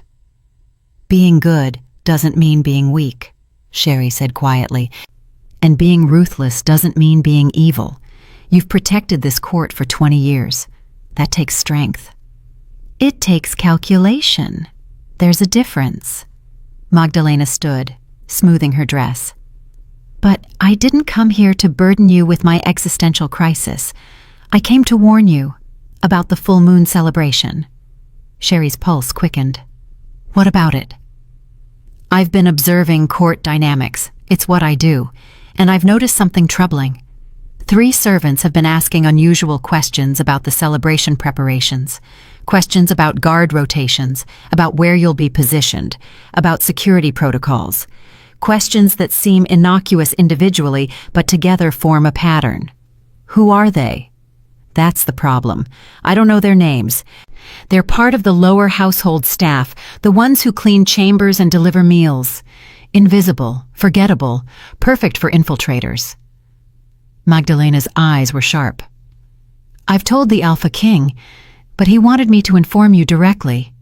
These wolves are interested in you, Sherry. Very interested." "Then we know who to watch during the celebration." "It's not that simple. If they realize we're onto them, they'll change tactics or flee. We need them to act so we can capture them and learn who they're working for. Which means—" Magdalena paused. "Which means letting them get close to you. Close enough to try whatever they're planning." Sherry's throat went dry. "You want me to be bait, actually vulnerable, not just appearing to be." "I want you to be smart about being bait." "There's a difference." Magdalena pulled a small vial from her dress pocket. "This is a compound I created. Protective magic woven into alchemical properties. If anyone tries to poison you or use harmful magic against you, this will neutralize it. Keep it on you at all times during the celebration." "Why are you helping me?" The question burst out before Sherry could stop it. "You just admitted you wanted me gone. Why give me protection now?" "Because I'm not a monster despite what some people think. Because you saved the Alpha King's life, and I may be bitter, but I'm not treasonous. And because—" Magdalena's expression softened slightly. "Because watching you choose compassion over revenge, watching you extend mercy to your mother who failed you so completely, it reminded me that maybe there's more to life than political maneuvering. Maybe genuine connection matters more than I've let myself believe." She pressed the vial into Sherry's hand. "Use it. Trust your instincts. And Sherry, don't let your goodness make you naive. Good people can still defend themselves. They can still fight back when threatened. Compassion and strength aren't mutually exclusive." Before Sherry could respond, Magdalena turned and walked away, her purple dress billowing behind her like a banner. Sherry sat alone in the garden for a long moment, turning the vial over in her hands. Inside, liquid shimmered with an opalescent glow, magic made tangible. A gift from an unexpected ally. Maybe Christopher was right. Maybe people could change. Maybe showing compassion could inspire others to be better versions of themselves. Or maybe Magdalena was playing an elaborate game Sherry couldn't understand yet. Either way, she pocketed the vial and returned to the laboratory. There was work to do. The attack came on the 3rd night, in the darkest hours before dawn. Sherry was alone in the laboratory. She'd sent the assistant healers to bed hours ago, wanting to finish the final batches herself. Teresa had stepped out briefly to check in with the guard rotation, leaving Sherry with just her work and her thoughts. She was measuring the last portion of wolfsbane when she heard it, the softest scrape of boot on stone. Too quiet to be a guard, too deliberate to be accidental. Sherry's hand moved to the dagger at her hip as she turned. 3 figures stood in the laboratory doorway. Servants, dressed in the plain gray uniforms of household staff, 2 males and 1 female, all with expressions of cold determination. "Healer Brennan," the female spoke, her voice flat and emotionless. Alpha Raymond sends his regards. Sherry's blood turned to ice, but she kept her voice steady. The guards will be back any moment. You can't... The guards are occupied. A convenient fire in the storage wing. They'll be busy for at least 10 minutes. The female stepped forward, and Sherry saw the knife in her hand, silver blade, designed to cause maximum damage to wolf physiology. 10 minutes is more than enough time to destroy the antidote and eliminate the Alpha King's troublesome mate. I'm not his mate. We haven't completed the bond. Even as Sherry spoke, she was calculating. 3 against 1, all larger and stronger than her. But Christopher and Patrick had trained her for exactly this scenario. Don't try to overpower them. Outsmart them. Use the environment. Create opportunities. Not officially mated, perhaps, but bonded enough. The male on the left circled around, trying to flank her. Alpha Raymond was very clear. You're to be eliminated before you can solidify your position, before you can produce an heir, before you become untouchable. They moved in synchronized precision, clearly trained for this. Sherry backed toward the work table where hundreds of vials of antidote sat ready for distribution. If they destroyed those, the entire palace would be vulnerable. She couldn't let that happen. You know he'll kill you, right? Sherry kept her voice conversational, buying time. My father. Once you've served your purpose. He doesn't leave loose ends. Ask my mother. Oh wait, you can't, because he poisoned her when she tried to escape. A flicker of uncertainty crossed the female's face. Good. Create doubt. Make them hesitate. We're true believers, the female said, but her voice wavered slightly. We're fighting for a better world, one where strength rules and weakness is culled. And you think killing me, an unarmed healer in a laboratory, demonstrates strength? Sherry's hand closed around a glass beaker. Sounds like cowardice to me. The female's face twisted with rage. She lunged forward, silver knife flashing. Sherry threw the beaker. It shattered against the female's face, glass shards cutting skin, the chemical contents burning eyes. The woman screamed and stumbled backward. Bitch! The male who'd been circling dove at Sherry. She sidestepped, using his momentum against him, just like Patrick had taught her. He crashed into the work table, sending vials crashing to the floor. The third infiltrator, the male who'd been hanging back, pulled out a crossbow. The bolt was tipped with silver, aimed directly at Sherry's heart. Should have made this quick, he said, his finger tightening on the trigger. Sherry dove behind a cabinet as the bolt flew, missing her by inches. The silver tip buried itself in the wall where her head had been moments before. Think. 3 enemies, all armed, all willing to kill. She had a dagger she'd barely learned to use, and a laboratory full of chemicals. What would Christopher do? What would Patrick do? No. What would Sherry do? What advantage did she have that they didn't? Knowledge. She knew what every substance in this laboratory could do. Knew which combinations were explosive, which were caustic, which could incapacitate without killing. The female had recovered, still partially blinded, feeling her way forward. The male Sherry had thrown into the table was getting up, murder in his eyes. And crossbow male was loading another bolt. Sherry grabbed 3 vials from the nearest shelf, sulfur compound, base acid, accelerant. She threw them in rapid succession at different targets.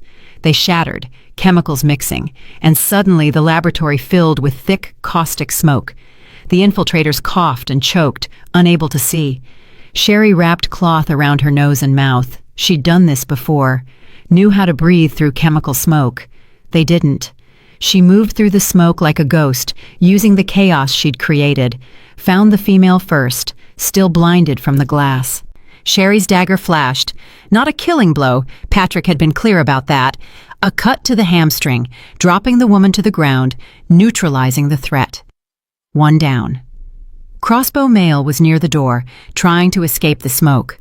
Sherry grabbed another vial, pure capsaicin extract, something she'd been experimenting with for pain management. She threw it at his face. It shattered, and he screamed as the burning liquid covered his skin. 2 down. The final male crashed through the smoke, grabbing for her. His hand closed around her throat. squeezing. Sherry drove her dagger into his shoulder. Not deep, not fatal, but enough to make him release her. She fell backward, gasping for air. The male pulled the dagger from his shoulder and advanced on her, his expression twisted with pain and rage. "Should have stayed in Silver Ridge," he snarled. "Should have accepted your place as Omega. Now you die." He raised the dagger, her own weapon, about to be used against her. Sherry's hands scrabbled across the floor, finding broken glass, finding vials, finding...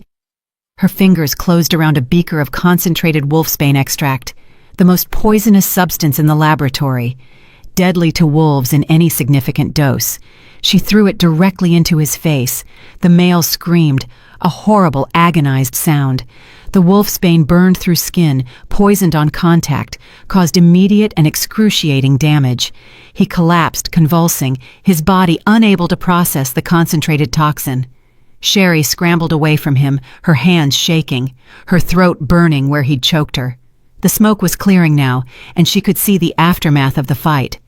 3 infiltrators down, the laboratory in chaos. Hundreds of antidote vials destroyed, but she was alive. She'd survived. The door burst open, and Teresa rushed in with a dozen guards, weapons drawn. She took in the scene. The 3 unconscious infiltrators, the destroyed laboratory, Sherry sitting in broken glass with chemical burns on her hands. "Sherry, are you... what happened?" "Infiltrators." Sherry's voice came out raspy from the smoke. "They tried to kill me and destroy the antidote. I stopped them." Teresa's eyes widened. "You stopped them? All 3? "Christopher and Patrick trained me well." Sherry forced herself to stand, ignoring how her legs shook. "We need healers for them. I don't want them dying before they can be questioned, and we need to salvage what antidote survived. The celebration is tomorrow night. We don't have time to remake everything from scratch." "Forget the antidote. You're hurt. I need to finish my work." Sherry moved through the laboratory, assessing damage. Maybe 40% of the doses had been destroyed. The rest were intact. It would have to be enough. "Get Christopher. Tell him we caught the infiltrators, and tell him I'm fine before he loses his mind with worry." But it was too late. Christopher appeared in the doorway, having run from his chambers the moment the alarm was raised. His hair was disheveled, his shirt half-buttoned, his feet bare. He took one look at Sherry, bruised throat, chemical burns, covered in glass and blood, and his expression transformed into something terrifying. "Who touched her?" His voice was barely human, his wolf so close to the surface that his eyes glowed pure gold. "Who touched her?" "Christopher, I'm fine." Sherry moved toward him, but he was already striding past her toward the unconscious infiltrators. She saw murder in his eyes and quickly grabbed his arm. "Don't. We need them alive. We need them to talk. They hurt you." Christopher's hand came up to gently touch her bruised throat, and Sherry saw his fingers tremble with suppressed rage. "They tried to kill you, and I stopped them. I fought back, like you taught me. I defended myself and protected the antidote." Sherry took his face in both her hands, forcing him to look at her instead of the infiltrators. "I'm okay. I'm safe. Because of your training, because of your protection, I survived. So please don't lose control now. I need you focused. I need you to help me finish this." Christopher closed his eyes, breathing deeply, clearly fighting for control. When he opened them again, the feral rage had been banked, still present, but contained. "Show me your injuries," he said, his voice tight. "Later. First, we interrogate them. Find out what else they know." Sherry turned to the guards. "Wake them up. I want answers before dawn." The interrogation was brutal in its efficiency. The infiltrators were healed just enough to be conscious and coherent. Then Patrick went to work, not with physical torture, but with psychological pressure, promising leniency for cooperation, threatening execution for silence, playing them against each other. Within an hour, they'd broken. "Raymond has 12 infiltrators in the palace," the female gasped out, her face still marked by glass cuts. "We're just 3 of them. The others have different roles, gathering information, sabotaging supplies, spreading rumors to destabilize the court." Names, Christopher demanded. Give me names, positions, everything. She did. One by one, the infiltrators revealed their co-conspirators, servants, guards, even one of the lower court officials, a network of traitors that had been operating under the palace's nose for months. The full moon celebration, Patrick pressed. What's planned? What's the real attack? I don't know. The female was crying now, broken. We weren't told. Our job was just to kill the healer and destroy the antidote so the palace would be vulnerable. The real plan, that's being handled by someone else, someone high-ranking. We never learned who. Someone high-ranking? Christopher's expression turned calculating. One of the 7-pack alphas? I don't know. They kept us compartmentalized. We only knew our specific mission, but I heard rumors, something about the Alpha King being challenged during the celebration, some ancient law or tradition that would force a duel. But that's all I know, I swear. Patrick looked at Christopher. A formal challenge?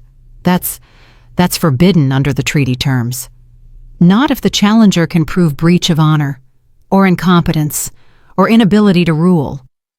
Christopher's jaw was tight. It's an old law, one I'd almost forgotten about. During the full moon celebration, any alpha can challenge the Alpha King if they can demonstrate just cause. The duel is to the death. Sherry's stomach dropped. My father is going to challenge you. Or one of his allies will. Someone he's been positioning, someone who could plausibly claim I've failed in my duties. Christopher started pacing. If I refuse the challenge, I lose legitimacy. The 7 packs could fracture. If I accept and lose, Raymond's alliance takes control of the Northern Territories. But you won't lose, Sherry said firmly. You're the Alpha King, the strongest wolf here. In a fair fight, yes. But Sherry, they poisoned the water supply, or tried to. They've been undermining my court for months. What makes you think this challenge will be fair? They'll sabotage something, poison me beforehand, create some advantage that tips the scales. The implications settled over them like a shroud. This wasn't just about killing Sherry or destroying the antidote. This was a multi-layered plan designed to weaken Christopher in every possible way, culminating in a challenge he couldn't refuse and might not survive. Then we cancel the celebration, Sherry said. Postpone it until we can root out every infiltrator, until we can be sure of your safety. We can't. The 7-pack alphas are already en route. Representatives from neighboring territories have been invited. Canceling now would be seen as weakness, fear. It would give Raymond exactly what he wants, evidence that I'm unfit to rule. So we're walking into a trap with our eyes open. Yes. Christopher stopped pacing and pulled Sherry into his arms. But we're not helpless. We know about the poison now. We've captured 3 infiltrators and we'll capture the rest before the celebration. We know a challenge is coming. That's more intelligence than Raymond thinks we have. We can use it. How? Sherry's voice was muffled against his chest. By making our own plans. By setting our own traps. Christopher's hand stroked her hair, gentle, despite the steel in his voice. By showing Raymond and his allies that attacking my mate was the biggest mistake they could have made, because now I'm not just protecting the Northern Territories, I'm protecting you, and I'll burn down the world if that's what it takes to keep you safe. The possessiveness in his tone should have been alarming. Instead, Sherry found it comforting. After so many years of no one caring whether she lived or died, having someone willing to burn down the world for her felt right. I'm not letting you fight alone, she said firmly. Whatever happens at the celebration, I'll be beside you.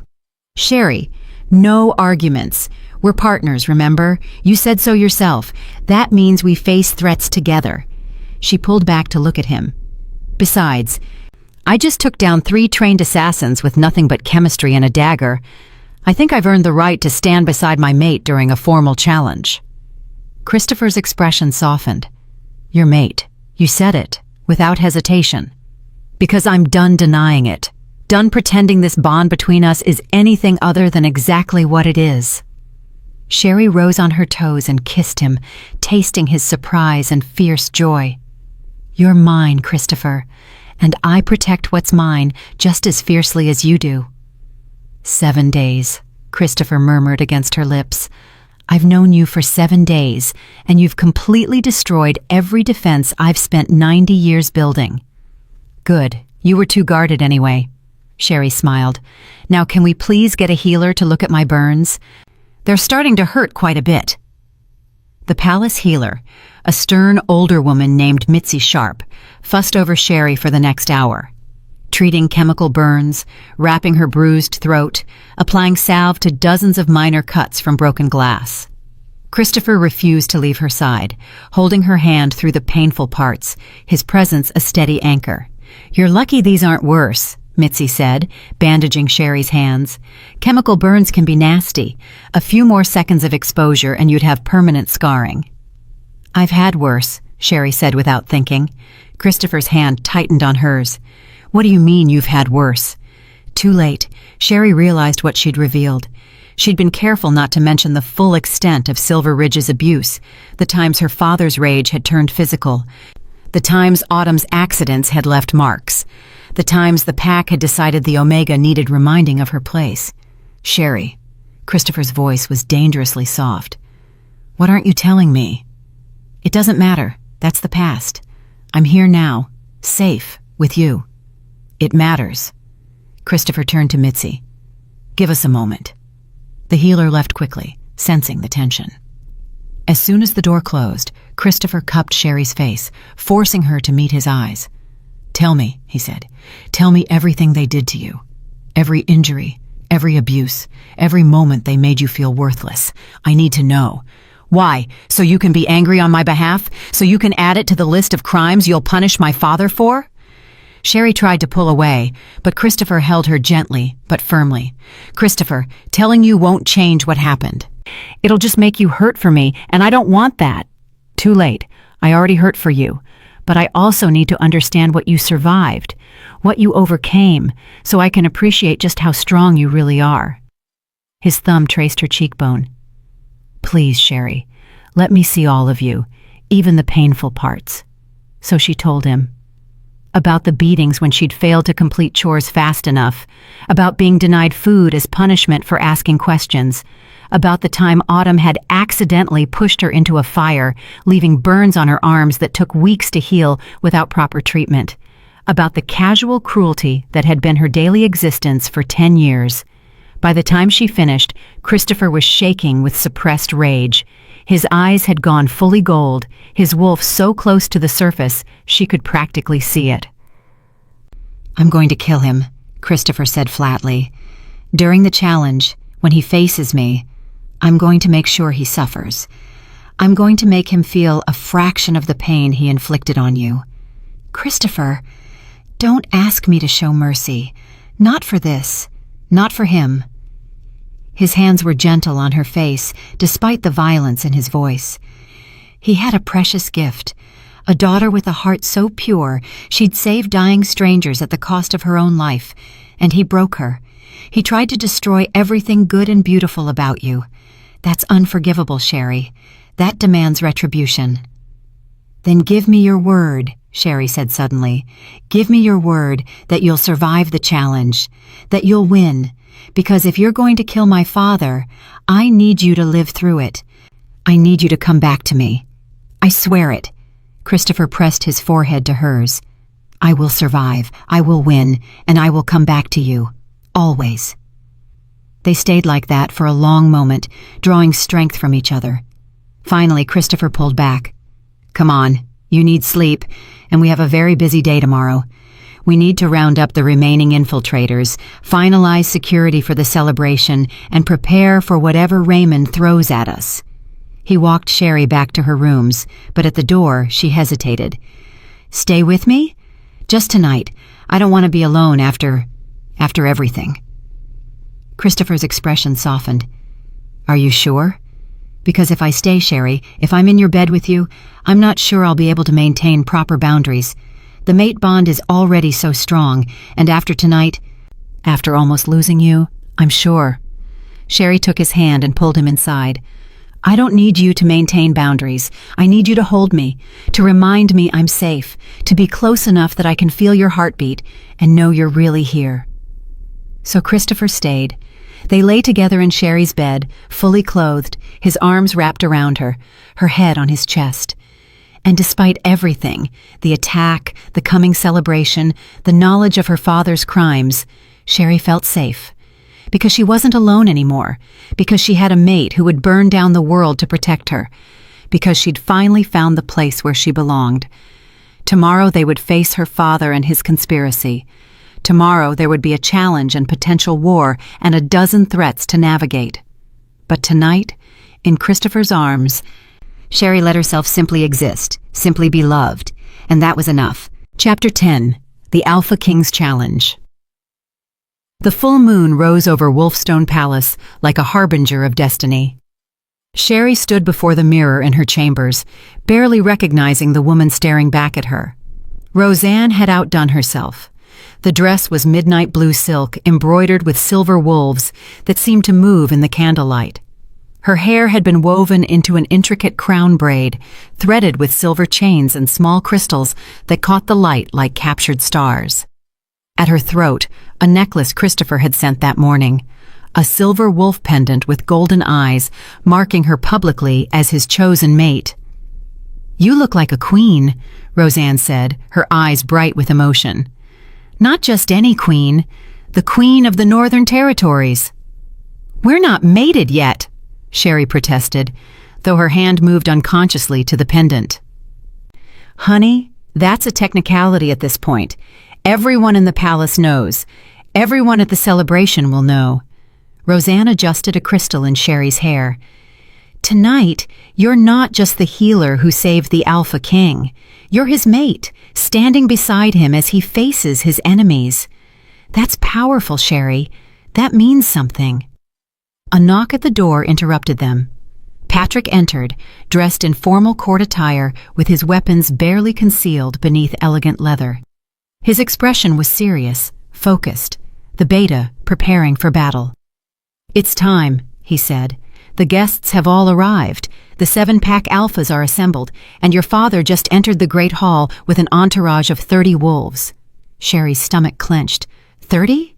That's more than any alpha is permitted to bring to a celebration. "I know." Patrick's jaw was tight. He's making a statement, showing his strength, trying to intimidate before the challenge even begins. Has he formally announced it? The challenge?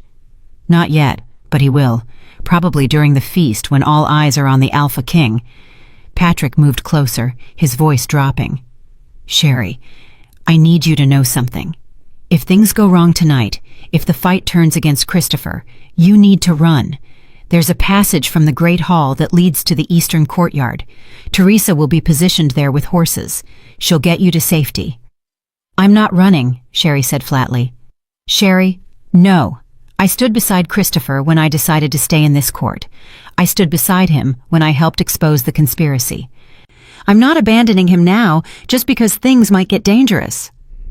She met Patrick's eyes. "He's my mate. Where he stands, I stand. That's final." Patrick studied her for a long moment, then nodded slowly. "The Alpha King chose well. You're stronger than most warriors I've served with."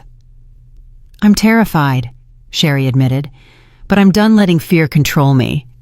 "Good. Fear keeps you alive. Just don't let it paralyze you." Patrick offered his arm. "Come, your mate is waiting." They walked through the palace toward the Great Hall, and with each step, Sherry felt the weight of what was coming settle over her. This wasn't just a celebration. This was a battlefield. Every smile would hide calculation. Every conversation would carry subtext. And somewhere in that crowd of hundreds, her father waited to challenge the wolf she loved. The Great Hall doors opened, and Sherry's breath caught. The space had been transformed into something magical. Thousands of candles floated overhead, creating a ceiling of light. Long tables stretched the length of the hall, covered in white cloth and laden with food, roasted meats, fresh fruits, delicacies from across the territories. Musicians played in one corner, their melody haunting and beautiful, and everywhere, wolves in their finest attire, talking and laughing and pretending this was just another celebration. But Sherry could feel the tension underneath.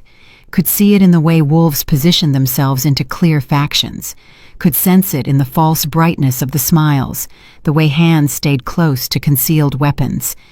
"The Alpha King's chosen mate, Healer Sherry Brennan," the herald announced, and every conversation stopped. Every eye turned to her. Sherry forced herself to walk forward with her head high, her spine straight. She wouldn't give them the satisfaction of seeing her fear, wouldn't let them see the broken Omega who'd spent 10 years believing she was worthless.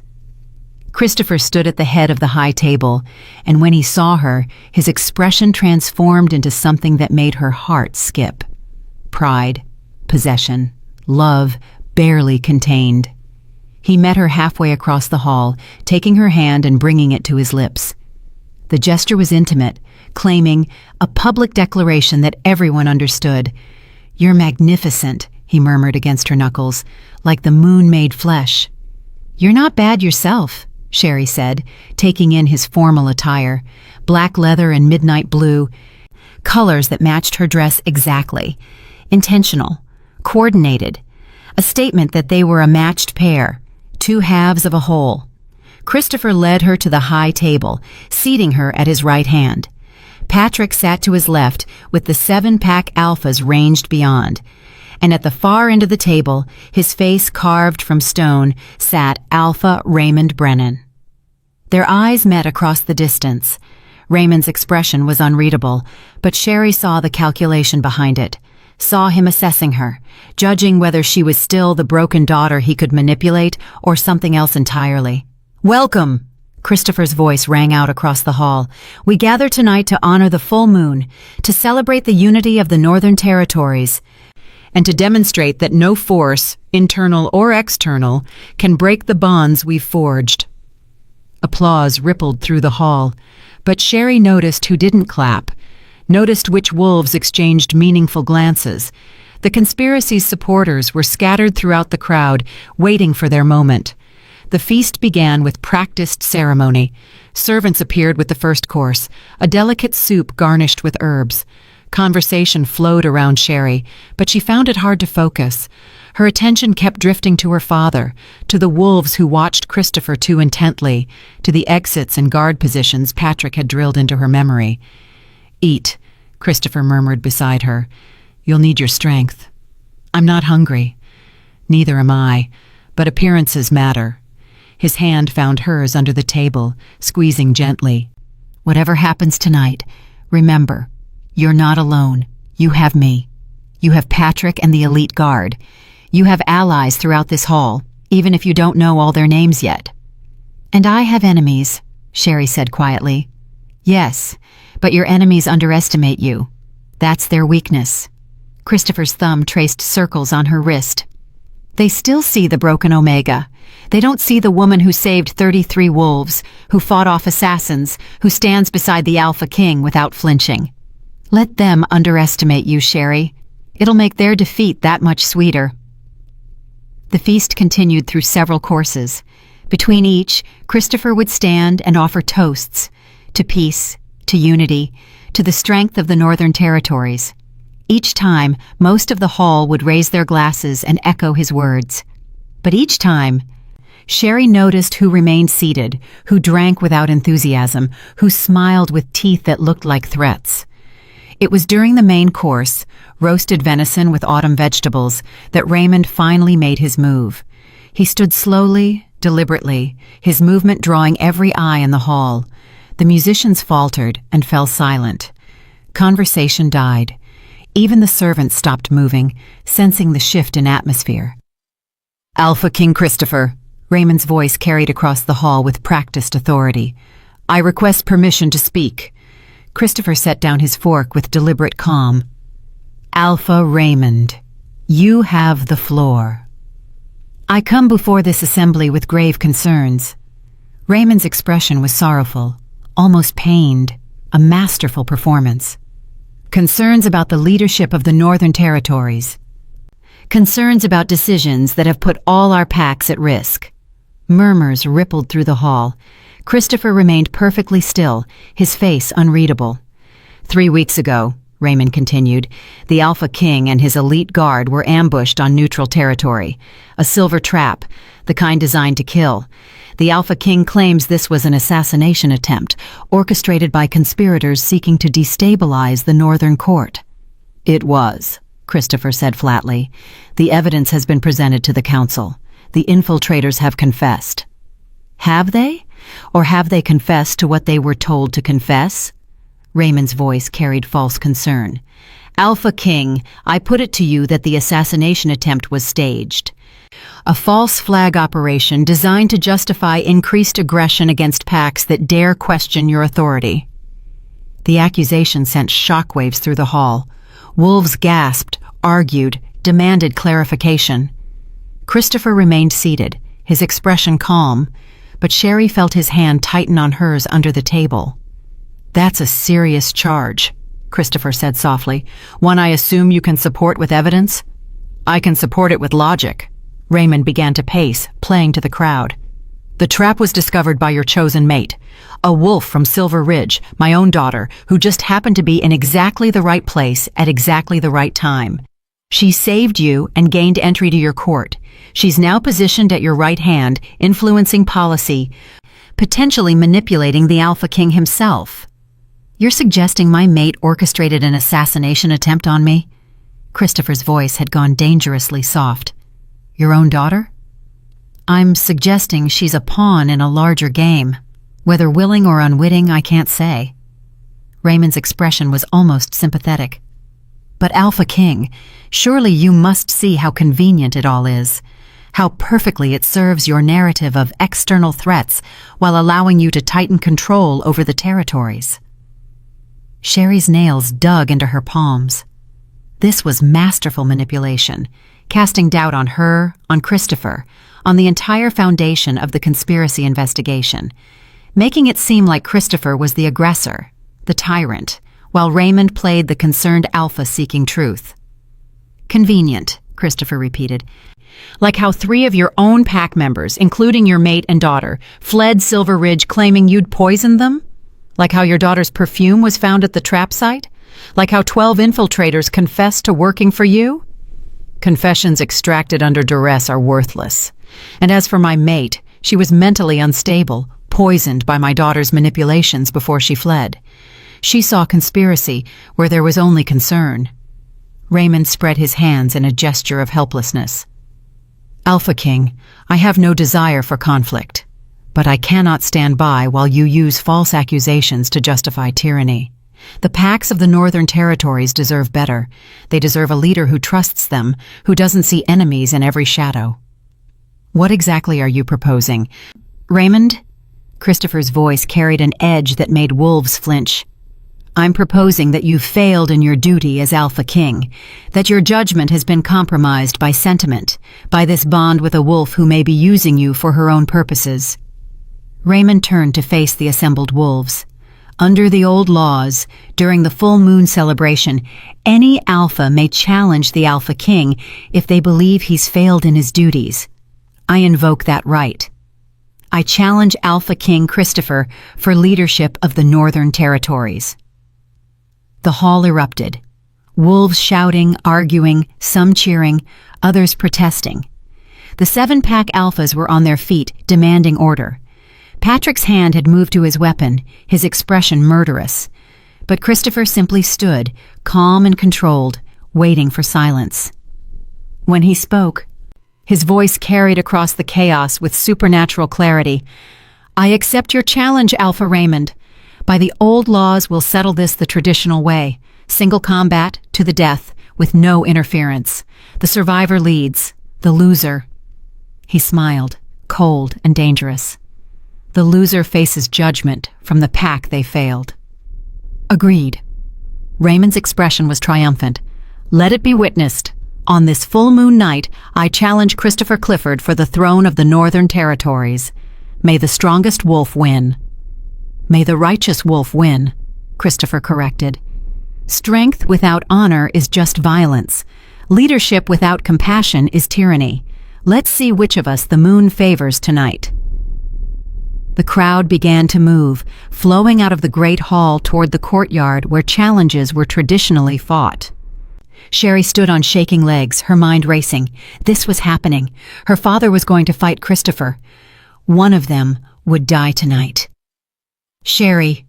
Christopher turned to her, cupping her face with both hands. I need you to trust me. I need you to believe I'm going to survive this. He's going to cheat, Sherry whispered. Somehow, some way, he's going to sabotage you. That's what all the infiltrators were for. That's what the poison was for. He's been planning this for months. I know, and I'm ready for it. Christopher kissed her forehead. I've faced death before. I've fought battles that should have killed me. But I've never had something worth surviving for like I do now. I will win this, Sherry. And when I do, you'll be the first wolf I see when it's over. That's a promise. Christopher, no goodbyes, no final words. Just faith. He pulled her into a fierce embrace. Have faith in me. Have faith in us. Have faith that this story doesn't end with me dead and you alone. That's not how destiny works. Patrick appeared at Christopher's elbow. It's time. The circle is being prepared. Christopher released Sherry reluctantly. Stay with Teresa. Stay visible, but protected. And Sherry, if something happens to me, if Raymond wins, you run. You don't try to avenge me. You don't sacrifice yourself. You survive. Promise me. I promise, Sherry lied, because they both knew if Christopher died, no power in the world could make her run. She watched him walk away, Patrick at his side, his shoulders straight and his head high. The Alpha King going to defend his throne. Her mate going to face her father in a duel to the death. Teresa materialized beside her. Come on, we need to get you positioned where you can see, but not be vulnerable. The courtyard had been transformed into an arena. Torches blazed in a wide circle, marking the boundary of the combat zone. Wolves packed the space beyond, hundreds of them, all waiting to witness the challenge that would determine the future of the Northern Territories. Sherry found herself pushed to the front of the crowd, close enough to see everything. The elite guards surrounded her, Teresa, Nicholas, and a dozen others, forming a protective barrier. Christopher entered the circle from one side, removing his formal jacket until he wore only pants and a simple shirt. Even from a distance, Sherry could see the power coiled in his frame, the predator beneath the civilized exterior. Raymond entered from the opposite side, similarly stripped down. He was larger than Christopher, more heavily muscled. In pure physical terms, he was an intimidating opponent. But Christopher was the Alpha King. 93 years of experience, decades of training, battles that had forged him into one of the most dangerous wolves alive. He would win. He had to win. The challenge has been issued and accepted. Van Doyle stepped forward as the neutral arbiter. Under the old laws, these two alphas will fight until one submits or dies. No weapons, no assistance. The moon will judge who is worthy to lead. Van stepped back, leaving Christopher and Raymond alone in the circle. For a long moment, they simply stared at each other. Then Raymond spoke, his voice carrying to the crowd. This didn't have to happen, Christopher. If you'd just maintained the old ways, if you'd valued strength over weakness, if you'd never brought that broken daughter of mine into your court, we could have avoided this. If I'd maintained the old ways, Christopher replied, his voice cold, I'd be a tyrant. I'd rule through fear and violence. I'd be exactly like you, Raymond, and I'd rather die than become that. Then you'll get your wish, Raymond began to circle, because I'm going to kill you tonight. And when I do, I'm going to claim your territories. I'm going to establish a new order, one where strength rules and weakness is purged. And your precious mate, she'll finally learn her place, on her knees, where an Omega belongs. The words ignited something in Christopher. Sherry saw it happen, saw the moment his control snapped, saw his wolf surge to the surface. His eyes went pure gold, his body shifted subtly, and when he spoke, his voice was barely human. You will never touch her again. Never speak to her. Never even think her name. Christopher's transformation began, Bones cracking, muscles expanding, fur erupting across skin.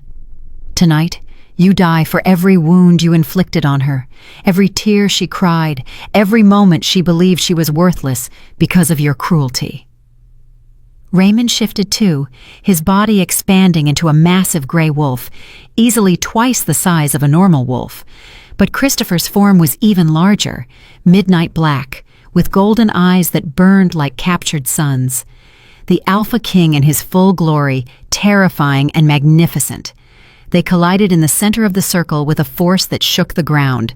The fight was brutal, primal, exactly what ancient challenges were meant to be. Teeth and claws, blood and fur. Two alphas fighting for dominance with everything they possessed. Raymond was strong, experienced, vicious in his attacks. He fought dirty, going for eyes, throat, vulnerable joints. He used his size advantage to try to pin Christopher, to crush him beneath superior weight. But Christopher was faster, smarter. He'd been fighting for nearly a century, and every battle had taught him something. He dodged where Raymond expected him to block, attacked from angles that shouldn't have been possible, used Raymond's momentum against him, turning the larger wolf's strength into a weakness. Blood stained the courtyard. Sherry couldn't tell whose. Both wolves were covered in it, their dark fur making it impossible to see how badly either was injured. Raymond lunged for Christopher's throat.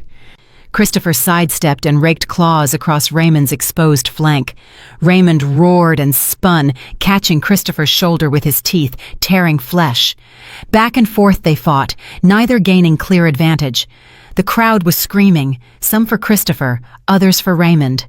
The noise was deafening, overwhelming. Then Sherry saw it. A wolf in the crowd, one she recognized as an infiltrator who'd evaded capture, pulling out a small vial, moving toward the combat circle, preparing to throw something into the fight. Poison. Another poison attack, this one designed to weaken Christopher mid-battle. Without thinking, Sherry broke away from Teresa's protection. She sprinted toward the infiltrator, drawing the dagger she'd kept hidden in her dress. The wolf saw her coming and threw the vial, not at Christopher, but directly at Sherry. She dove sideways, the vial shattering on the ground where she'd been standing. Poison splashed across stone, smoking and hissing. If it had hit her, it would have killed her instantly. The infiltrator lunged at Sherry with a blade. She barely blocked it, her dagger meeting his with a clash of metal. They grappled, and Sherry realized with cold clarity that she was outmatched. He was larger, stronger, trained for combat. But she was fighting for Christopher, fighting for their future. And that made her dangerous. Sherry used every technique Patrick had taught her. She didn't try to overpower. She outsmarted. Feinted left, struck right. Used the infiltrator's momentum to throw him off balance. And when he stumbled, when his guard dropped for just a second, she drove her dagger into his shoulder, then swept his legs out from under him. He went down hard. Guards were on him immediately, dragging him away. But the damage was done. The distraction had worked. While Sherry fought the infiltrator, while every eye in the crowd turned to watch, Raymond had struck. Sherry turned back to the combat circle and saw Christopher on the ground, Raymond's jaws clamped around his throat. Blood poured from the wound. Christopher's movements were weakening. He was losing. "No!" Sherry's scream cut through the noise. "Christopher!" She started toward the circle, but Teresa caught her. "You can't interfere. It's forbidden. If you enter the circle, he loses by default." "He's dying!" Sherry struggled against Teresa's hold, watching in horror as Christopher's struggles grew weaker. "Someone has to—" But then something changed. Christopher's eyes, which had been fading, suddenly blazed with renewed golden light. His wolf, which had been pinned, surged with impossible strength. Later, witnesses would claim they felt it, a pulse of power that radiated from the Alpha King, a manifestation of the mate bond between him and Sherry. Her scream, her terror, her absolute refusal to let him die. It had done something, awakened something, given him strength he shouldn't have possessed. Christopher threw Raymond off with such force that the gray wolf went flying. Christopher rose, blood pouring from his throat wound, and when he howled, it was a sound of pure rage and determination. He hit Raymond like a freight train. Teeth found the gray wolf's throat. Claws raked across vulnerable belly. And this time, when Raymond tried to fight back, Christopher was relentless. Unstoppable. Driven by something beyond mere survival. Driven by love. By the need to survive for the wolf watching from the crowd. By the knowledge that Sherry needed him. And nothing, not poison, not sabotage, not even death itself, would keep him from her. The fight turned decisively. Raymond struggled, but Christopher was everywhere, overwhelming him with speed and fury. Finally, with a move too fast for most eyes to follow, Christopher locked his jaws around Raymond's throat and squeezed. Raymond went still, submitted, defeated. Christopher held the position for a long moment, making sure everyone understood. Then he released Raymond and stepped back, shifting to human form despite his wounds. "It's over," Christopher said, his voice rough but clear. "Alpha Raymond has been defeated. By the old laws, by the judgment of the moon, I remain Alpha King of the Northern Territories." Cheers erupted from Christopher's supporters. Raymond shifted back to human form, his neck bleeding from Christopher's bite, his expression one of pure shock. He'd been so certain he would win, so sure his plan was perfect. "Arrest him," Christopher commanded. "Alpha Raymond Brennan, you are charged with conspiracy, attempted assassination, abuse of pack members, and violation of the Northern Territories Treaty. You will stand trial for your crimes." Guards moved forward to seize Raymond. He didn't fight, couldn't fight. He'd been beaten completely, his strength spent, his conspiracy exposed. As they dragged him away, his eyes found Sherry's across the courtyard. For just a moment, she saw something that might have been regret, might have been recognition of how thoroughly he'd failed. Then it was gone, replaced by cold hatred. But Sherry didn't care, because Christopher was alive. Christopher had won. Christopher was stumbling toward her, blood still pouring from his wounds, and she broke free of Teresa's hold to run to him. They met in the middle of the courtyard, and Christopher caught her in his arms despite his injuries, his hand tangled in her hair, pulling her close. "I told you," he said against her ear. "I told you I'd survive. I told you I'd come back to you." "You're bleeding," Sherry sobbed, her hands frantically checking his wounds. "You're hurt so badly." "I don't care, you're safe. That's all that matters." Christopher pulled back just enough to look at her face. "When I saw that infiltrator throw poison at you, when I saw you fighting, Sherry, I've never been so terrified in my life." "Don't ever do that again. Don't ever risk yourself like that." "You were dying." Sherry's tears fell freely now.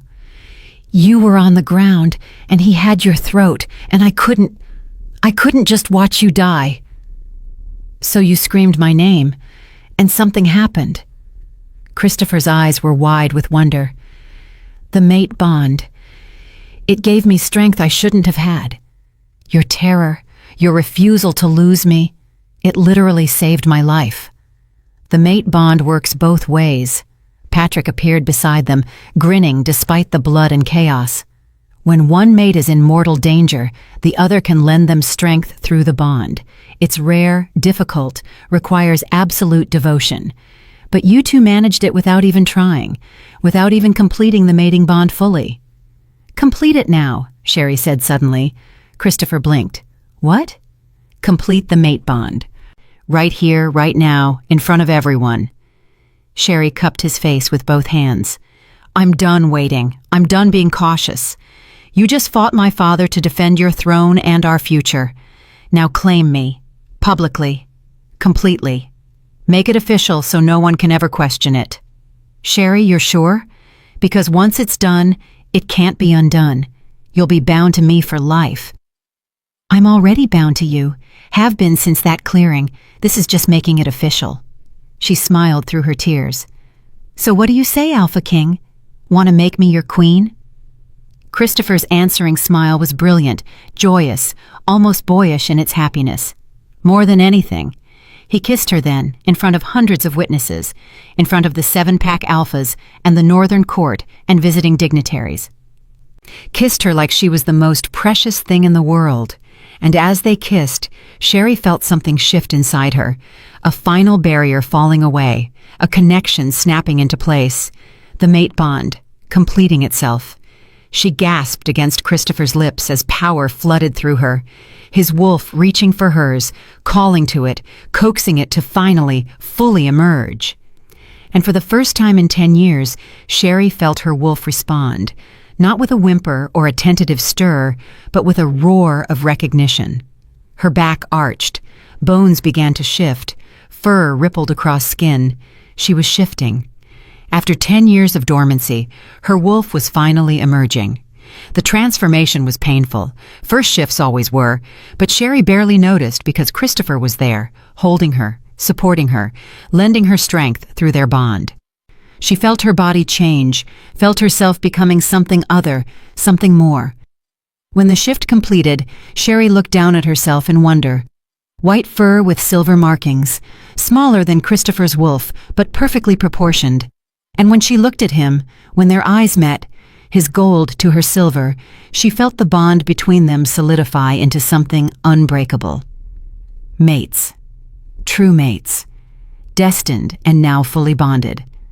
The crowd erupted in cheers and howls, the northern court celebrating their king and his new queen, the elite guard howling their approval. Even the 7-pack alphas looked impressed, awed by the manifestation of a mate bond so powerful it had broken through a 10-year-old block on Sherry's wolf. Christopher shifted back to human form, and a moment later, Sherry followed instinctively. He immediately wrapped her in his formal jacket. She was naked, as all shifters were after transformation, and pulled her close. "You're magnificent," he whispered. "Your wolf is beautiful. You're beautiful. Everything about you is perfect." "I shifted," Sherry said, still shocked. "Christopher, I shifted. I have my wolf back."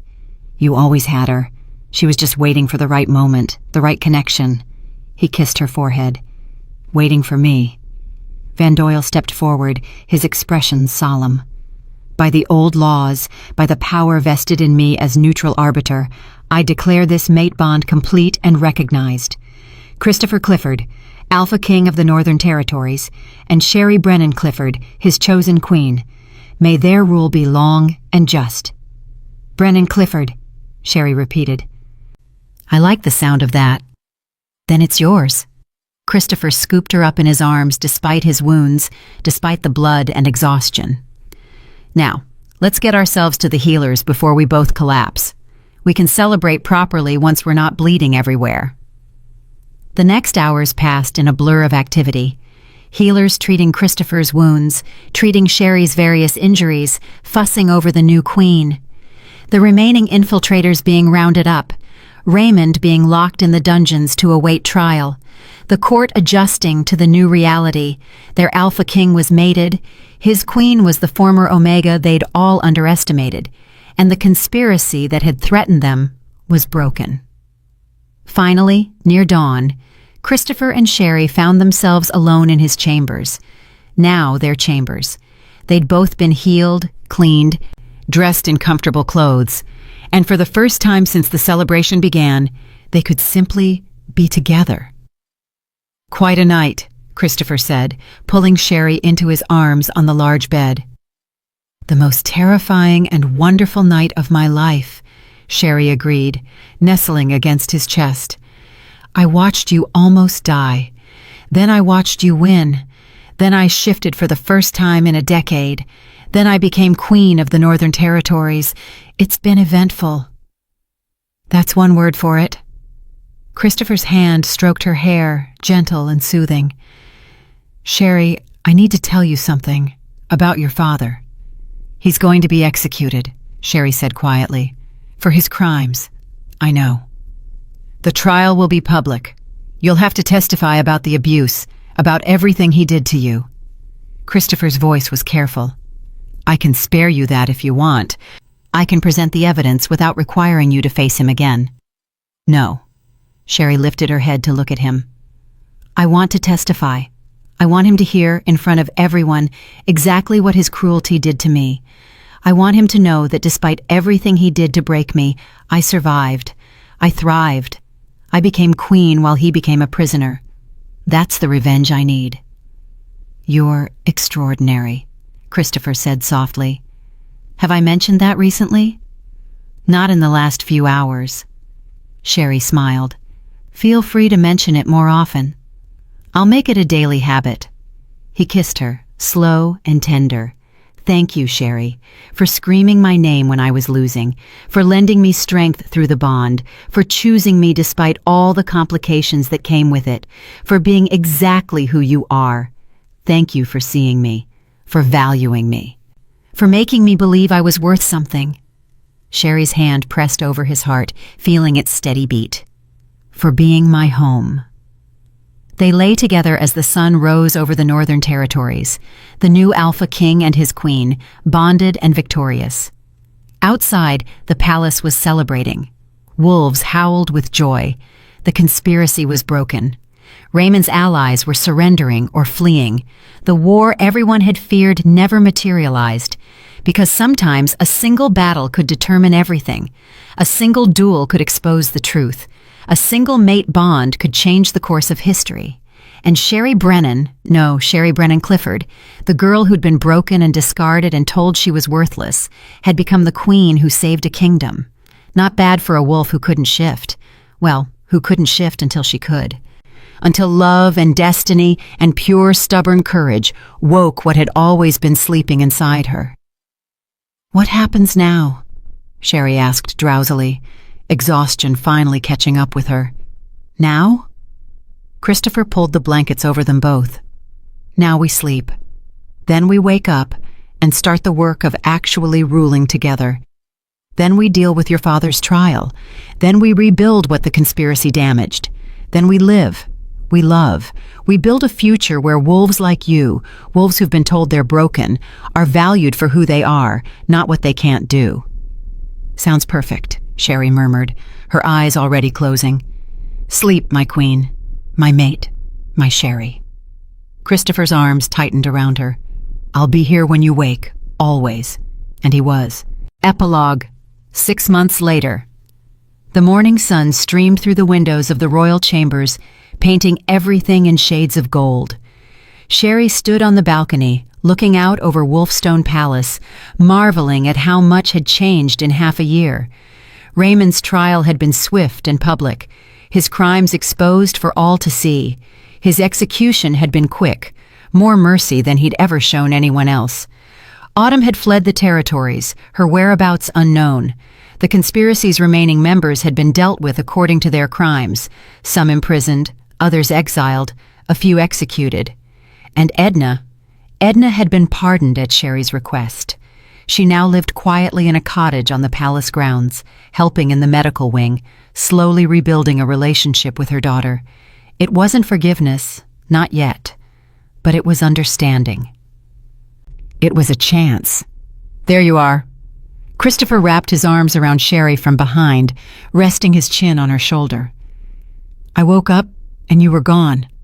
Started to worry. Just thinking." Sherry leaned back against him. "About how different everything is now." "Better or worse?" "Better. Impossibly, wonderfully better." She turned in his arms to face him. "Though I do have some news that's going to make things even more different." Christopher's eyebrows rose. "Oh? What kind of news?" "The kind that involves me being pregnant with the future heir to the Northern Territories." For a moment, Christopher just stared at her, processing. Then his face split into the widest smile she'd ever seen. He lifted her up, spinning her around, laughing with pure joy. "A pup? We're having a pup?" "We're having a pup," Sherry confirmed, laughing. "Surprise?" "The best surprise." Christopher set her down gently, his hand immediately moving to her still flat stomach. "A child.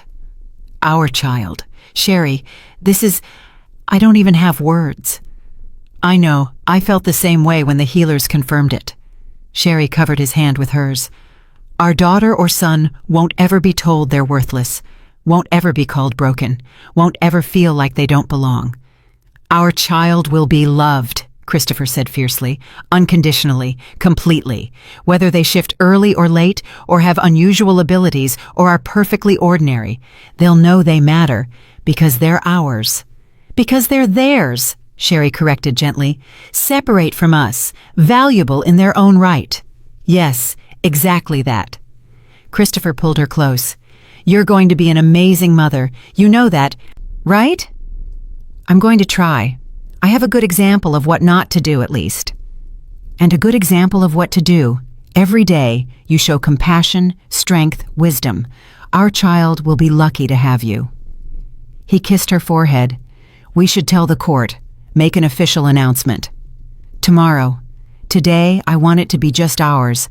Just this moment. Just us. Just the knowledge that we're building something that extends beyond ourselves. So they stood on the balcony, the Alpha King and his queen, looking out over the territories they protected together, planning for a future that included not just themselves, but the next generation.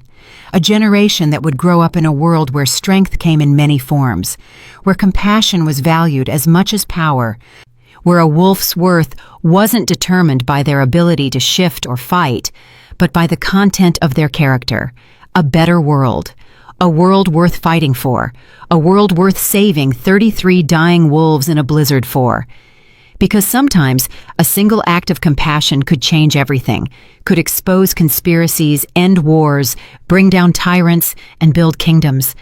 And sometimes the broken girl everyone discarded became the queen who saved them all.